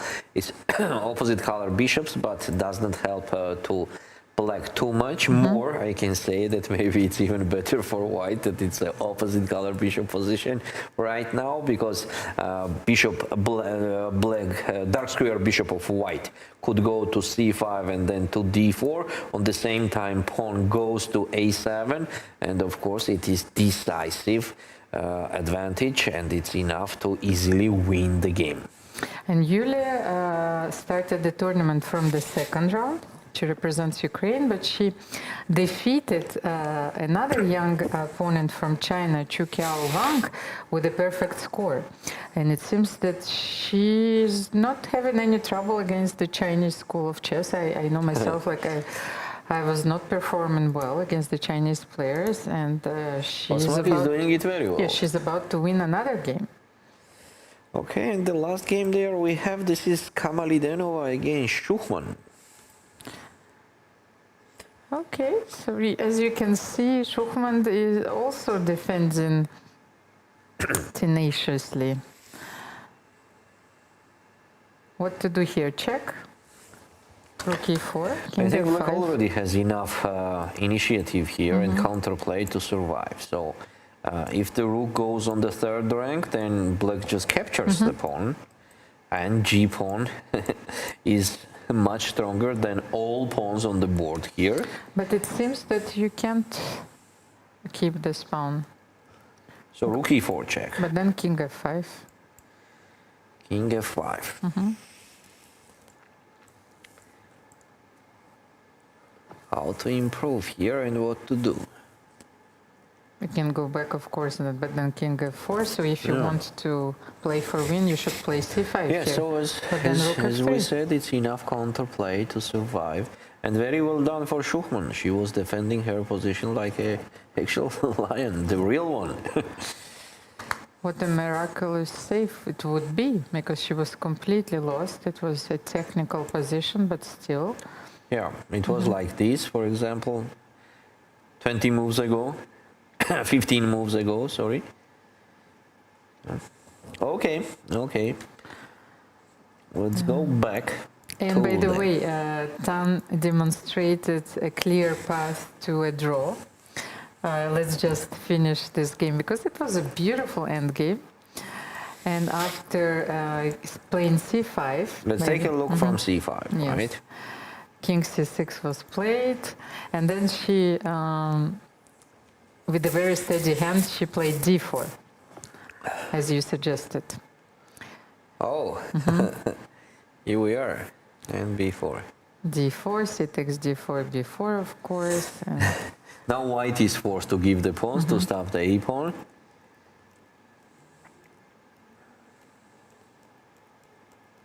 Yes. Yeah, very nice endgame. So how many games do we have in progress? Okay, we still have Valentina and Nana. Nana actually did go queen d7 and so she saw it. king g8, queen a4. And now the position seems like completely winning. Just completely winning. It's just a matter of time now. It's like we've declared this position as this game completely winning so many times, but how many times you have to win a winning game? That winning position, you think right? That this is it? But now this is it. Valentina finds another defensive resource, and look at her. She's calculating something. But too many pawns, 3 extra pawns. Too much. But maybe, can we exploit that white's king is vulnerable? So let's say queen d3. We stop there, king g2. Can I give a check here? But there is not even a check. There is no check. There is no check. Unfortunately, yes. Queen d4 is also coming for white. So queen e8, queen g6 hanging. And the knight, you know, does not have a place to go. Yes, it's cut by the bishop on c5. So completely winning. It's like there is nothing much to talk about. So next game we have in progress, this is Hampi with a clear draw. Then we have Arabiza Mary. Here still fight. Okay, so maybe let's stay at this game for a while. Alexandra decided to play rook d7, given the c5 pawn. So it's trading the d5 against the c5. So maybe let's have a look. Bishop c5, rook d5. Because then we can always establish our bishop on b4. No, maybe we can include rook a7 and then bishop b4. What do you think? I'm thinking actually. I'm thinking what to do. It's very difficult to survive. I think it will be easier for white to defend this position with one rook. You think so? I don't know, but let's try rook a7. Rook a7 check, Just, okay. I'm Rook not sure f7. if we should keep both rooks or one rook. Take. Because rook a7, I'm forcing Take. you to play rook f7, yes? Yes. Because you cannot play king g6, sure. h5 mate, so rook f7, we will take it. I don't like the bishop on b4. Yeah. Actually, it's not easy to defend this position even if with one rook. Yeah. So bishop b4. Maybe even bishop e3.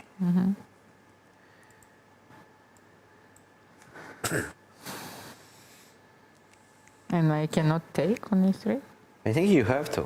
Yes. And let's take a look at that rook's King endgame. e6. King x6. And I will improve my rook, rook c5, rook c4. Yes, yes. I have no counterplay connected to h6 pawn because it's gonna take too much time. But let's say you on king e6, can you play king h5 immediately just to check a look. something? Yes, take a look. Okay. You probably will play something like e4 and then bring your king closer. Yes. Yes, yes, yes, yes. Is it something like the this? black's king and the rook is much more active. So than e4 check, cuts in the whites. And then I thought that king e5. Or maybe even f5. Something like king f5, or Yes. I thought king e5 and king f4. Yeah, and e5 rook just in case I need for the rook, just in case. So Alexandra took on d5. Okay, so it's not easy even with one rook actually. The evaluation can change in one move. Yes. So rook takes d5 was in the game. It is Mary to move. By the way, I haven't even mentioned. I also looked at games between what is the personal, the lifetime score between Arabiza and Kostuk. And actually, they've played very few classical games where Alexandra won only one. Played many rapid and blitz games, so this advantage is very small, which is before this match. So how many games do they have in total? They have quite a few, but all of them are rapid and blitz. So like maybe I think 2 or 3 classical games, but that's it. Let's see. Let's see. And what was surprising, because of course this game is ended, Georgina and Alexandra Maltsevskaya, I thought that I shouldn't have too many games in the database, but of course it was the case. But however, their first game they played in the World Championship under 14, so they actually played in the same category. Oh. Yes. Georgina won at that time, and they played only a few games since, and one rapid game in New York, which ended in a draw. So Georgina now increased her personal score against Alexandra Maltsevskaya by another victory, so she's leading +2. Maybe let's go to another game, because here the players has enough time to think. And it seems like they are going to use their time. Let's take a look at Karissa. And here we are. We have the same position we are considering. So should you... I think it's better to keep, yes, the queen on b6 and not on b8. Yes, Yeah. this we've established already. So queen b6, let's try it. Once again, queen b6, and we were analyzing bishop b7. Yes, and b4. And b4. So king f7. And bishop d6. Maybe we should start even with b4 or with bishop d6 to avoid e5, just in case. So queen b6 first, bishop b7, bishop d6. Yes. King f7, that was our idea anyway. And b4 and h6. Yes, we said that we have to wait. So what if you play king f2? I thought, can I march with my own king? You know, I'm probably getting mated, but king f2, king g6. What else can I do here? Unless I can passively wait. Okay, and b5. Once I will play that b5. A takes and queen takes. But so you are not going king a3, king. This was my idea. I will go after b5. Okay, b5. I'll take. But I can also take. Maybe I cannot play queen a8. In which moment? Here, After like taking. b5, queen a8, attacking on g2. Not sure about this one, but it looks more and more difficult. But what to do here? What's the point of queen a8? What do you want? Actually, I can't even take on g2 because you will play it a6, yes? Or queen b8.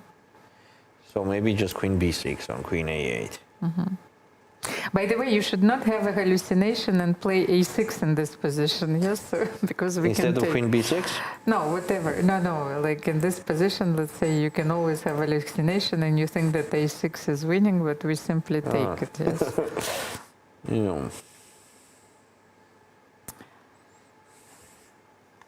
So, is this winning or not? Has to be. Has to be. With the long game, but has to be winning. But let's try and improve this position. I will stay queen a8, queen c8. Okay, what do you do next? So let's move. Or first, okay, I will not give you the chance to take on g2. And for example, I will start with the g3. I think Karissa will do it for us. I'm even sure that she will move with the king there. So how it is winning? It's a very good question, but I am going to put the queen on b6 and king on b5 to push a6. Thing is, I thought about playing queen d7, but then you will play queen c8, yes? Yes. And then, because my idea was to play queen d7, queen d8, bishop f8, and queen e7. Okay. Look, Valery, let's say if you let me do this, maybe I'm winning, yes? Okay, let's put it on the board then. Yes, queen d7. With white. By the way, there is queen a7 check, so I have to be careful. Now with the... Let's put the king on h2, just undo everything what we did.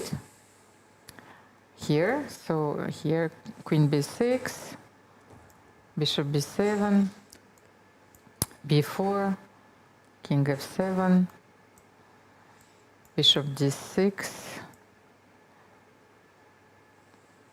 h6, that's what we did, b5, a takes b5, queen b5, maybe even bishop a6 here, but let's say queen a8. No, queen a8. Queen a8. But that's what, because to take on g2, because that was the idea, but I'm not sure if we can take. So queen a8, king h2. No, maybe, no, let's leave the king. Queen d7 immediately. Queen d7? Not king h2, but queen d7 I wanted to try, yes.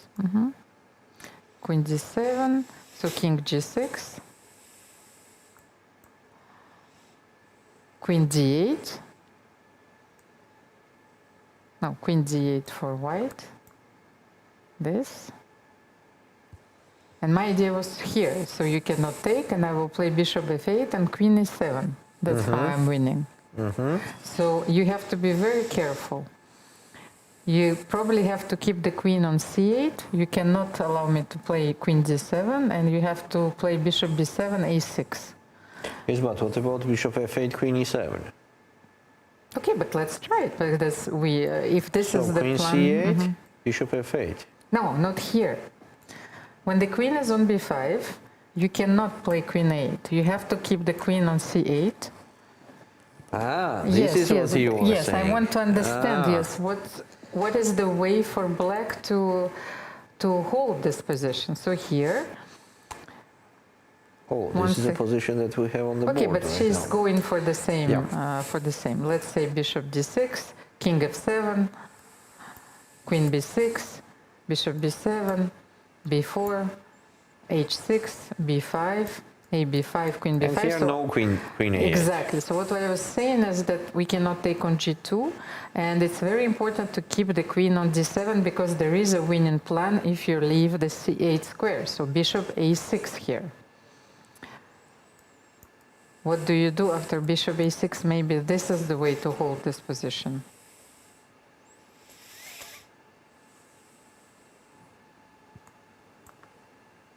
Queen b8, and then I can maybe play king f7 back. King? f7 back. Yes, because I would just want to... And just move my king. Ah, maybe here you can take... Wait. Take here, what? Queen c8. No, don't go. Maybe take later. No, but then I will move queen d7. If I will allow you to take on c8, I think this is Wait, losing. on queen d7 I have queen d8. And? I can exchange the queens anytime. Yes, but maybe I can check you. Your king is on f2. Okay, so anyway, the endgame there, bishop's endgame will be losing. As I will enter with my king on b6.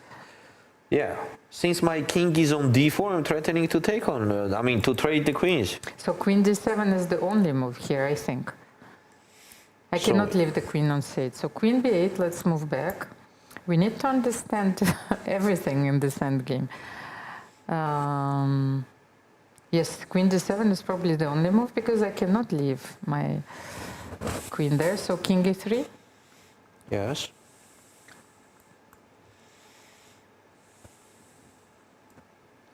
But can I improve my queen? So queen c6. Ah, but the bishop. No, you cannot. You forgot the bishop is hanging on d6. So it is white to move. No, but you played king e3. I did it actually a little bit earlier when you told me that you will start doing checks. I still put the king on it. No, wait. Move to the position where the bishop is on b5. Here we are. Yes, queen d7, here. So I'm attacking, yes, because I'm attacking the bishop actually on d6. So what are you supposed to do here? Queen d8. Queen d8, but here I can play queen c6. Ah, you are stopping me from there, and that's and it. I want That I don't like. to give checks and even mate if it's possible. Okay, so I'm forced to play queen b6. Exactly. So now I will play queen c8 back, maybe. Yes? And you are staying like this.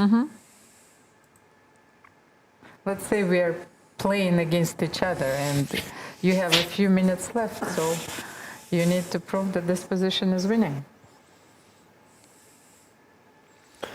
It will not be easy to prove. At least we have a few truths established that I have to have my queen on c8, the bishop on a6. I cannot allow you to play queen d7. The king can stay on f7 or g6. And you cannot trade queens on c8 because this is lost.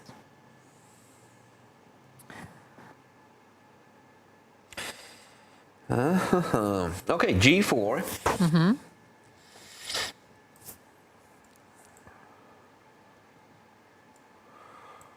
G4. I don't know what's the point of G4, but I still did it.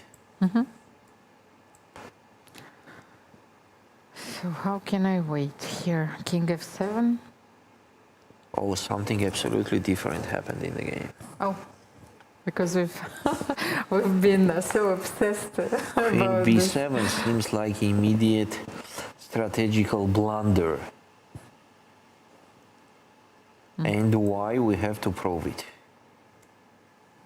Why it is a blunder? Why is it a blunder? That's a good question. Because, why okay, it is a thanks blunder? to Katie, now I've noticed, yes, that we have the evaluation bar and which, yes, shows that white is completely winning. So why is it a blunder? Queen h5. No, queen h5 check, no. We have to do something else here with white. Queen h5 is not the best option. How it was winning for white. What an interesting moment.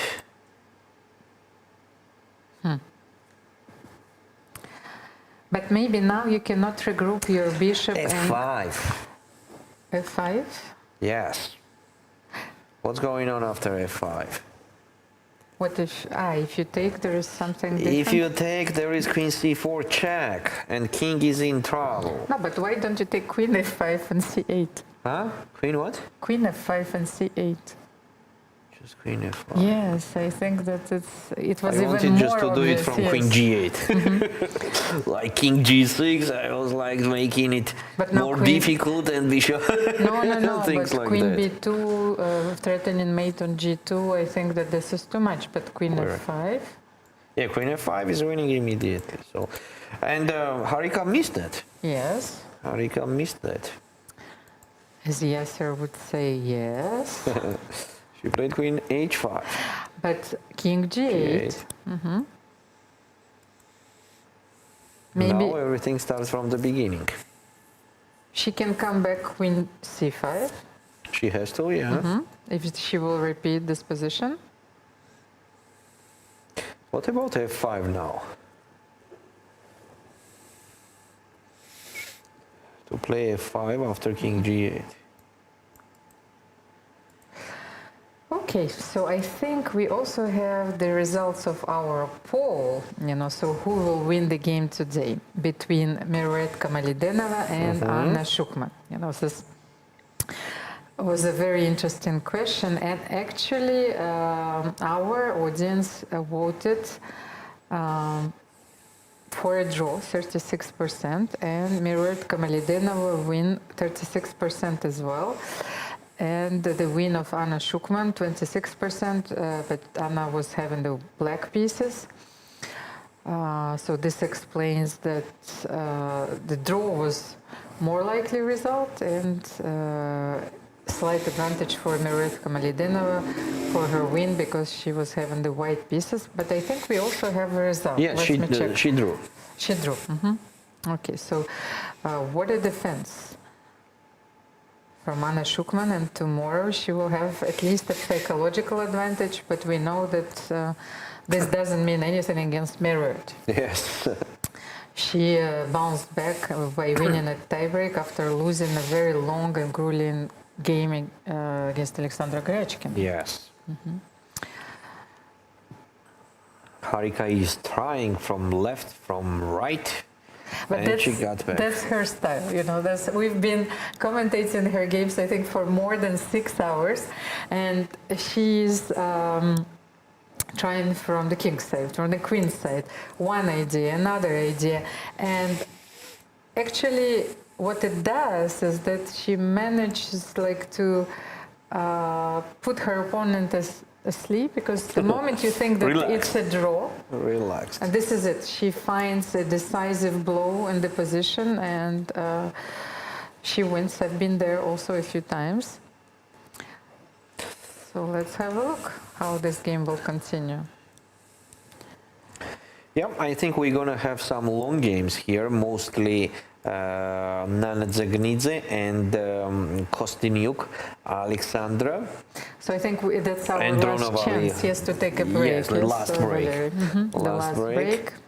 Our last dance together. So yes, let's take a short break, and before the conclusion of this first game of the third round. But please stay tuned. I think that Charlize managed to catch a few players and interviewed them. That's nice. Let's have a look. Chessboard. 64 black and white squares. Or is it more than that? It's a battlefield. A stage where strategy meets instinct. This is where women play their own way. Playing with fire. Playing with heart. Playing with emotions. Playing as strong as any man can play. And beyond. Every move you make breaks the old rules. Every game you play redraws the map. No ceilings, no labels, no limits. This is not just a game. This is your arena.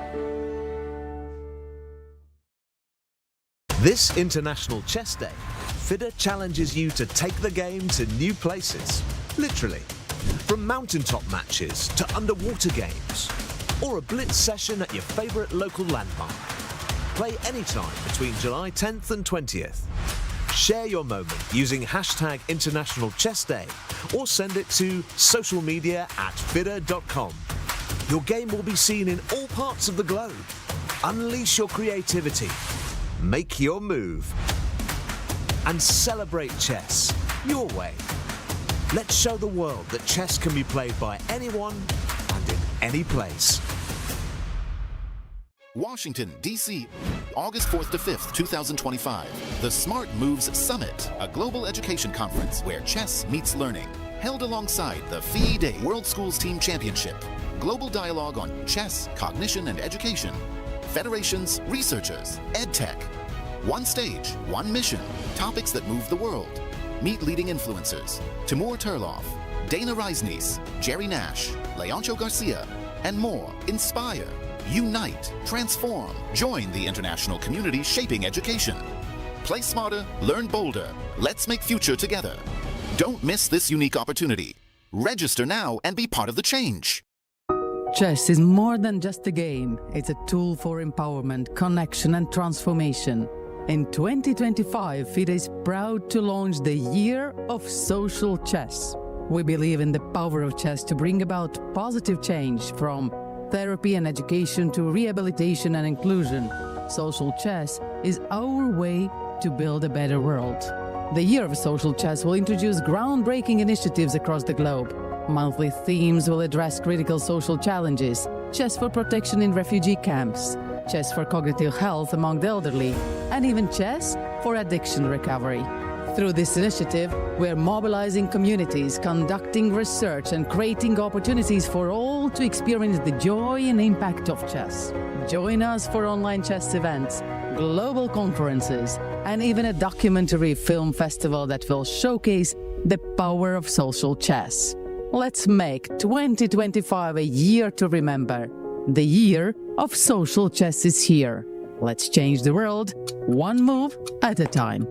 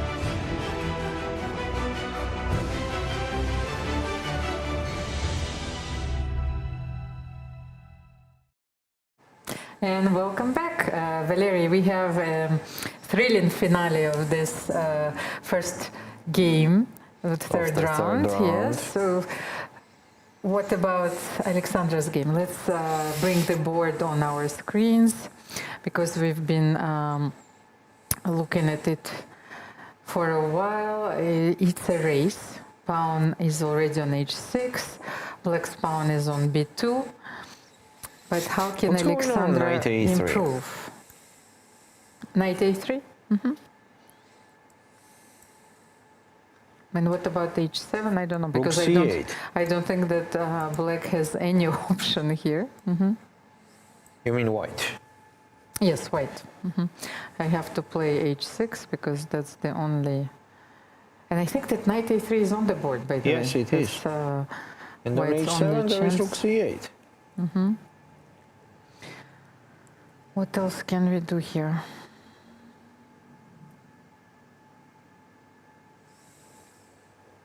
I don't know, maybe there is some miracle save here, but why the computer says that the position is equal after knight a3? You have to answer this question. What's going on? Okay, let's just state the obvious. b1 is coming. What is our only chance here? Bishop h6, but in case of bishop h6, there will be king f7. No, but bishop h6, I think I will play rook h8, and I will take the pawn. Immediately, yes, I think it's better. Yes. Wait, rook h8, bishop g7. Okay, let me check. Bishop h6, why not king f7? Oh, but just a second. Rook h8 is also winning. But rook h7. Maybe And let's just just demonstrate this position. Bishop b5, and you promote b1, and there is no discover check. No discover check. Okay, this is losing, of course. So, but then if not bishop h6, what else can? Bishop f4. Let's try b1. It's even worse. I don't know. I'm just attacking the pawn b1. Rook b1, king b1, and this is losing probably. No. What is happening here? Bishop b5 and king g5? No way. No let's way. check this line, of course. Can it be? This can be a draw? With rook and the knight down, we're doing the draw? This would be an absolute miracle. What is that? No, because I thought b1. I never saw the position b1, like that. rook b1, knight b1, you resign, but bishop b5, king and e5, knight could king not be g5. useful there. Well, the rook as well. So, okay, what can we do? Knight d2, let's bring the knight, king g6, knight e4, king g7, and this is it. No, Mary played king h5. That was actually too much. But what a beautiful save. So, okay, now I understand, of course. But we are not computers. No, it's just enormous. We struggle together, we just tried every possible move here, and then we had the evaluation and still could not get what's going on. And just imagine you are at the board playing the 6-hour game, and to make the correct evaluation of that position is almost impossible for the human being. But maybe Mary played with the same idea. However, now after b1, let's try b1 queen, rook b1, knight b1. She wants to play king g6 and bishop f6. Or h7 first? But the thing is, here you have the e pawn, which is alive, probably, which changes everything. I want to play king g6. You will play rook c8 anyway. There is no way for you to stop it. h7. And what is the difference compared to the other line? e4. So let's say we try e4, king g7. King f5.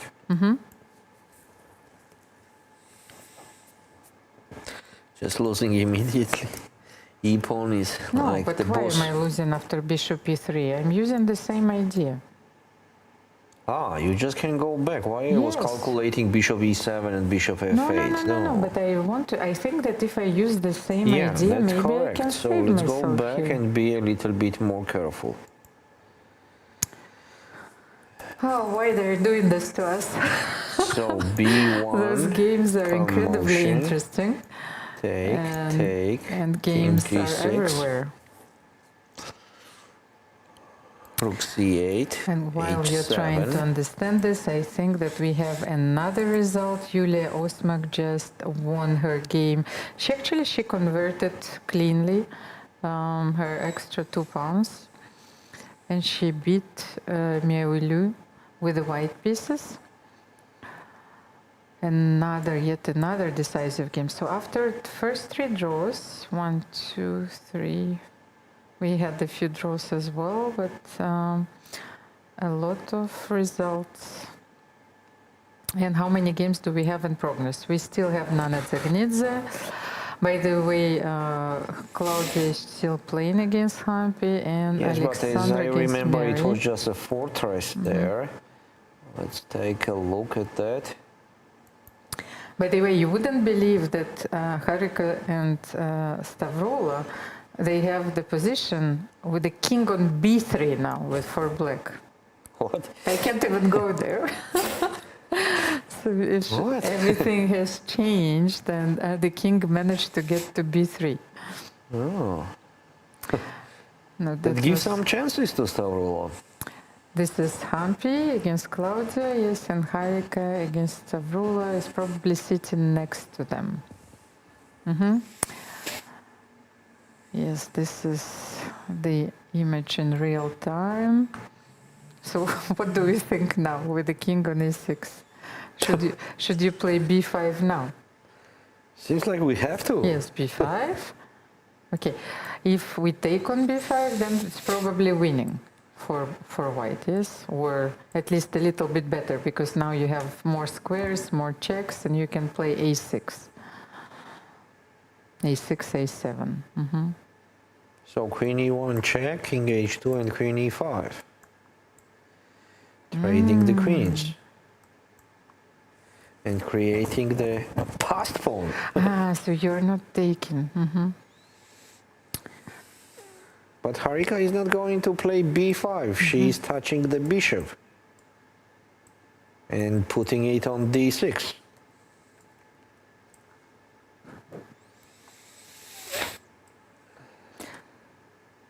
But by the way, in that line, once again, because those endgames are still complicated, so complicated, let's get back to b5, because I was thinking, but I can take on g7. Is it still a draw? No, you wanted to give check. Queen e1, b5, queen e1, king h2, queen e5, queen e5, d takes e5, I'll take on a6, bishop a6, and bishop g7. Is this a draw? No, just winning. No, okay, so just winning maybe for you white. cannot trade queens here.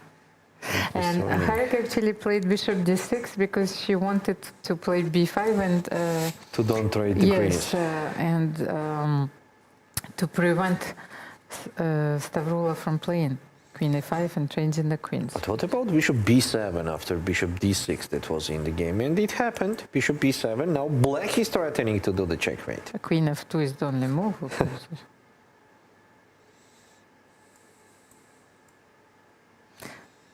It's important to have threats of your own, of course.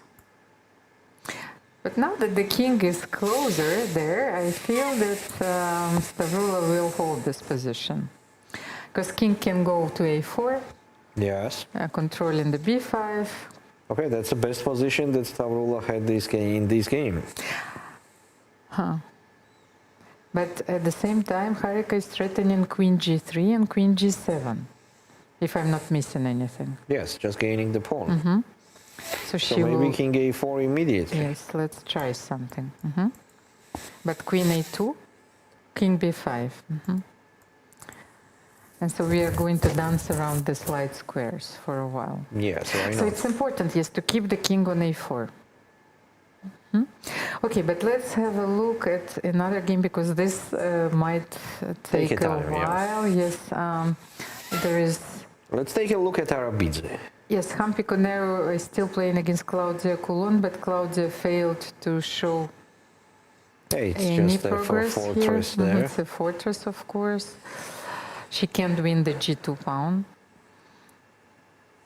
And Mary Arabiza against Alexandra Kostyuk. So what an interesting position. But now there is a difference. So rook c8 is forced. We are still entering the same line, but I King think g6. e4 should be played. Yes, rook c8. Anyway, all these moves are forced, so we are going to witness them on the board. King g6. Then e4 you suggested, and King here G7. we need to understand what to do.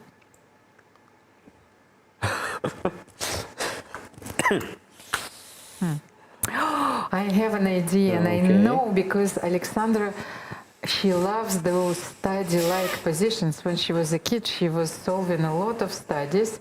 So you have a crazy idea, you can play rook h8. And then bring your knight to mate. King h8, king f7, and then you can bring your knight, yes, and mate the king on g6. Winning. Of course, you are not forced to take. Let's say we are not forced to take on h8. But it's a beautiful idea, and I think that Alexandra will find it. Yes, but if not to take, then, let's say the knight is just coming. The knight is just coming. Yes, but I will keep my bishop on the diagonal. For example, let's say bishop b3.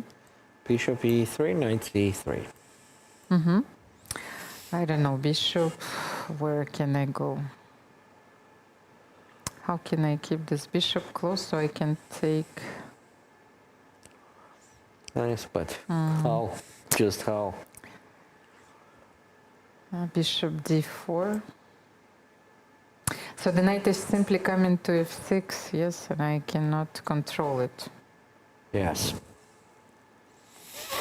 Yes, after rook h8, brilliant idea, the position is just winning.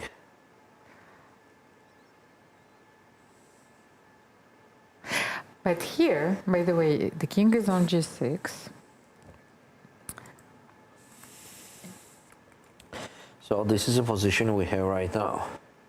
e4, I think Alexandra already knows what to do. So bishop f6 is losing, right? Because of e3, we are promoting immediate. Let's see if we will witness the move on the board after king g7. We are waiting for rook h8. It might be the only winning idea. Can we try something else? What something else? Because h8 is coming, yes? Yeah, h8 is just coming, so there is nothing else. And we know that king f5 is not winning because bishop e3. e3. So it's a study like puzzle. Endgame. It's a puzzle. Alexandra has to find this move. But at the same time, it's becoming crystal clear that if we don't have this idea, then it's a draw. Yeah. Because we already saw that it was a draw with the rook and the knight on the board. No, she didn't do that. King f5 was, but then now with bishop, after bishop b3, we bishop know that e3 it's just a draw. Oh my God, what the things are happening? What the things happening? This is a chess. Actually, that's why the chess is so rich game. Yeah, chess is a very difficult game, of course. So brilliant, so brilliant. Now we just a draw, bishop e3, and you could not do the same idea because the king is not trapped on h8. So here rook h8, of course, makes no sense at all because king just takes, and it's even winning for white.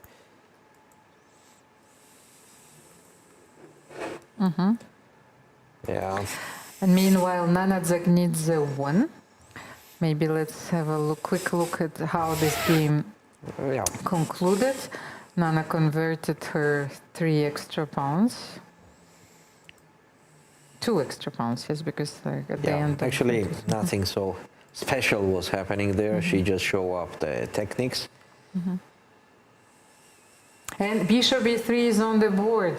Yeah, it just goes to draw. But congratulations for both players. Mary, she found the only idea, actually, also a study-like idea, how to make a draw in this position, because the bishop has to stay on this diagonal. And the king is supporting the h-pawn. So Alexander can give rook c7 check, but king g8.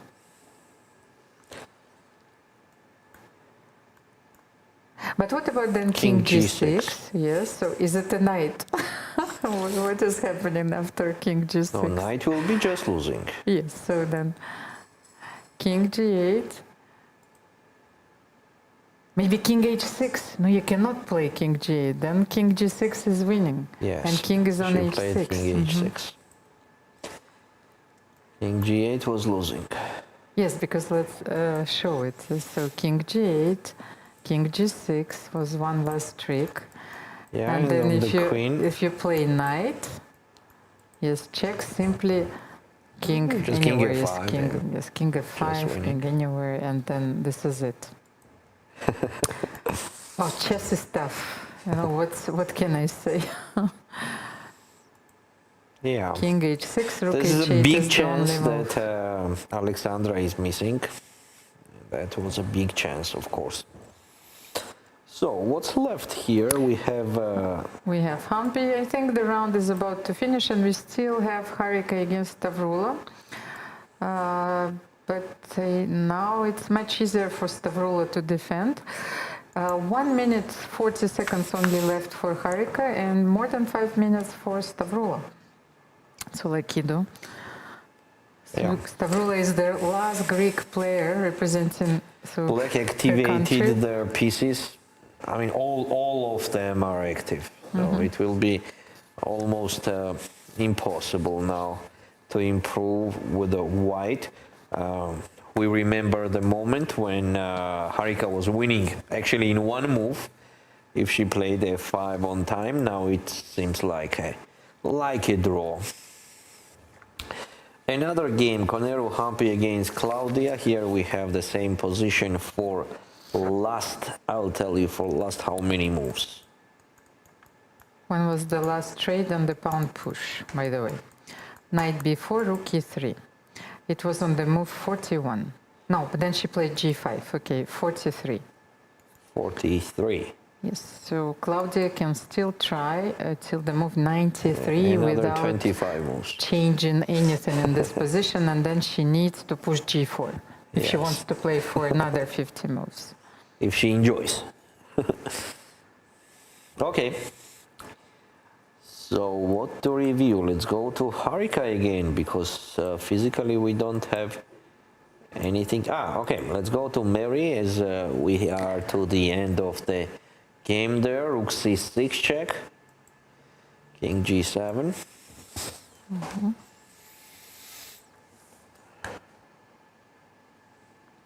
Yes, we mentioned already that Mary had so many drawing options, but I think here, when did she play? So Bishop F4 was one missed drawing options, because we understood that after Knight B1, she was making a draw with Bishop B5. Yes. Then Alexandra was winning with Rook H8. Yes, yes. Now they are just repeating the position. So this is the current moment. Now Mary understands that that's it. The main danger is behind. And of course, compared to what Mary had for last 20 moves, the draw is excellent result for her.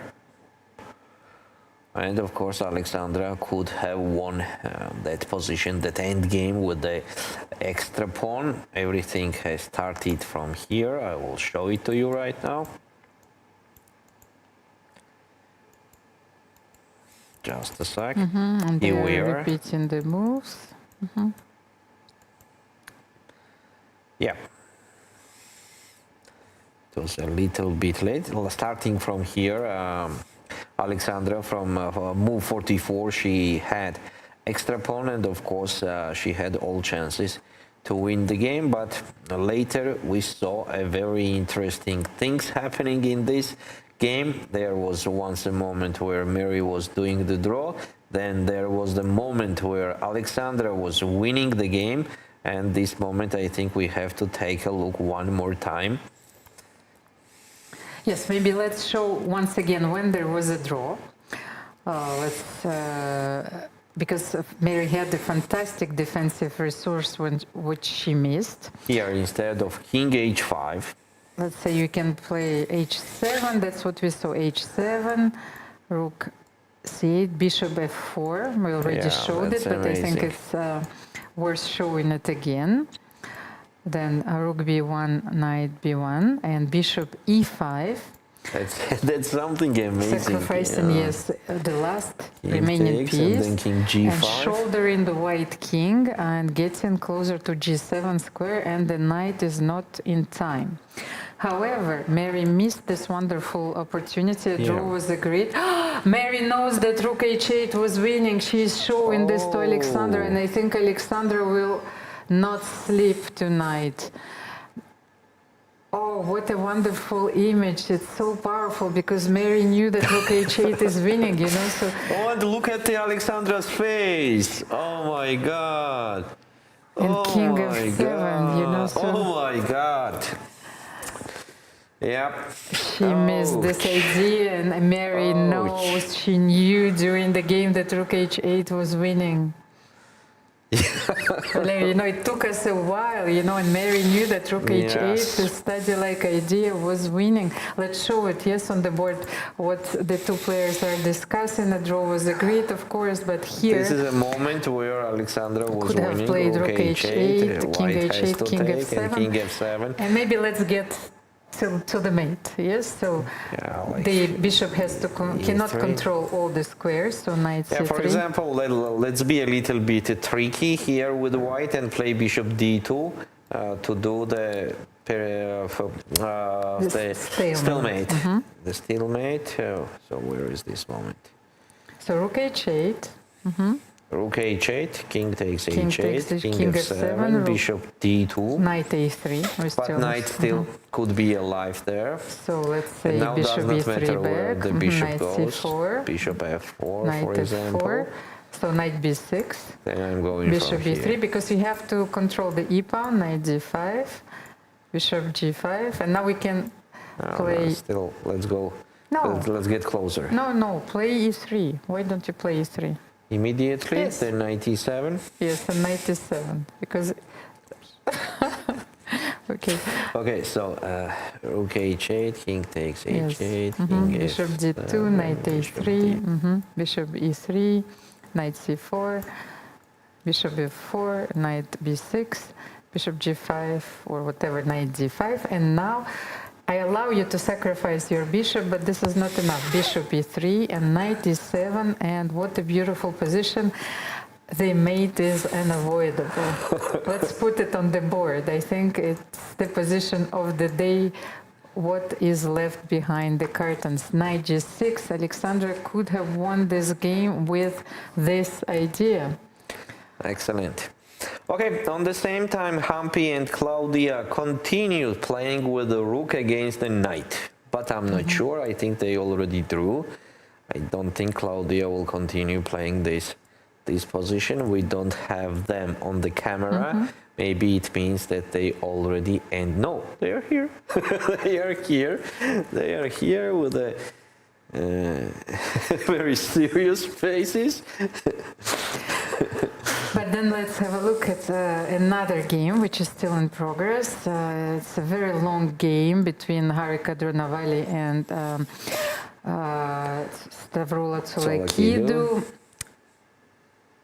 Harika missed a few winning chances, and here Stavroula managed to push h5, h4, creating a counterplay where And now bishop is in trouble, the dark square bishop. Well, you can still play queen e6. Okay, then king b5 back.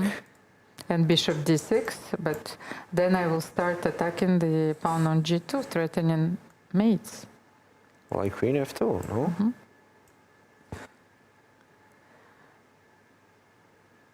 So queen e8 was played.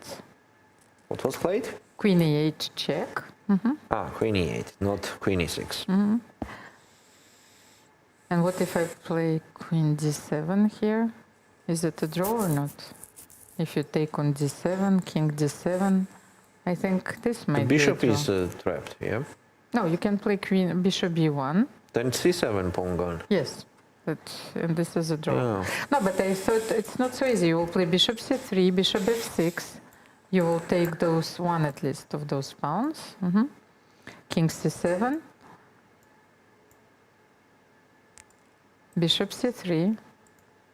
Yeah, but f5, bishop f6, of course, and g4. g4. Take on h4. Take on h3 or not? Or just king d6. Okay, king d6. So it was queen d7, then queen e4 check. And queen d5. And queen d5. Now on queen c2 check, it will be king d7. But it was actually important to demonstrate that Stavroula knows that queen d7, queen d5 draws.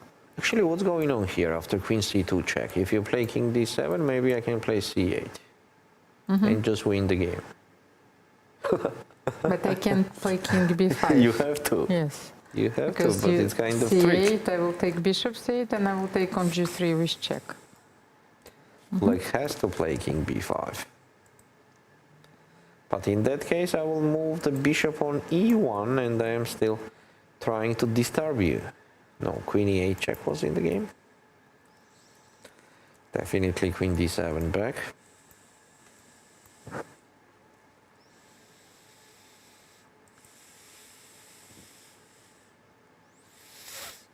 So this is the moment where we start discussing Georgian food.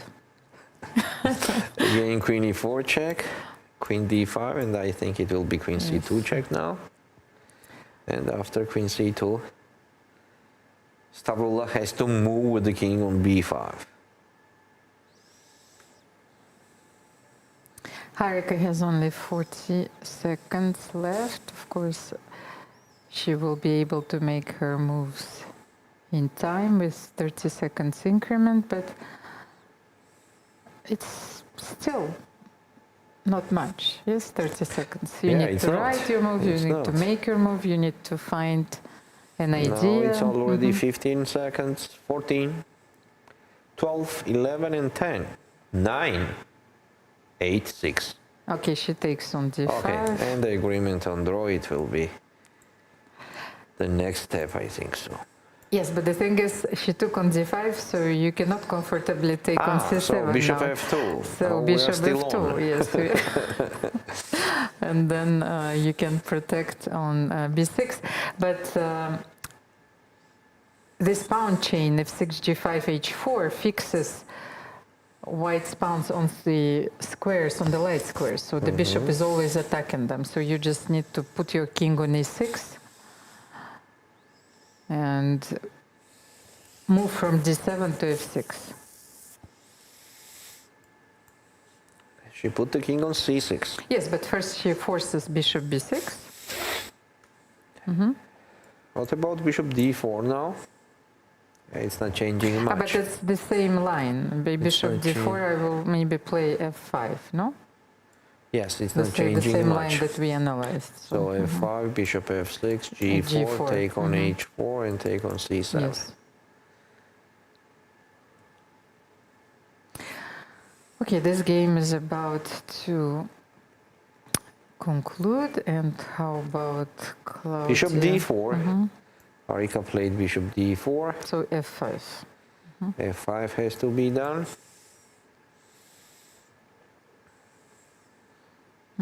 And Claudia is still playing against Hampi. This is a theoretically drawn endgame, of course. We know it. But Claudia is probably And I believe frustrated. Hampi also knows. Yes, Hampi knows it, of course. Her troubles are behind her. Yes. But Claudia is probably feeling frustrated, yes. She was completely winning. She missed her chances. Maybe at some point she started playing recklessly. She thought that, yes, this was it. But you need to be very precise till the end. Bishop f6. G4. Next move is g4 for sure. How many decisive games do we have today? So 1, 2, 3, 4, 5, 6, 7. Almost, we could have had 8 games, and out of 16, 50% of decisive games in the first game of the round is a very high percentage. Yes, it is. Mostly on this stage. Now I think Stfanova will capture on c7. This pawn, which was the trouble for last 30 moves. Just take it. But maybe she's afraid of the following variation. Bishop King g3 C7, check bishop and g3 and h4. h4, yes. Yes, but the king is just on time on the king side, and... But can she take on h3 first? And actually she does, yes. You eliminate this. Yeah, g takes. And then maybe king c7 here. Maybe this is clearest draw. Yes. Cleanest. Yes. Cleanest. Sorry. Okay, but I think Karissa will push b5 also to create the second passed pawn, just in case. Who knows? And try to do their By the way, her best. While we still have players here, because I'm not even sure if they played each other. Actually, Karissa and Stfanova haven't played much. I think the only game they played was a recent game in the Women's Grand Prix, because Stfanova is participated in this season of the Grand Prix series. So they drew, but that was the only game that they played. They faced each other in their first game this year. Karissa is thinking about b5. She's thinking about b5. That's a fact. And now has less than 1 minute on the clock.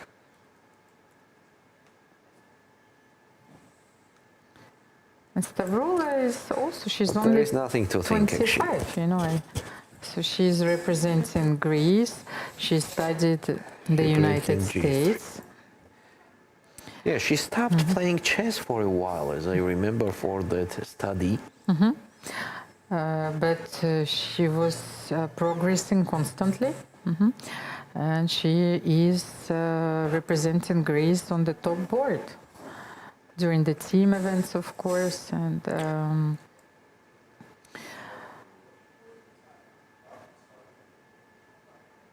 what else? I was trying to find out how did she do during her youth years.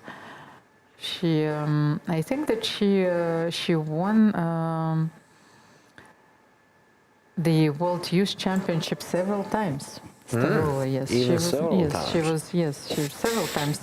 I think under 14, under 16, as far as I remember. So she was always playing very well.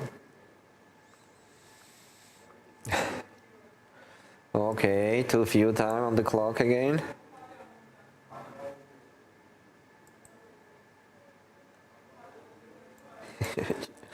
She's just trying till the end, till the very end. Okay, here is multiple options. First, we can play bishop c6 if we want, so to don't give any chance of pushing b5 to white, and then just put the king on Anywhere. on anywhere. Just give this pawn away, in of that course. case, we can give even that pawn. Yes, we should. We don't care. We can play king f7, king e6, king f7, king g8, king h7. Yeah, just king goes to here and that's it. We can do it immediately without bishop c6. In this position, after bishop g5, we can just move with the king. But Karissa is going via h4. She wants to go king h4. What was in the game? What the black played? Bishop c6, yes. Just to stop that b5 forever. King h4, so king e6, king h5 she will play. King f7, king h6, king g8. And bishop f4.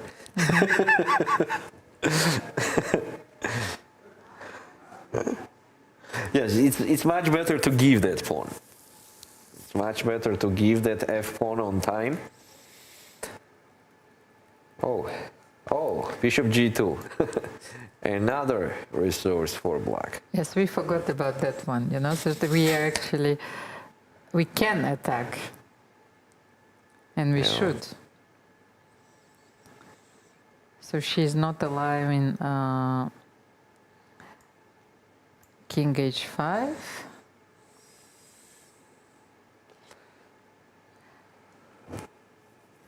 Okay, king e6. Mm-hmm. King e6 is still fine because b5, a takes b5. How about it, by the way? About what? King e6, b5. A takes b5. Mm-hmm. a6. King f7. Are you still going to this one? I'll go to that way. Mm-hmm. a7. I'll go that way. And king g6. Mm-hmm. King? King g6. No, I go that way. Why the queen side? Oh, but I think like maybe both ways are Do you know fine. what's the point to give that bishop for the h pawn? Because, because it's the wrong that's the wrong color. bishop, of course. So both. Yeah, just a simple draw from both ways. Mm-hmm. Bishop f1, not giving b5. Actually, that's the best place for the bishop on f1. Yeah, just stopping b5 and stopping king g5. So, that's the best. That's the best, definitely. Okay, everything was draw, but this is the best. By the way, Valery, we have one bet going on. How about this match? Shukman Khamalidenova. Will Shukman try everything with the white pieces? Another question. So today, what was the colors? Khamalidenova was white, and Shukman was she defended heroically. She made a draw. Yes. So what's the question? So tomorrow she will have the white pieces. Do you think she will have a more solid approach, or she will go for it with the white pieces? I think she will go for it. Shukman, right? Yes. Yeah, she will go for it. Why not? Okay, so this is something. That's a forcing bet again. Mm-hmm. So I'm forced to say that Khamalidenova will survive this assault, yes, with the white pieces. Yeah. So we have a dead draw on the board. Now the black king just stays on h5 or h7, and then we can move with the bishop left and right, back and ahead. Mm-hmm. Harika probably feels frustrated as well. You know, it's the feeling that you know that you missed something. Yeah, you don't know yet. You have to be winning. You're making moves, by the way, and while you are making moves, which are on the board, you're still thinking about this game in your head, and you're trying. It's like rewinding the game, and you're trying to understand where did you miss. So what about this move? What about that move? You know, what is the idea that I could possibly miss in this game? It's not that she doesn't know that this is a draw. Of course she knows, but I think she's coming to terms with the whole game. Another technical move from Stavrula's side, forcing white to play h6 and block it with king g6. I'm saying techniques like it was super necessary. Okay, it wasn't, but still, you can see that Stavrula is doing everything super accurately.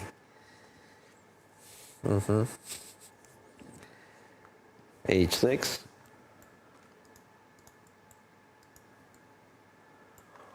King g6.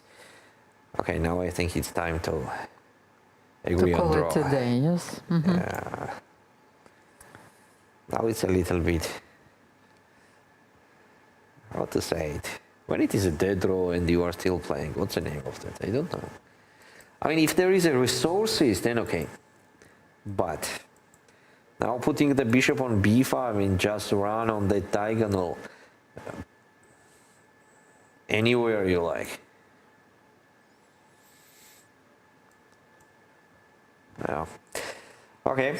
I'll try to go to Humpy's game. Maybe it's more interesting. It will provide us with more excitement. Right, I'm not sure. I have the same feeling here. And what a serious faces. Like they are solving a big problem. Yeah, it's just a dead draw. Making the comments here is a little bit difficult. No, but the thing is, of course, Hampi knows that she knows the drawing mechanism. Even if the king is going to be thrown till on the last rank to the edge of the board, there is still a drawing mechanism where the knight gives check and where the king... Rook and the knight against rook, it makes more sense to play, but here it's just a simple Maybe let's demonstrate this mechanism. Let's bring the position where the king is on the edge of the board. Let's just put it somewhere. Now you have a normal position, but let's say king e6, king d4, knight somewhere, yes. Rook h6, king d7, king d5, here, rook h7, let's say, no, but king, maybe even king c8, yes? I think king c8 is, no, but it's better like for pedagogical purposes, so king c8, king c6, and here you play knight d8, and the draw was agreed, so, but it's a nice illustration because you need to know king d6, knight b7. King c6, knight d8, and that's it. And if check, then you can always play king. And there is no square for the black king. Okay, so this game just ended, and this is it. What about Karissa? I think they just made the draw. They also ended up. So. The round has just ended. We have a lot of decisive games, but a lot of draws which were hard fought. Missed chances, an incredible endgame. If you haven't seen it, or if you've missed this, please review the game between Mary Arabiza and Alexandra Kostyuk. Mesmerizing ideas. Rook h8 winning for black, but then Mary missed h7 bishop f4 with the idea of sacrificing the rook, the bishop, and making a draw with the king and the pawn on h7 Valerie. So that was amazing. So many beautiful moments, but let's review the results of today's round.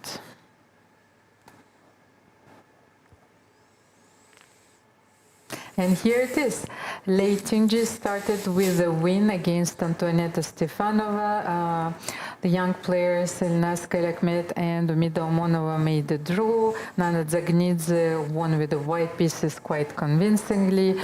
Maria Muzychuk won with the black pieces, and tomorrow it will be sufficient, of course, for her to make a draw. Hampi saved her game against Claudia Coulon, we know we can say that she saved it. Her position was. Alexandra Kostyuk and Mary Arabiza split the point, but what a game it was. Anna Muzychuk drew Yuxin Song, and tomorrow she's going to play with the white pieces. Leila Javahishvili drew with the black pieces. Very solid performance against Polina Shuvalova. Then we have one of the tournament favorites, Georgina, who won with the white pieces against Alexandra Maltsevskaya. Ina Chichodora, the reigning European champion, lost against Divya Deshmukh. A very good, clean game for Divya.